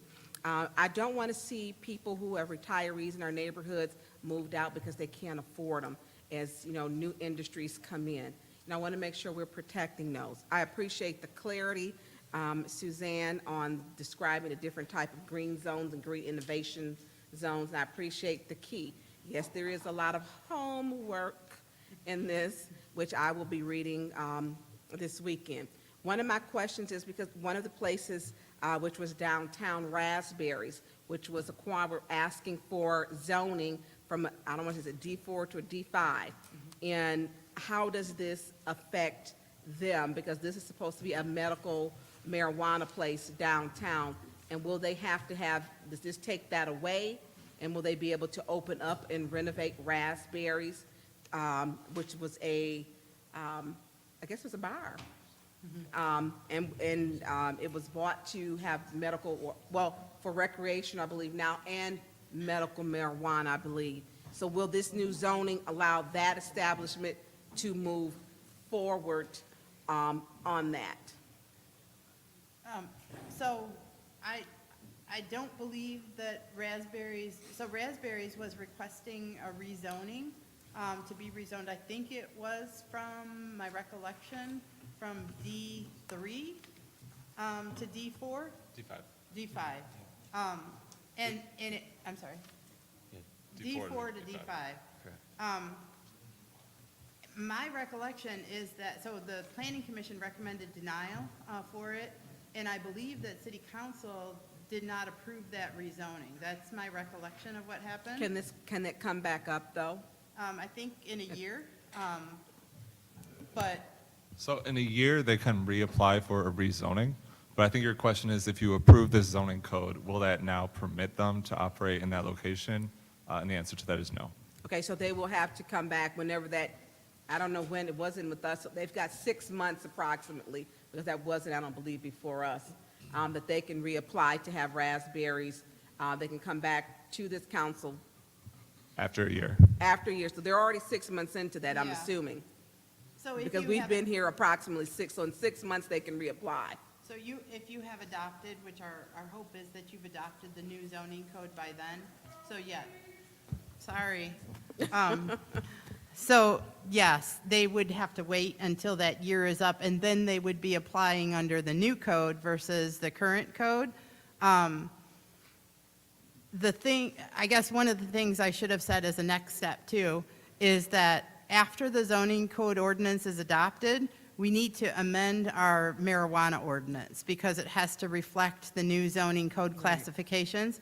So the zoning code, once you adopt it, I think it spelled out 90 days before it's actually fully implemented. Within that 90 days, we will be bringing the marijuana ordinance back to you to reflect the new zoning code classification. So that's one of our next steps as well. So we have a lot of work in front of us. And at that point, once that happens, potentially, we could be 3 months out and they have 3 months before they can reapply. But by the time they reapply, the hope is that the new zoning code will be adopted and they will be applying under the new code. Okay, and I know your department has been, sounds like Bill finally got some help, I think, right, Bill? Because Bill was a little stressed when I used to work with him before, just a little bit.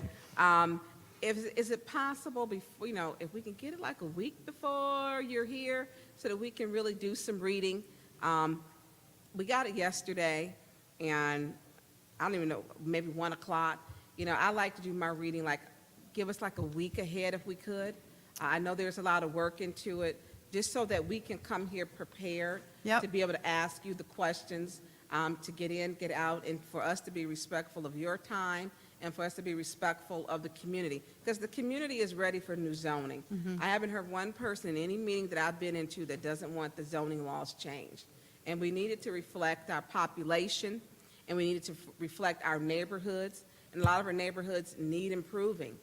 I would be remiss to say when we talk about bringing business to the north side. North side is it's a work in progress, and it's left out. But I also understand that in order for our suburbs or out counties to survive, that Flint has to be thriving. Flint Central Court is downtown.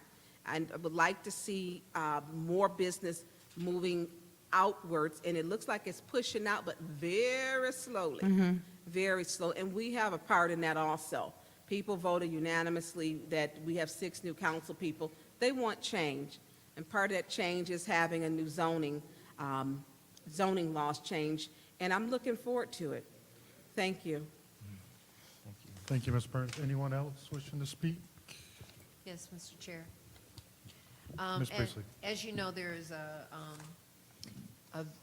zoning variance coming before the council soon for a storage unit on Ridgefield Road.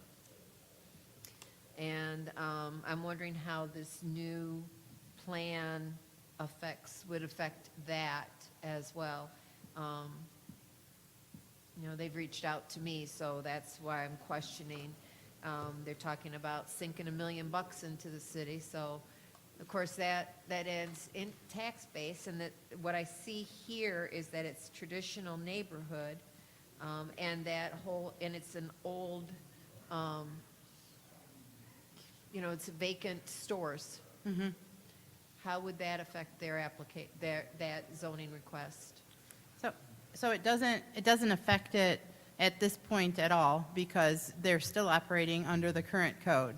So by the time that comes to you, it's based upon, the Planning Commission decision was based on the current code, and the recommendation that comes to City Council will be based on the current code as well. So the new code will not impact that. I mean, you will have an opportunity to, because the Planning Commission makes a recommendation to the City Council, I think it's a rezoning, not a variance, is my recollection.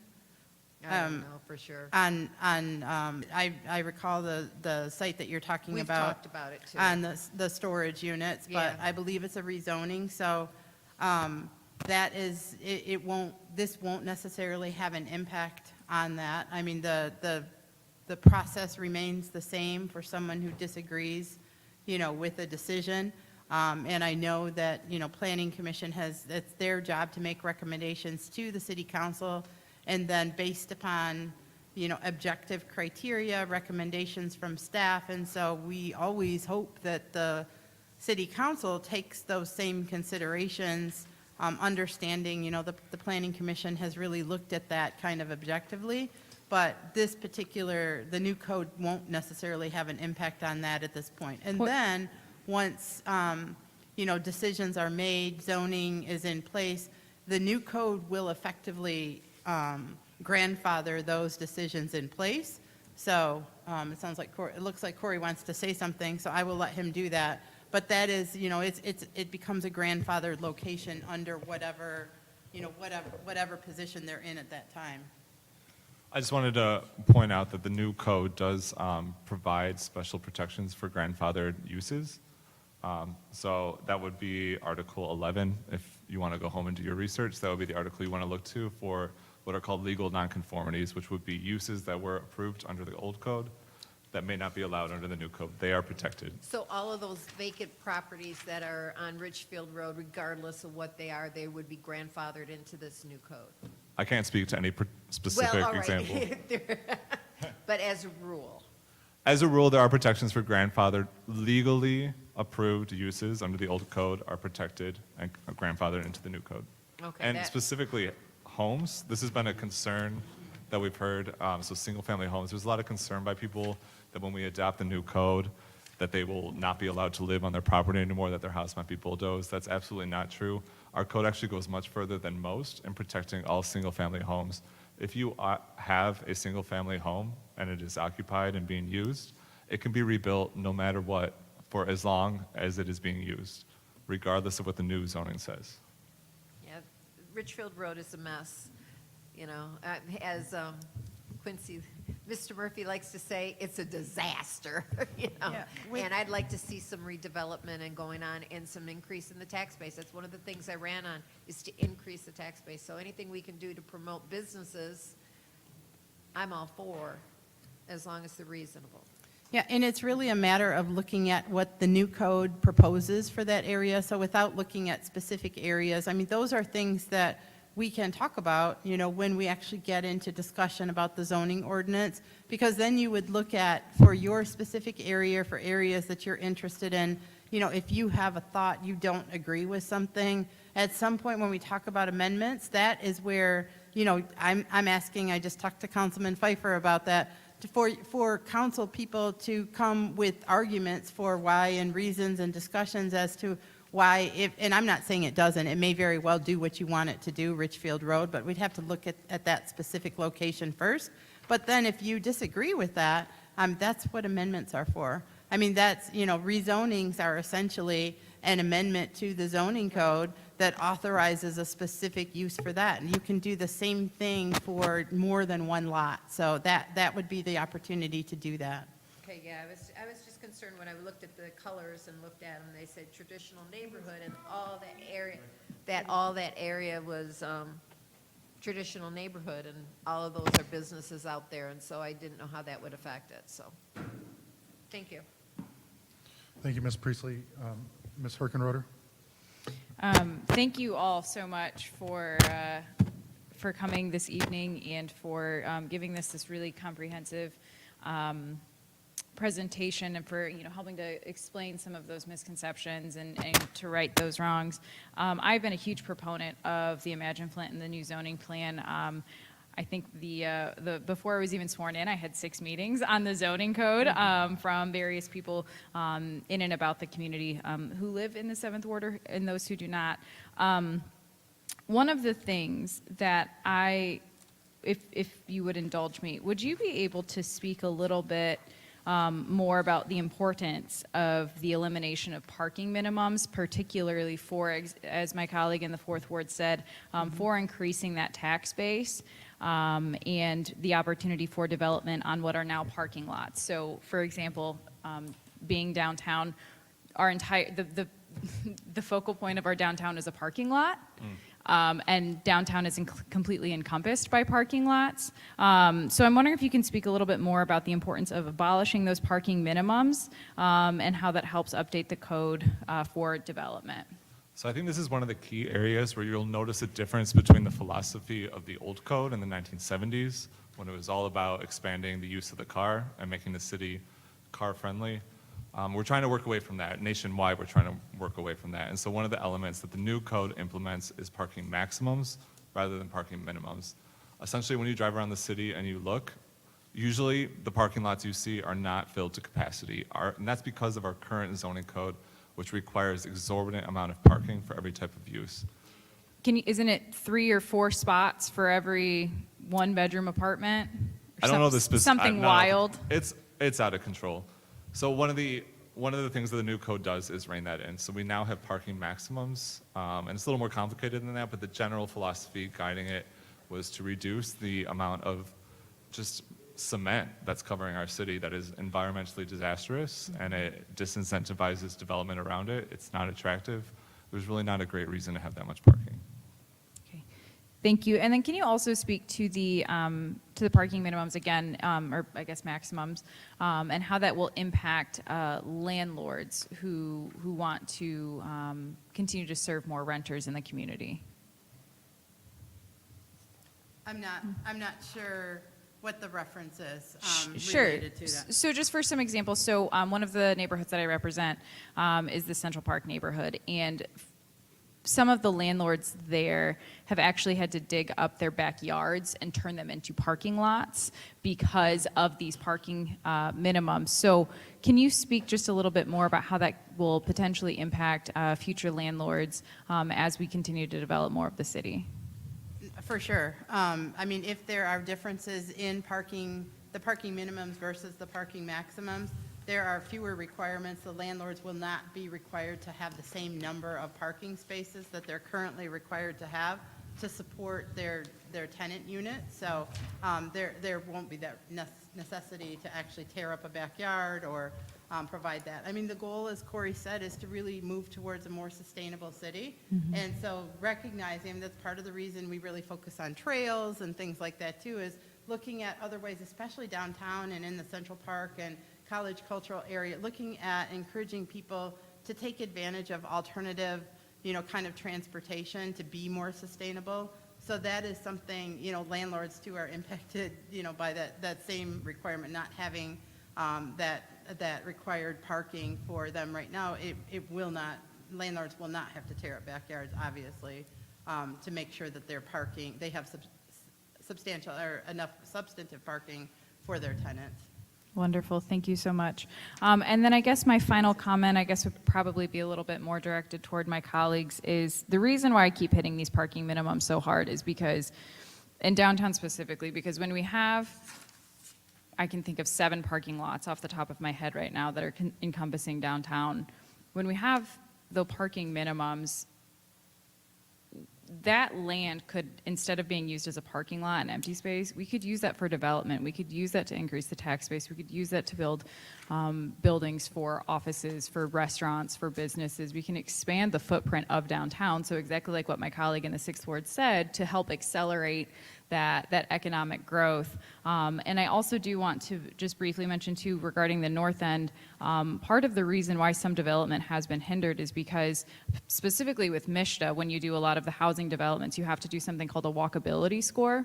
And and please planners correct me if I'm wrong on any of this, if a development or a plan for a LIHTC credit or for pilots do not reach a certain walkability score, they're denied. And those walkability scores look at the amenities around, the land use, is there a grocery store within walking distance? Is there, an urgent care, things of that nature. So by being able to help implement these zoning codes, we're able to help make it easier for businesses, for not hospitals necessarily, but, different kinds of businesses to come in and to be able to go into that north end in a much easier way where they wouldn't have to necessarily request a variance. So you all know I'm very passionate about zoning, I'm very passionate about urban planning, and I'm very excited to work as we keep moving forward and get this passed in June.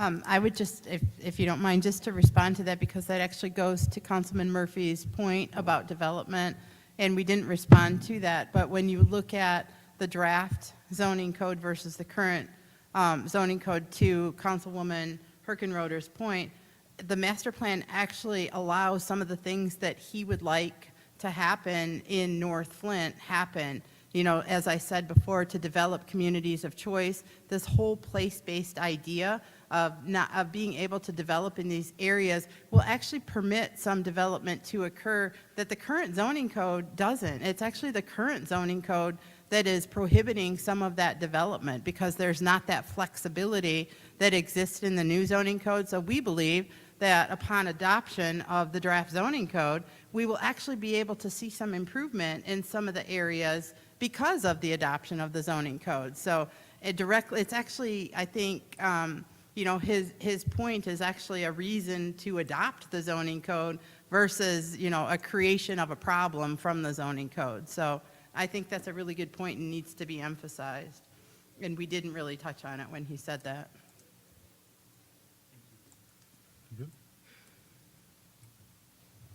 Sure. Very interesting. Lots to do, lots to know. I hate school, but I'll do my homework. Thank you. Yeah, because one thing we want to do, we want to get away from antiquated ways of thinking. Because Flint, I mean, it's a progressive city. We have a lot of progressive people here, and we need to match our talent. So I'm looking forward to learning more and doing more. So thank you. Thank you. Thank you. And I will just wrap up. Obviously, thank everybody for staying around and getting this presentation done.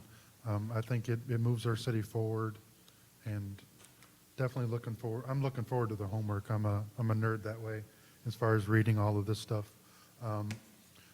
I will say that,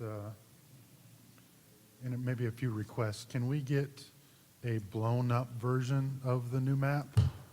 I know that when we got the new wards boundary, we got a bigger version of the map.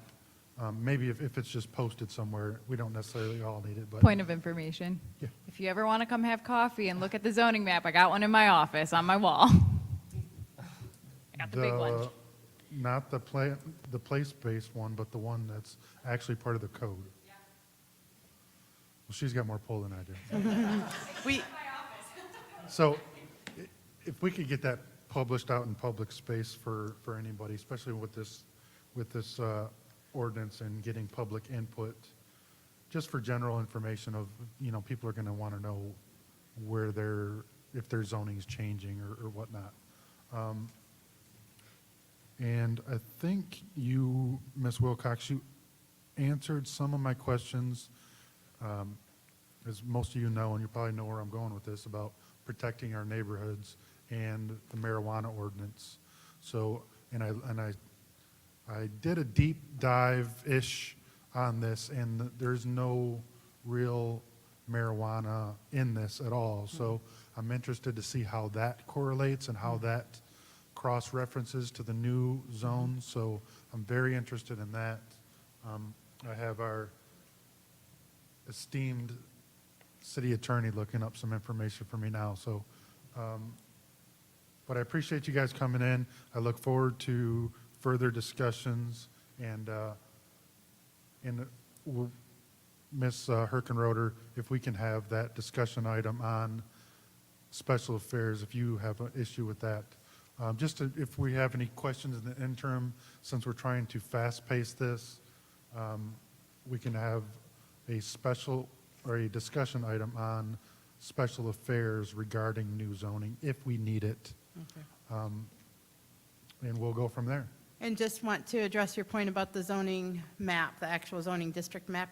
We will definitely get you copies of a blown-up map so that you can, I'd encourage you guys to have coffee too, but so that you can have, everyone can have their own map. But it is on the website. So both the place-based land use map and the zoning district map are on the Cities Imagine Flint website. I'm glad you mentioned that real quick. So what is the purpose of the place-based land map? What is it? If it's not part of the code, that we're adopting, it just adds confusion. So what's the point of it?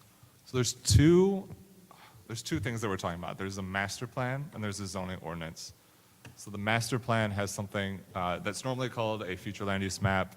Here it is called a place-based map. But essentially it's a vision of where people want to see zoning go in their community, but it's not legally binding. It's a visionary document. The zoning code, the master plan and that visionary place-based map forms the policy basis for the zoning code. The zoning code actually implements the place-based map. Currently, it's just a vision, an idea. It has no teeth. So I would like a blown-up version of this one here. Yeah. Because that's the one that's actually Exactly. in part of this zoning. Yeah, that's the one that actually is, kind of encodes the zoning ordinance, this one. So that's what I understood you to say, is you'd like a blown-up version of the zoning district. Yeah, just to get rid of any confusion about the different, between the different maps. This is the map that counts for what we're adopting, so, okay. Any further questions? Mr. Chair? Yes, ma'am. The map that is on the website is very hard to see, so a blown-up map would be great. For sure. Or to further expand on that, can we change the map where you can blow it up on the website and it's more detailed, where it's not blurry? Yes. That may help a lot, stuff too. Oh, yes, we can do that. Okay, perfect. Thank you. With that, I will close this special order. Thank you very much. Thank you. On to Ms. Wilcox, if you could stick around for this ordinance that we're about to discuss. Oh, yeah, I still have more items on the Okay. agenda. I'll be here. On to resolutions, there are no resolutions. On to ordinances. I will entertain a motion to adopt. Send to council for first reading. So moved. Can I get a second? Second. It's been moved and properly seconded.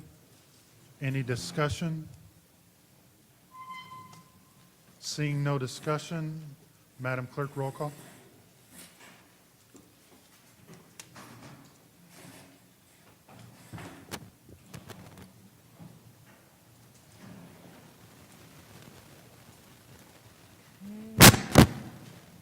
Mr. Mays is out. Ms. Lewis? Yes. Mr. Murphy is absent. Ms. Priestley? Yes. Ms. Burns? Yes. Ms. Herkenroder? Yes. Mr. Pfeiffer? Yes. The vote is 5 yes, 0 no. 5 yes, 0 no. That will be sent to council for first reading. Discussion item, I order that to stay on without objection since Councilman Murphy is absent. I will entertain a motion to adjourn. So moved. So moved and supported. Madam Clerk, roll call.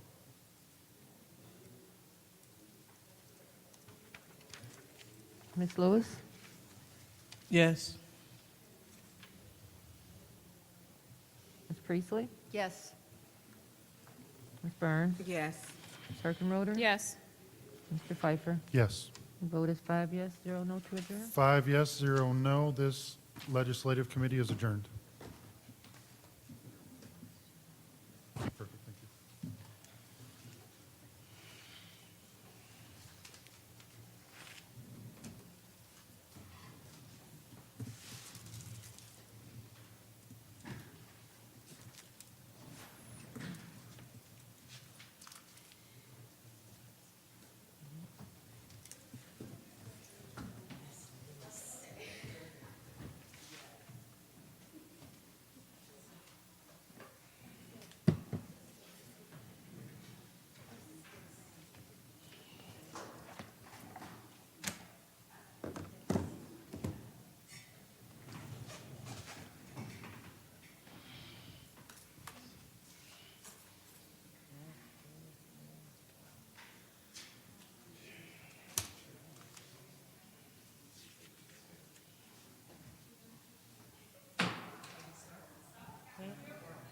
Understood.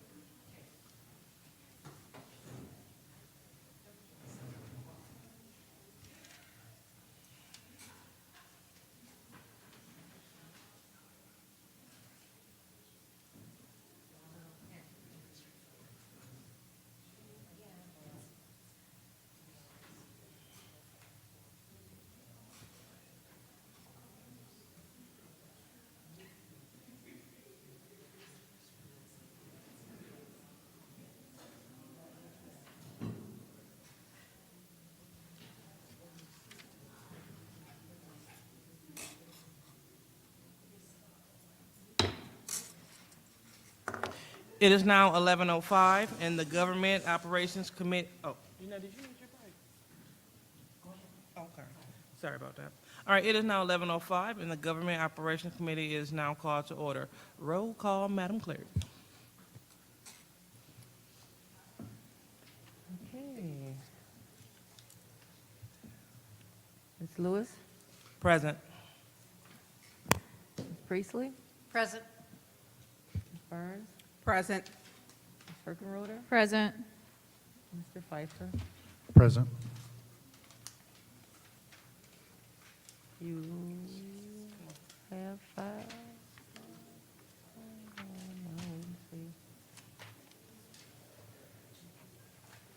Mr. Mays? Point of order. What is your point of order? My point of order, I want the record to reflect that I'm sitting at my seat for roll call. I'm going to ask to be excused. I'm going to be in the audience.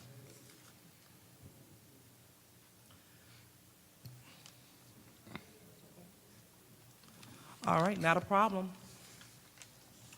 Reading of the disorderly person city code subsections, section 31-10, disorderly conduct, assault, battery, and disorderly persons, and will be subject to arrest for a misdemeanor. Any person who prevents the peaceful and orderly conduct of any meeting will be given one warning.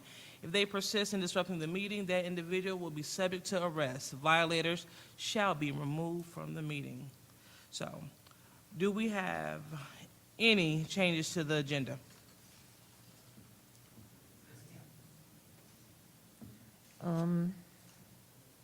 Yes, if I may. We have an add-on appointment. Ms. Burns' appointment to the Human Relations Commission.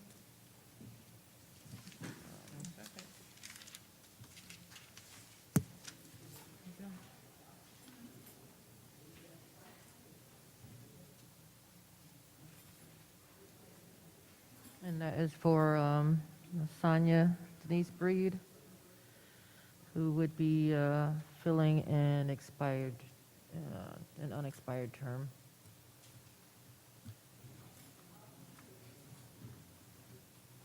All right. Thank you, Madam Clerk. Do we have any more additions to the agenda? All right, one more time. Any more addition to the agenda? All right, very good. So, Madam Clerk, do we have any speakers?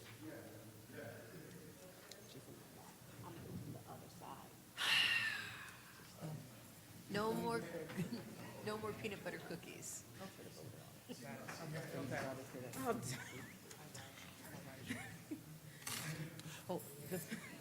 So for the record, I would like to add this resolution approving the appointment of Sonia Denise Breed to the record without objection. So that is so ordered. All right, so on to the public speaking. Madam Clerk?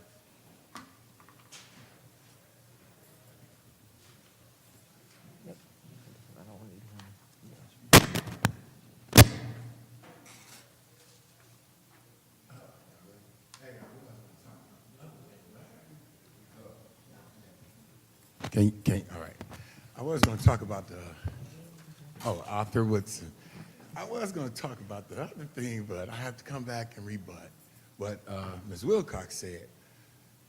The green innovation, I was here, I took Kevin up into Kerry Nelson's office, and at one point you could not build in green innovation if your house burnt down. They changed it. Councilman Mays was on the council at the time. Point of information. Madam Clerk, this is probably the first time I cannot hear Mr. Woodson. Oh, can you hear me? All right. Now I can. My fault. Thank you. All right, so Ms. Janelle was here, everybody was here, Ms. Davina. Green Innovation, it was Councilman Mays' area, and Kerry Nelson was the president. They had to bring Kevin up here and change it because they had it to where you couldn't even build if your house burnt down. They changed it to where you had to come in front of the Planning Commission and get permission to build a house. The same guy who helped write it or whatever, he was the one that told me that you could not build high schools, new high schools, on the north side in the green zone unless it was a green high school. That's what he said. Not Art Woodson. I ain't just snatch it out the air. He said, can't no redevelopment dollars come in unless it was green dollars in the green zone. So when you do your homework, you need to call Heidi, what's her name? Heidi Feinuff or something like that. I'm gonna inbox her. She knows this front and back. Kevin, I can't remember Kevin's last name that used to work for Planning Commission. He knows it because they helped write it. Talk to them, speak to them and ask them what he told me. Because, like I said, I did not just snatch it out of the air with what I'm saying. So, and I don't like to repeat nothing unless I have facts and it comes from them. And that's what he said, not Art Woodson. The high school had to be a green high school because I was coming up here all the time. Councilman Mays was on the council at the time. I'm telling you, I ain't lying to you. So make sure you check it out, man. Thank you. All right, thank you. Thank you, Mr. Woodson. Do we have any more public speakers? All right, seeing none, council response.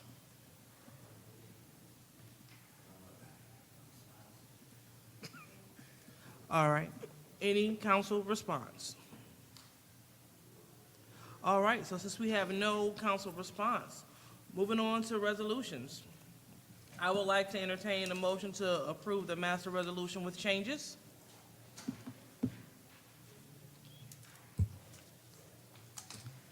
With separations. With separations. Oh, thank you. See, it's late. With separations. So moved. Support. All right, it has been moved and properly seconded to Madam Chair? We need to do separation from that. Councilman Pfeiffer. If you mind, through you to Councilwoman Burns, has 059 been changed at all? Now, through you, Madam Chair, to Councilman Pfeiffer, it has the 5, we need the 5 to 10, and we need it at a .1. So I need, I would like to have that separated. Madam Chair, I'd like to separate 220059. Okay.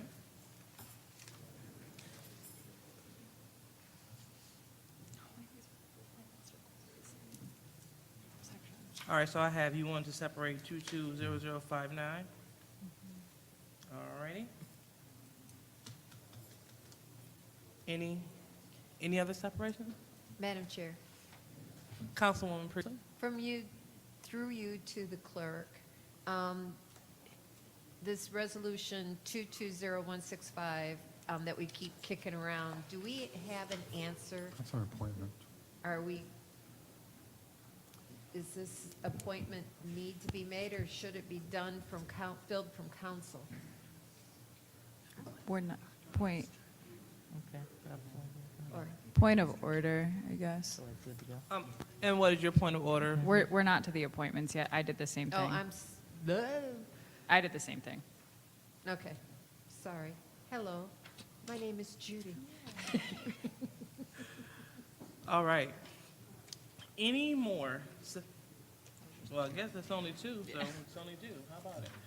All right, so we're going to go ahead and vote on this separation. On the master. Vote on the master resolution with two resolutions. Which is like, yeah. Oh, I was just saying, which is the one. Okay. Are you ready?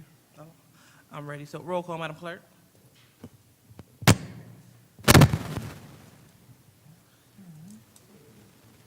Ms. Lewis? Yes. All right. Ms. Priestley? Yes. Ms. Burns? Yes. Ms. Herkenroder? Yes. Mr. Pfeiffer? Yes. The vote is 5 yes, 0 no on the master resolution. All right, it is 5 yes, 0 no on the master resolution. Madam Chair, Councilman Pfeiffer? I make a motion to amend 220059 to 220059.1 with all instances of contract terms to be changed to 10 years. I second that. All right. Bless you. So there is a motion on the floor to replace Resolution 220059 with 220059.1. It has been moved and properly second. Any discussion? Any discussion in the first round? All right, very well. Any discussion in the second round? All right, going one more time. Any discussion in the second round? All right, Madam Clerk.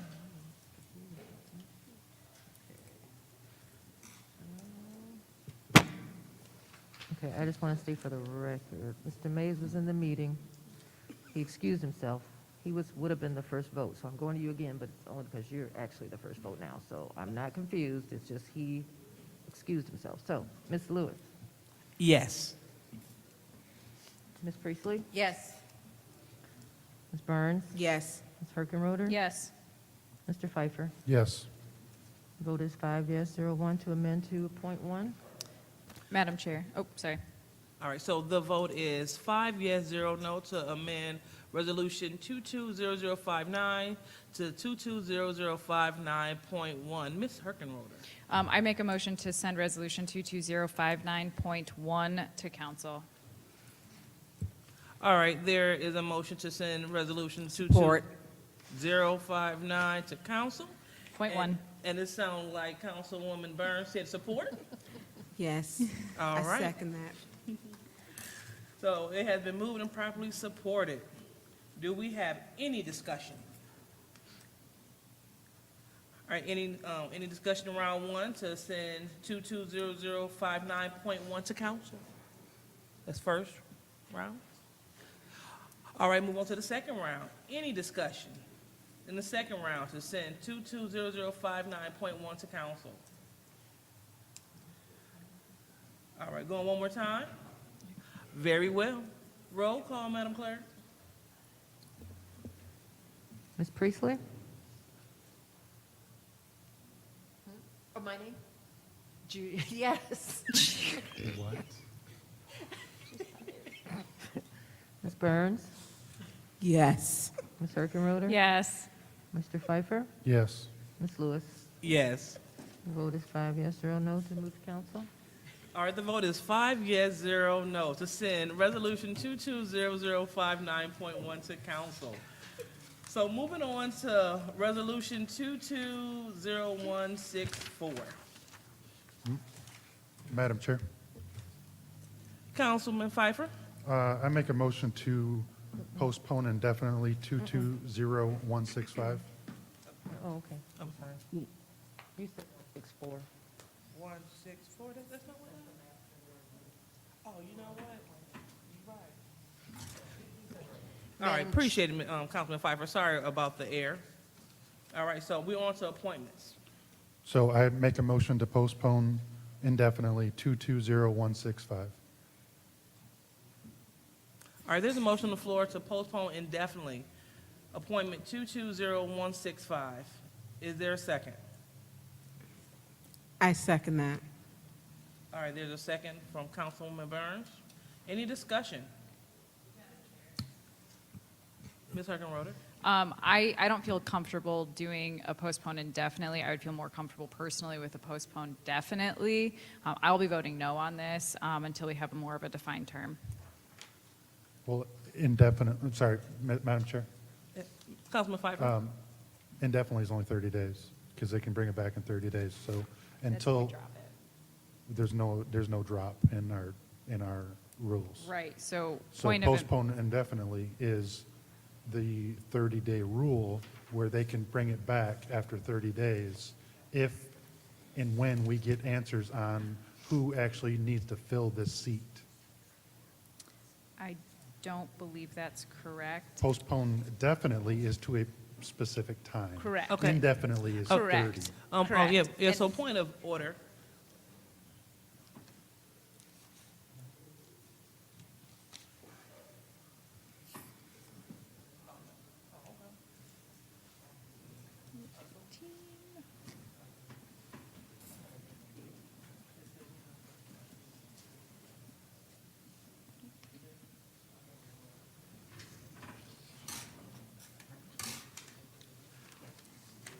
All right, so I just want to get some clarity. So Councilman Pfeiffer, you said suspended indefinitely? Okay, want to make sure that that's clear. All right, thank you so much. So, Madam Clerk?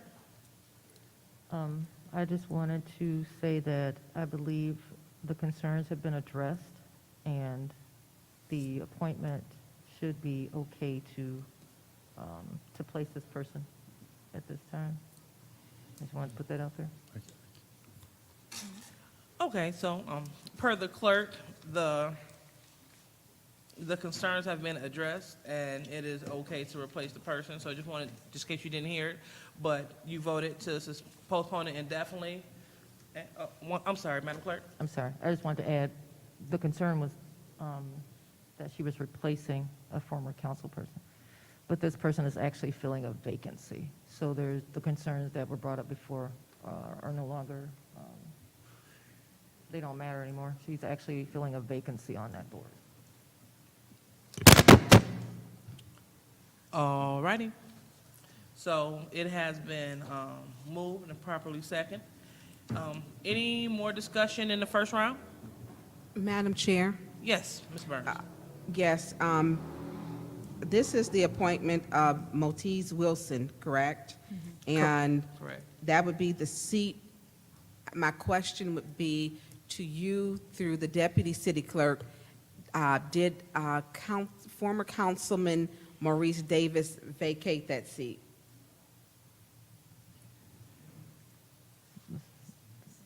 Okay, yes, Point of information. What was your point, Ms. Priestley? Did you know that this was a totally different resolution, even though the person is the same, the resolution number is different as well as the wording? Now that I look at it.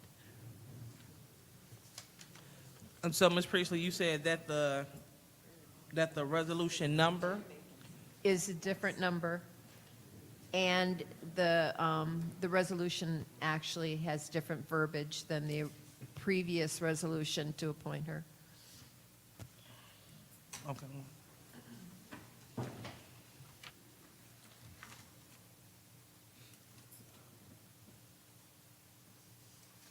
Madam Chair, Ms. Burns? what vacancy is this filling? Sure. Madam Deputy Clerk? okay, so yes, it is that vacancy. The bylaws of the EDC say once you are no longer a council person, you cannot be on the board. So he didn't have to resign. He would have been removed anyway once he was no longer a council person. So she is filling the vacancy that was created when he was no longer a council person. Point of information. What is your point, Councilman Pfeiffer? Through you to Madam Deputy Clerk, so shouldn't that be filled by a council person? I don't think that, Okay, so she's not filling this. Okay. Okay, I'm confused. I thought I was just told something else. No, she's filling a regular vacancy. There's another vacancy created by Mr. Davis leaving. She's filling a straightforward vacancy. That's why the resolution was changed. So she's not filling his spot. His spot will be filled by a council person. But he didn't resign. He didn't have a choice. You know, once he lost his seat, that's it. But no, she's not filling his spot. She's filling a regular vacancy. And his will be filled by a council person. Thank you so much, Madam Deputy Clerk. Madam So- Chair, Yeah. through you to Mr. Edwards, do you have something that you would want to add to this? Point of order. What is your point of order? Ms. Burns had the floor. Yes, thank you. Okay, and I see Mr. Edwards, Ms. Edwards, don't leave, because it looks like you have an answer. So, I don't want you to leave with not if you got that answer. I just would like to know, what is the vacancy? For example, I know that one of my people, I know who resigned. What person, if it's not Mr. Davis, what person is no longer on the board that allows for Ms. Wilson's seat to be replaced? Or she's replacing?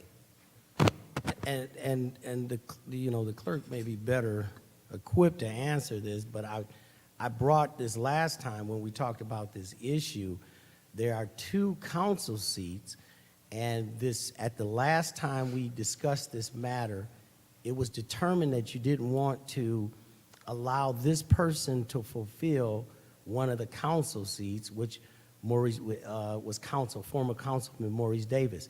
He did end up submitting a letter saying he resigned from that. So we respected the fact that there are 2 seats that need to be filled by council people, but there are 3 resident seats that were vacant and have been vacant. Okay, so this is filling a resident vacancy. That's correct. Okay, and we did not, I believe, asked or requested to get a copy of his letter. We have not received that, of his resignation. I don't know So who you else he have seen submitted. it? Yes, there was a copy delivered to my office. I don't know whether he sent one up to council or not. So I'll have to look and see if I still retain that letter, but yeah. Okay, so if you have it, if we could get it to the clerk's office, because that's the official record keeper, so that we're doing things in a correct manner, and I think that, for me, would satisfy my issue. So for clarity and wrap-up, there are 3 vacancies on Board of Economic Development, correct? And we need 4 residents. There are 3 residential vacancies as is defined, I believe, in the bylaws. Those were listed, because I went directly to the website. They're listed on the website, and they had all the people that actually were seated, but then at the bottom they said 3 vacancies, and those were supposed to be, I believe, resident vacancies. Okay, so and you they got- had not been filled prior to our administration. It doesn't appear that they actually had been filled. Okay, so you got it from the website, not from the city clerk? From the EDC website, Okay, that's correct. okay. Thank you. All right, was it Councilman Pfeiffer, were you next? Okay, sorry. Anyone else in the first round? Yes. Councilwoman Priestley? And I just want to say how impressed I am with her resume. Oh, sorry, never mind. It's tired, and I'm sorry, guys. I really am. I'm going to shut my mouth. Okay, not a problem. Anyone else in the first round?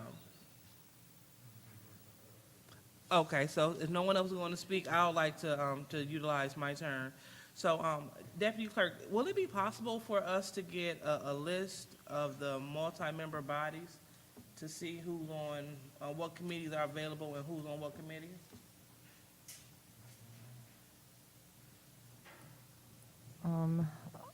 I can make sure that you have the ones that are already available, and we're still preparing some, but I can make sure you get the ones that are current. Okay, thank you so much. All right, so we're going to go into the second round for the appointment of Ms. Monteith Wilson.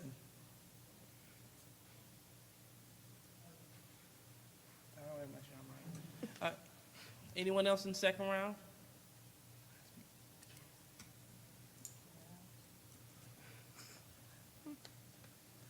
All right.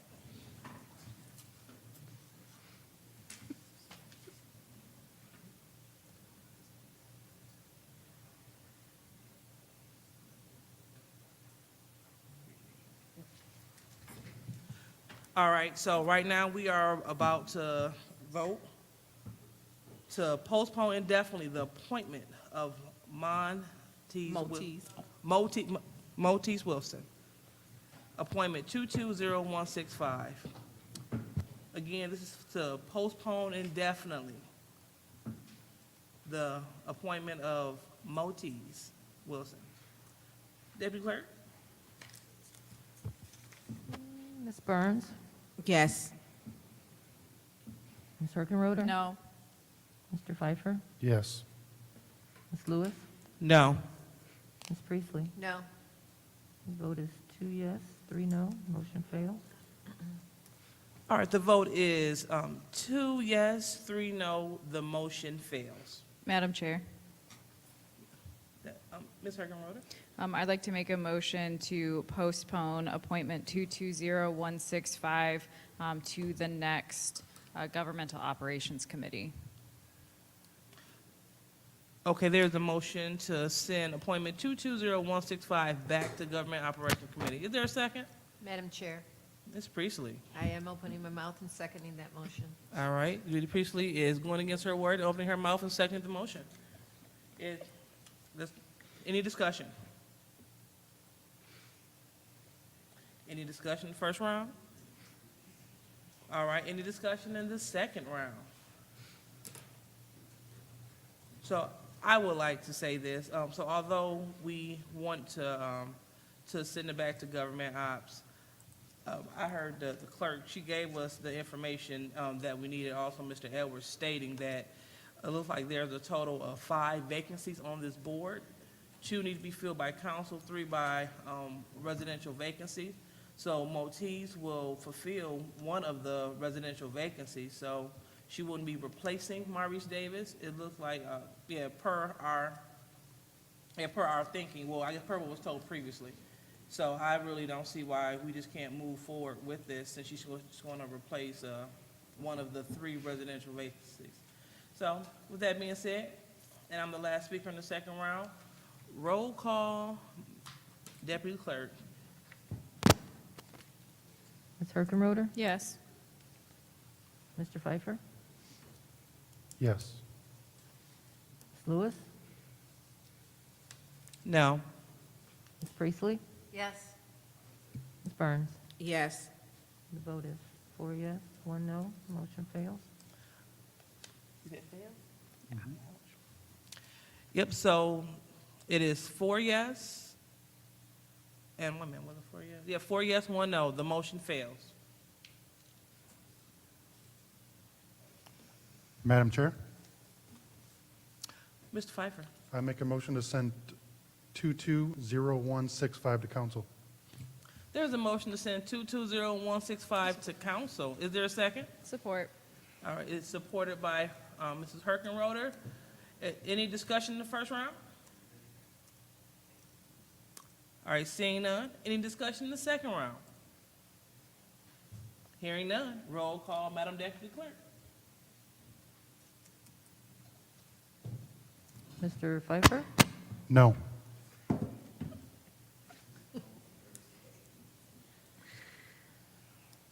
Ms. Lewis? Yes. Ms. Priestley? No. Ms. Burns? No. Ms. Herkenroder? Yes. The vote is 2 yes, 3 no. Motion fails. The vote is 2 yes, 3 no. The motion fails.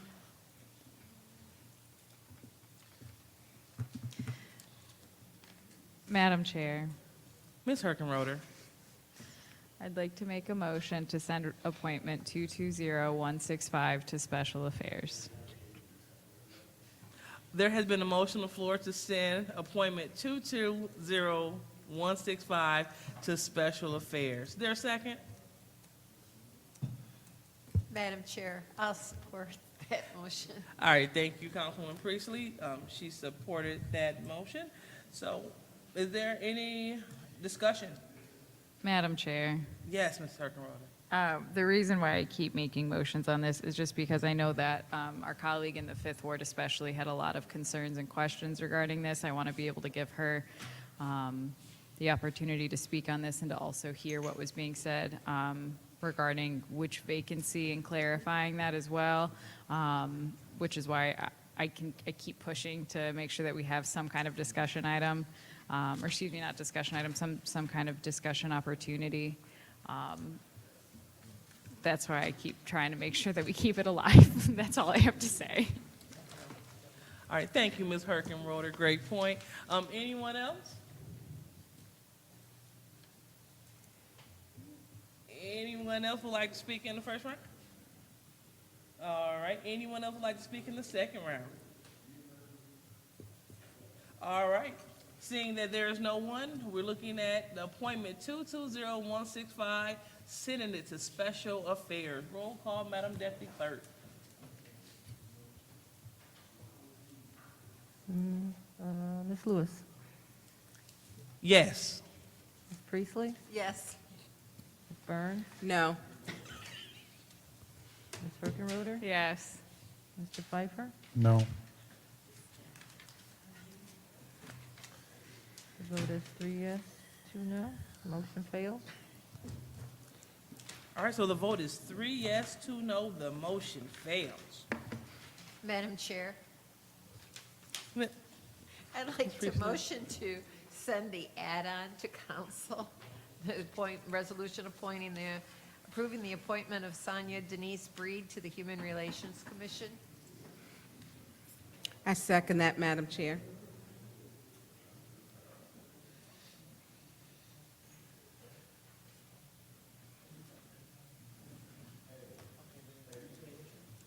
Very well. All right, so it has been moved and properly supported to send resolution Sonia Denise Breed to the Human Relations Commission to council, you said? All right, and it has been properly seconded by Ms. Burns, is that you? Yes, Madam Chair. All right, very well. Any discussion in the first round? Yes, Madam Chair. Ms. Priestley? I think anyone who knows Accesswood Perfect and Lotus 123 like I do deserves to go to council. Oh, great point. Anyone else? Madam Chair, I'll, what do you call it to Mr. Pfeiffer? You yield, Mr. Pfeiffer. You yield. Go ahead, Mr. Pfeiffer. So I don't have any objection to this. I just have a question about conflict of interest, because it's a human relations for the city, but apparently that's basically her position for the state. So is there any conflict between the two? I don't know. I'm asking a question. Through you to, I guess, the city attorney, could that be any kind of a conflict? I don't know. Councilmember, I can't say off the top of my head. I'll have somebody look into this, and assuming that it advances to Monday, I can have somebody Perfect. answer. It's a fairly simple analysis, but I need to make sure that I'm doing it correctly because it's an important question. Thank you. And like I said, I see the labor relations and human relations. Thank you, Madam Chair. Okay. All right, thank you so much, Councilman Pfeiffer. Anyone else? Madam Chair, I would like to say to my colleagues, and Sonia Breed is, besides she's a great person, she's a member of our community, and so is her family. She has a master's degree from Central Michigan University. She has many memberships and community involvement. She's a current board of trustee at Linda Charter. She is a current member of the Flint Institute of Music, Black Classical Origins Committee. She is a current armor bearer for security. Her church is New Jerusalem, so she's involved with the faith community. She's current chairperson of Flint Northern Class in 1982, but she's still 21 for her. She's only No. She's, in short, she's very active and she's qualified. I understand that the concerns that my colleague, Mr. Pfeiffer, has. I believe that her current job would help her with that board to better help them to understand what labor relations are and to move things along so that her experience will help them to make good decisions, fact-based, so that we are improving our city. She's volunteering, and I appreciate her. She is really involved, and getting community members who are involved who could have had the opportunity to move out of our city, and she did not. She stayed, and for that I appreciate it, and she's been very patient, and I hope that my colleagues, as you get a chance to review her resume, that you will approve her also. Thank you, Madam Chair. All right, and thank you, Councilwoman Burns. Anyone else would like to speak in the first round?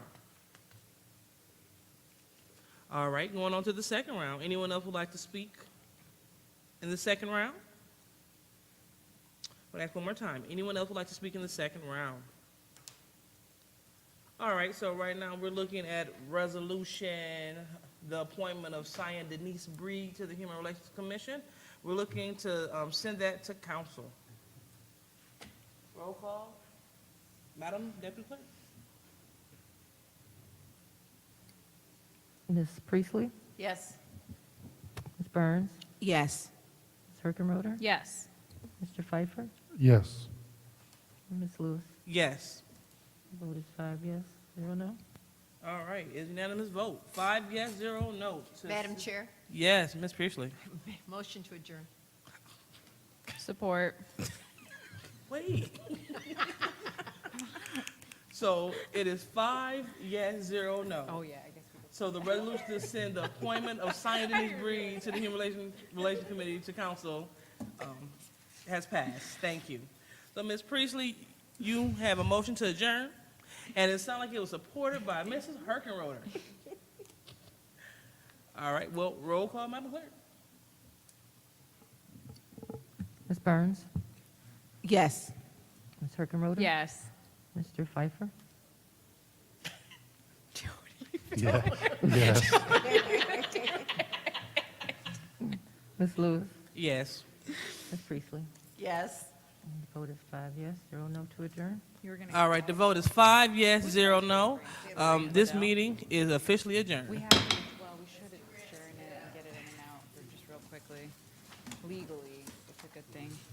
I think it's Judy, yeah? Judy, you're vice chair, right? Yeah, Doesn't always work out that way, though. that'll be quick. Unless that one tries to say something. 'Cause I know I know our. I know we have to technically, because it's posted, so we have to. I haven't seen Price and Rice in years. Barker Beauty, I don't know if they, Barker Beauty still.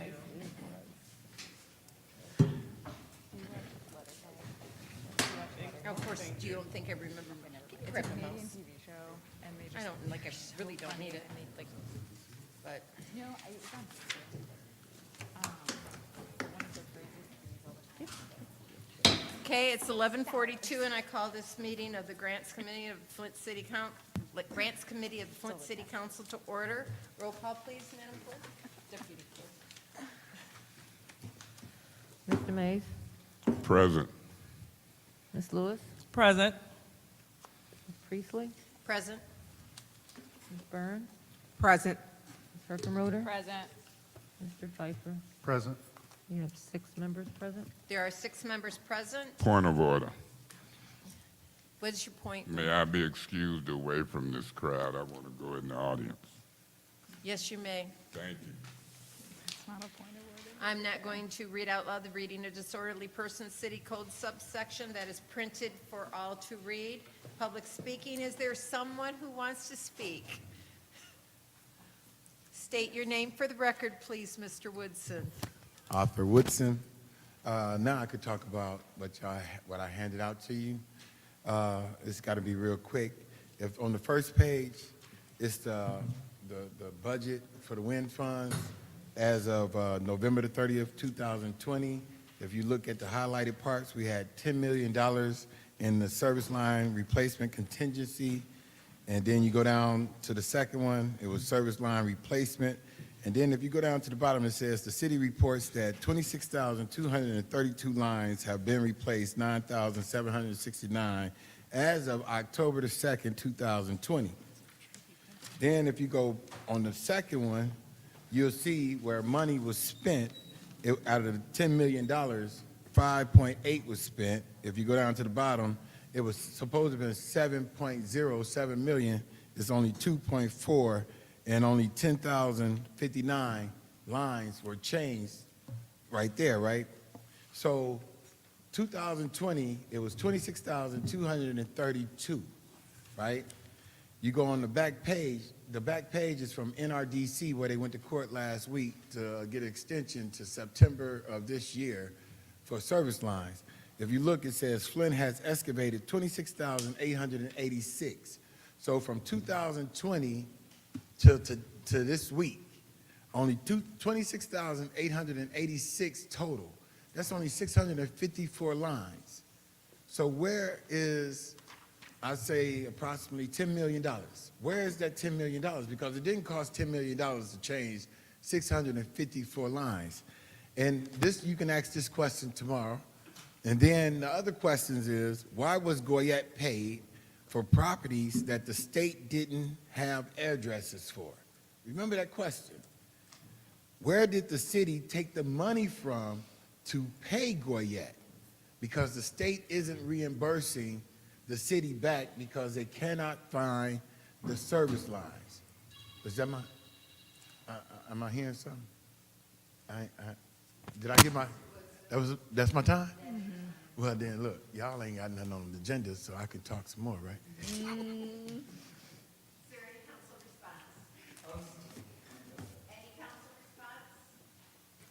Yes. Thank you, Councilwoman, Madam Chair. Mr. Woodson, this really needs to be talked about and into some depth regarding the service line replacements and where we're at. Are we going to be reimbursed? Has W.T. Stevens been paid? At some point, we've got to have there's a real budget shortfall. And I do hear your concerns with the lateness of the hour. I'm quite sure you know how to get in contact with everybody here.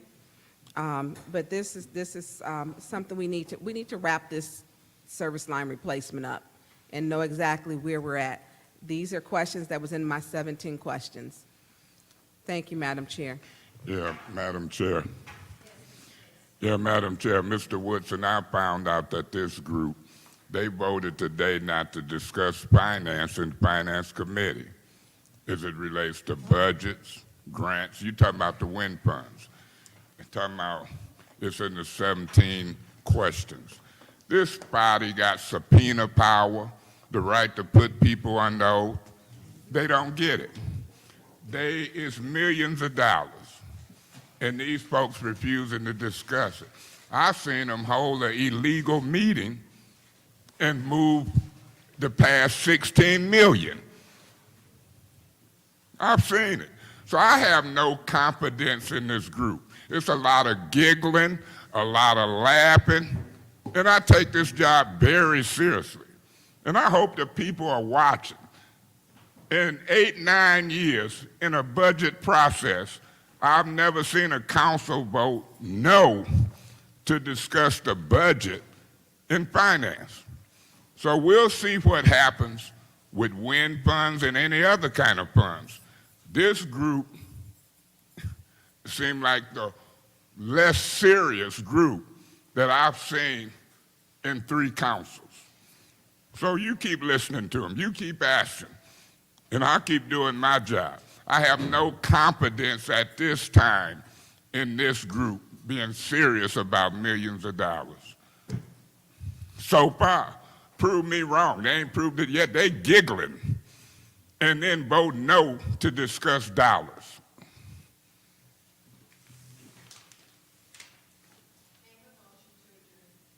So moved.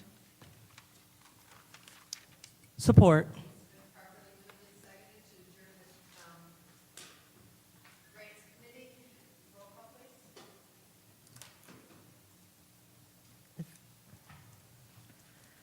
Ms. Lewis?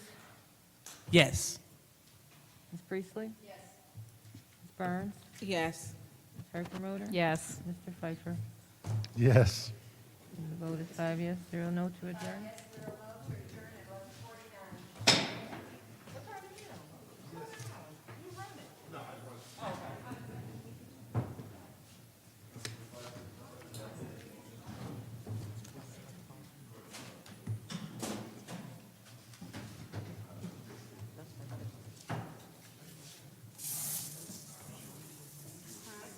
You know, the germs are going to dissipate within 5 seconds anyway.